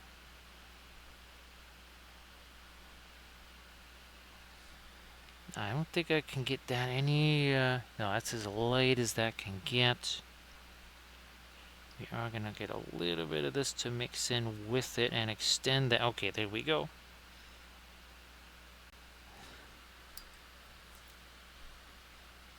So the floral orange again. Do we need to thin this down? No. Okay. Now, the one thing about the floral paint is if it's going to be on the end of stuff like this, maybe we take some of this. This is the Army Painter Anti-Shine. This you can just brush on. That's the only... I don't varnish the oils on a regular basis, whatever. They're so durable. Don't need to do it. I'll do that because some colors can have a little bit of a shine to them. Phthalo green definitely is one of the more common ones. Some reds also can have a bit of a shine to them.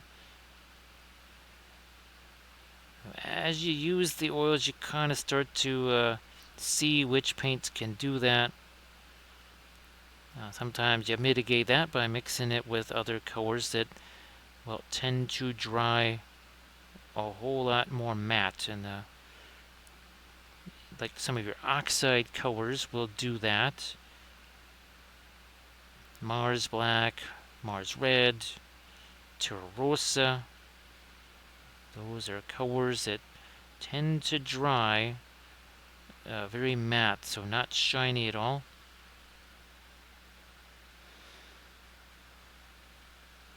Alright, we'll get back here. Let's get our red Warg back out here. Speaking of red, a little bit of the... With some of the Perline Crimson mixed with some of the Van Dyke Brown. Blending brush. Well, this is a micro blending brush. There we go. Because there's that little bit of a buckle right there. Let's see if I can't work around. Okay, there we go. Now I can sort of see that a little bit better. So again, some of the Van Dyke Brown, or no, it's Indigo. Indigo and the Perline Crimson.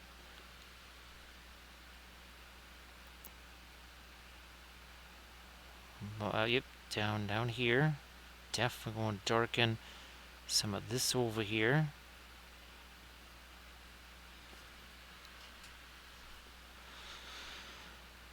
This too. Just to, well, separate a couple of these things of fur here.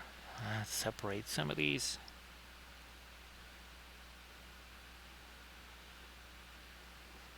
There we are. Now, generally, Instagram is where a lot of the finished miniatures go to be shown off with their pictures. Now that we are really starting to compile some significant armies, there's at least 4 armies now. No, more like 5 armies, or even a half a dozen where I've got 1,000 points worth. Obviously, our Fangorn Forest, we got 1,000 there. Also 1,000 points of Dol Guldur. Ironically enough, those 2,000 point armies together is something like 23 miniatures. Both of them, so 2,000 points combined. Only 23 figs. Well, Treeman, Sauron, Wraiths. I do believe we have ourselves I think I have almost 1,000 points of canned, and almost 1,000 points of Easterlings. If I get one of my Mumoks ready to go, then I got myself 1,000 points of Harad. Moria, we got a bunch of things to add to that. I think just straight up Moria probably have 600 points of that maybe. Oh, I gotta find that Watcher in the Water. Print that out again. Well, I know I have a couple of them printed, but that would make for a very fun stream. Moonlight, water effects. Now we need the lighter thing that's actually kind of holding down that tusk or whatever that thing is. Good enough there. I'll try some of this and maybe some of the yellow. Lighten that up too. There we go.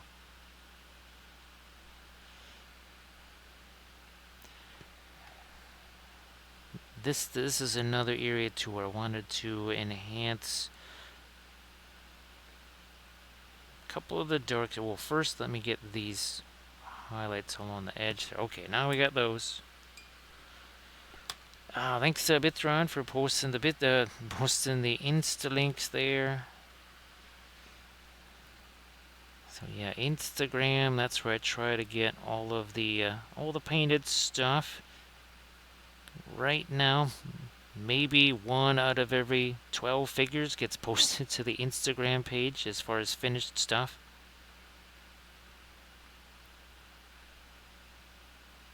Oh, I never did get the... Oh, that's what's going on there. Okay. We did it kind of on this side, but not over on this side. That darker edge over there.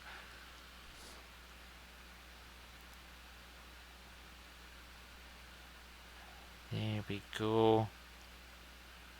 So Bitra, I hope that that method will work. Be nice and quick and easy to get the tiles straightened out again. Actually, if you wanted to share the tile project in the chat there, that would be great. Let me see. No, that might be too much of the... I'm going to try it anyway there. Yeah, let's a little bit of that maybe.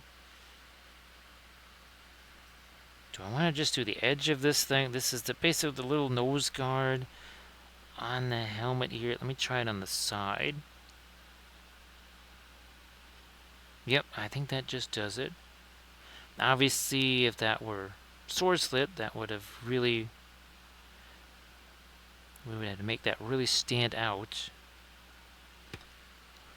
So everybody check out the Instagram link there. Again, the Bitron posted. That is it's a really fabulous terrain there. Boy, Bitron, I know you got all the variety there, but geez, I just keep thinking of how much just straight up table space. If you just use every single tile, not necessarily trying to create different environments, just that covers about a 12 by 12 table at this point. You know what we do need, I think. Yeah. Also here too. We'll do that. We will take that brush to blend it a little bit. Okay, we got that set. Now over here, back to our green. And this is actually going to be sort of a cooler green here, because that's actually the inside of the cloak. Oh, let's do some of that here. Can't be too late, though. That might be almost too late, but yeah, I can tone it down if I feel like it is. Remember, he's in shadow with this big old warg sitting on top of him. Oh, sorry about that, Pithron. I know you kind of want to get in as much as you can before the hours get all bonkers again.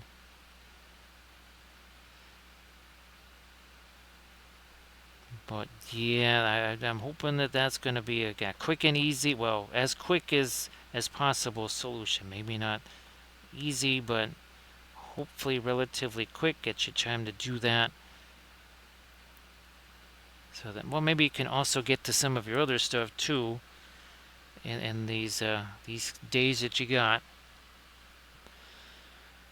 So yeah, we will be adding not so much with the grass, more ground cover type stuff there.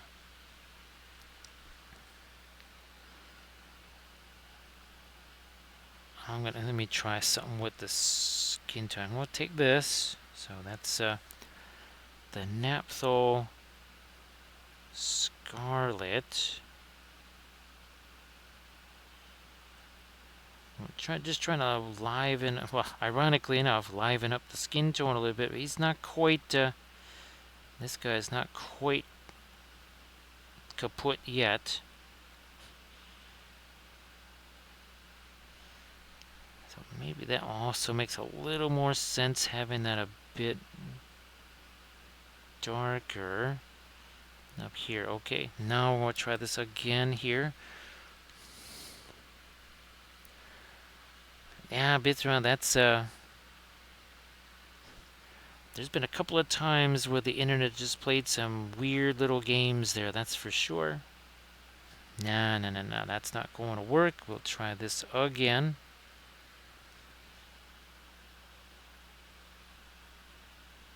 That seems to work a little bit better, and we're also going to get rid of that.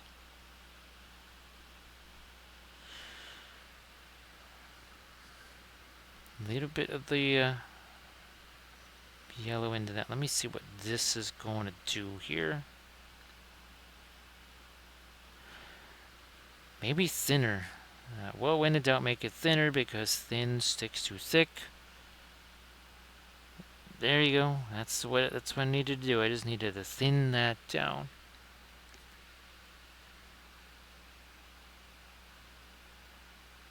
That is what we needed to do.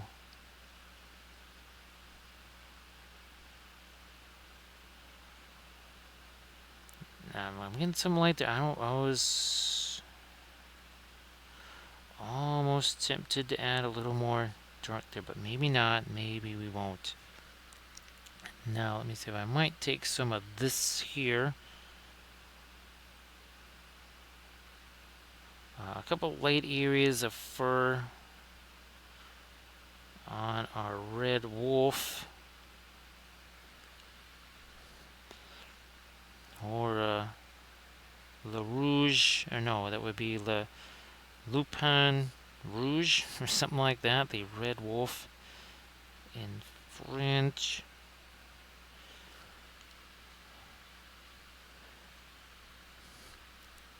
Yeah, geez, Bitter, I know with some of my older machines here, it keeps saying, oh, yours, it's not compatible for Windows 11. I don't care. Didn't really want Windows 10.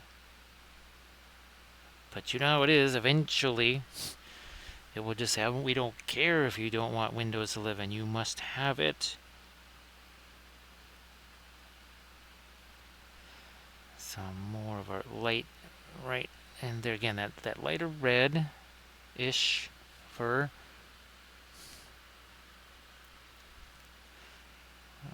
Trying to get a little bit of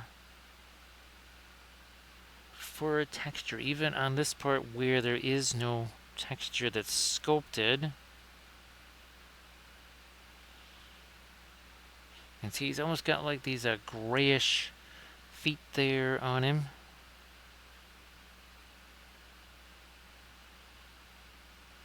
Yes, indeed. Yeah, Bitron, that can happen too. Yep.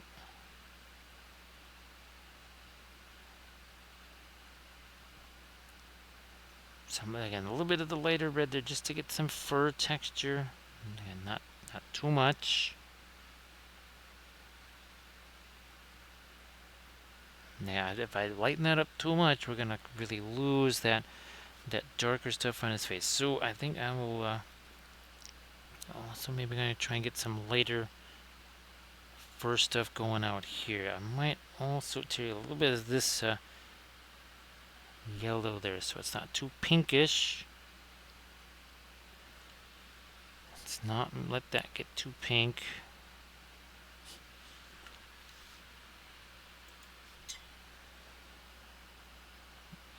Couple of oh yeah, here let's maybe do a little more on the tail out here.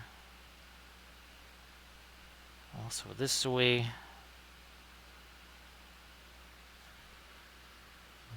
Where else are we doing this here? Over here now.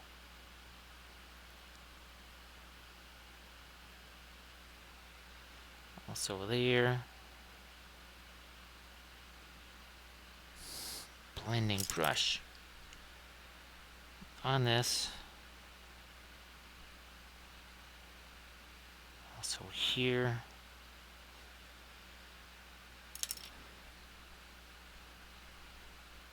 Anything else to yeah, okay. We'll touch the lighter stuff down there, not too much. Not too much.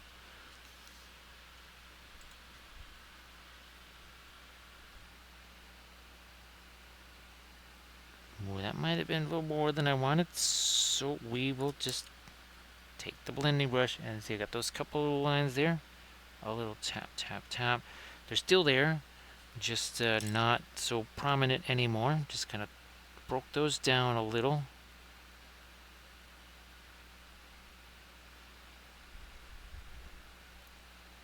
There's okay here. Let's caress the brush. Don't crush the brush. Because if I got this death grip on it, well, how exactly is it supposed to get in there?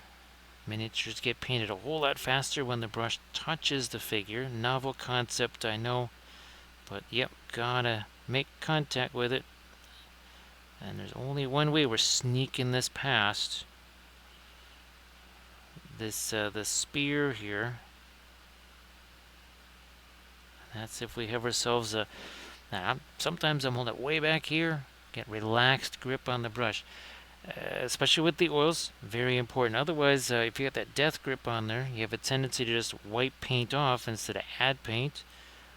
Other thing too, and folks they've confirmed this. I always tell them this: if you have that lighter grip on the brush, you'd just be less tired after a painting session because you're just not going to be tense.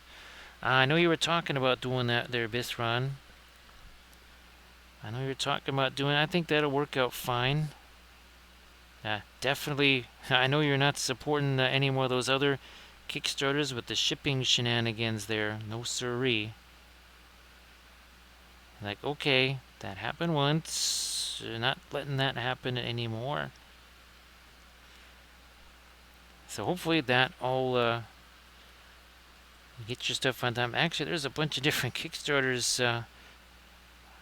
I have to actually check that out and see where the heck are the rewards. Although I know sometimes they do that thing where you have to like confirm address and all this other stuff. It's like, really, in the 2 weeks, my address hasn't changed. But I guess I need to go check some of that. I'm trying to get a little bit of a darker horizon line and some parts of the helmet here, by the way. No, that dark didn't need to go there. So let's go back with this lighter stuff here. Hopefully that is not too much of a inline wash, but that's got to go right up there.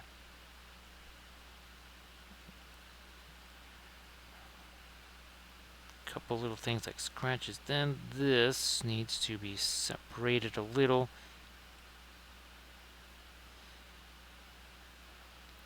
I guess I could add some light to that. Well, again, we're just going at a spear. Oh, that's good, Bithron. I'm glad you have that option too. Oh, I never really did get the lighter green on his fingers. Now we do. I see what this is now. It's like the quiver on the other guy. I just couldn't quite figure out exactly how that was sculpted. Now I see what this is by seeing this over here. That's an interesting little wrap there around his legs.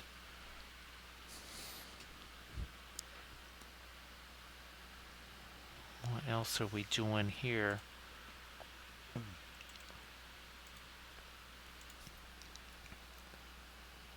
Maybe some. Let me try some of the Van Dyke brown here. Along this. Okay, that's another little edge where that is pretty handy. We got these bits of armor here. Do they have their darkest dark on them? Sort of. And then I guess the next question is, do I want to add some more of the rust stuff on there? Not super sure on that here. Let me take this away. Is that another? Yeah, I'm going to try and get some of the sharper stuff underneath these armor plates. Now, I might need to add some more dark over there. Because we need that high contrast stuff. Even in metals that are kind of on the more, I guess, what would you say, worn side or rusted or corroded. Still need a little something there.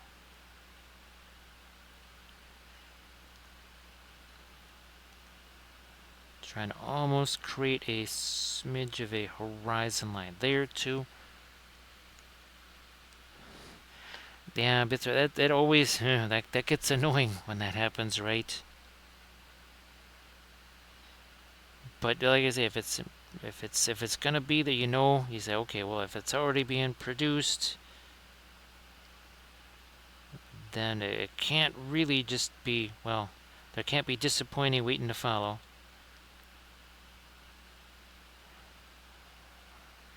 On this, but let me try. Oh, let me go back to the brown matter again. Ooh. You know what? Oh, this is another fast drying color. That's right. This is one of those you could almost swear it had alkyds in it or something. Because, yeah, that's actually, well, this has been out here since kind of earlier today when I did a little live session with somebody on the Zooms. So, yeah, that has really, over the course of being out here all during the day, wow. That really is starting to dry. I knew that was one of the things I kind of liked about it, was that it set up quick and dried quick. That was what was weird about some of the other madder colors. They didn't seem to have the same thing. And it's based on the madder plant. Okay. Let me, Terra Rosa, there it is. Some Terra Rosa, I'm going to thin it down a little more. Yes, I can't do too much on that side because then it's just going to look like firelight. So I'm going to let some of the rusty stuff happen on this side instead. And then, yeah, hopefully that now doesn't look like rust over on that side. I think now that it's almost 3 in the morning here, 2:52, and we've been doing this for, oh geez, almost 5 hours. I think I'm going to head on over to Drax. Yes, as you want to make sure we get a chance to raid Drax. So thanks, Bithron, for doing the clips and also posting the links. Appreciate that. Doing double duty there. Also taking on Armored Wolf stuff. So appreciate that. Also want to say thanks for all the bits and the subs and the follows and the cheers and the raids. We appreciate those too. So a little review here. 4 hours 43 minutes ago, these two had no paint on them. Now they have lots of paint. Oh, thanks, A Deep. Oh, geez, it's super late for you. Holy smokes. It's very, very late for you. So thanks again, and I'll, like I said, I got some things I can send you. And Bithron, I'll send you those pictures there of the Babylon 5 paintings. Oh, geez, thanks, T-Cat. Awful late for you, too. Holy smokes. So thanks, everybody, for hanging out. I appreciate that. And then thanks for letting me do some more of the doggies here, because, I mean, they need to get done anyways, but it's always really fun painting these with their little friends, with their wee little friends. So again, here we're getting that raid countdown underway. And then we'll say hello to Drax. So thanks, Bitron. See ya in a bit here after the stream.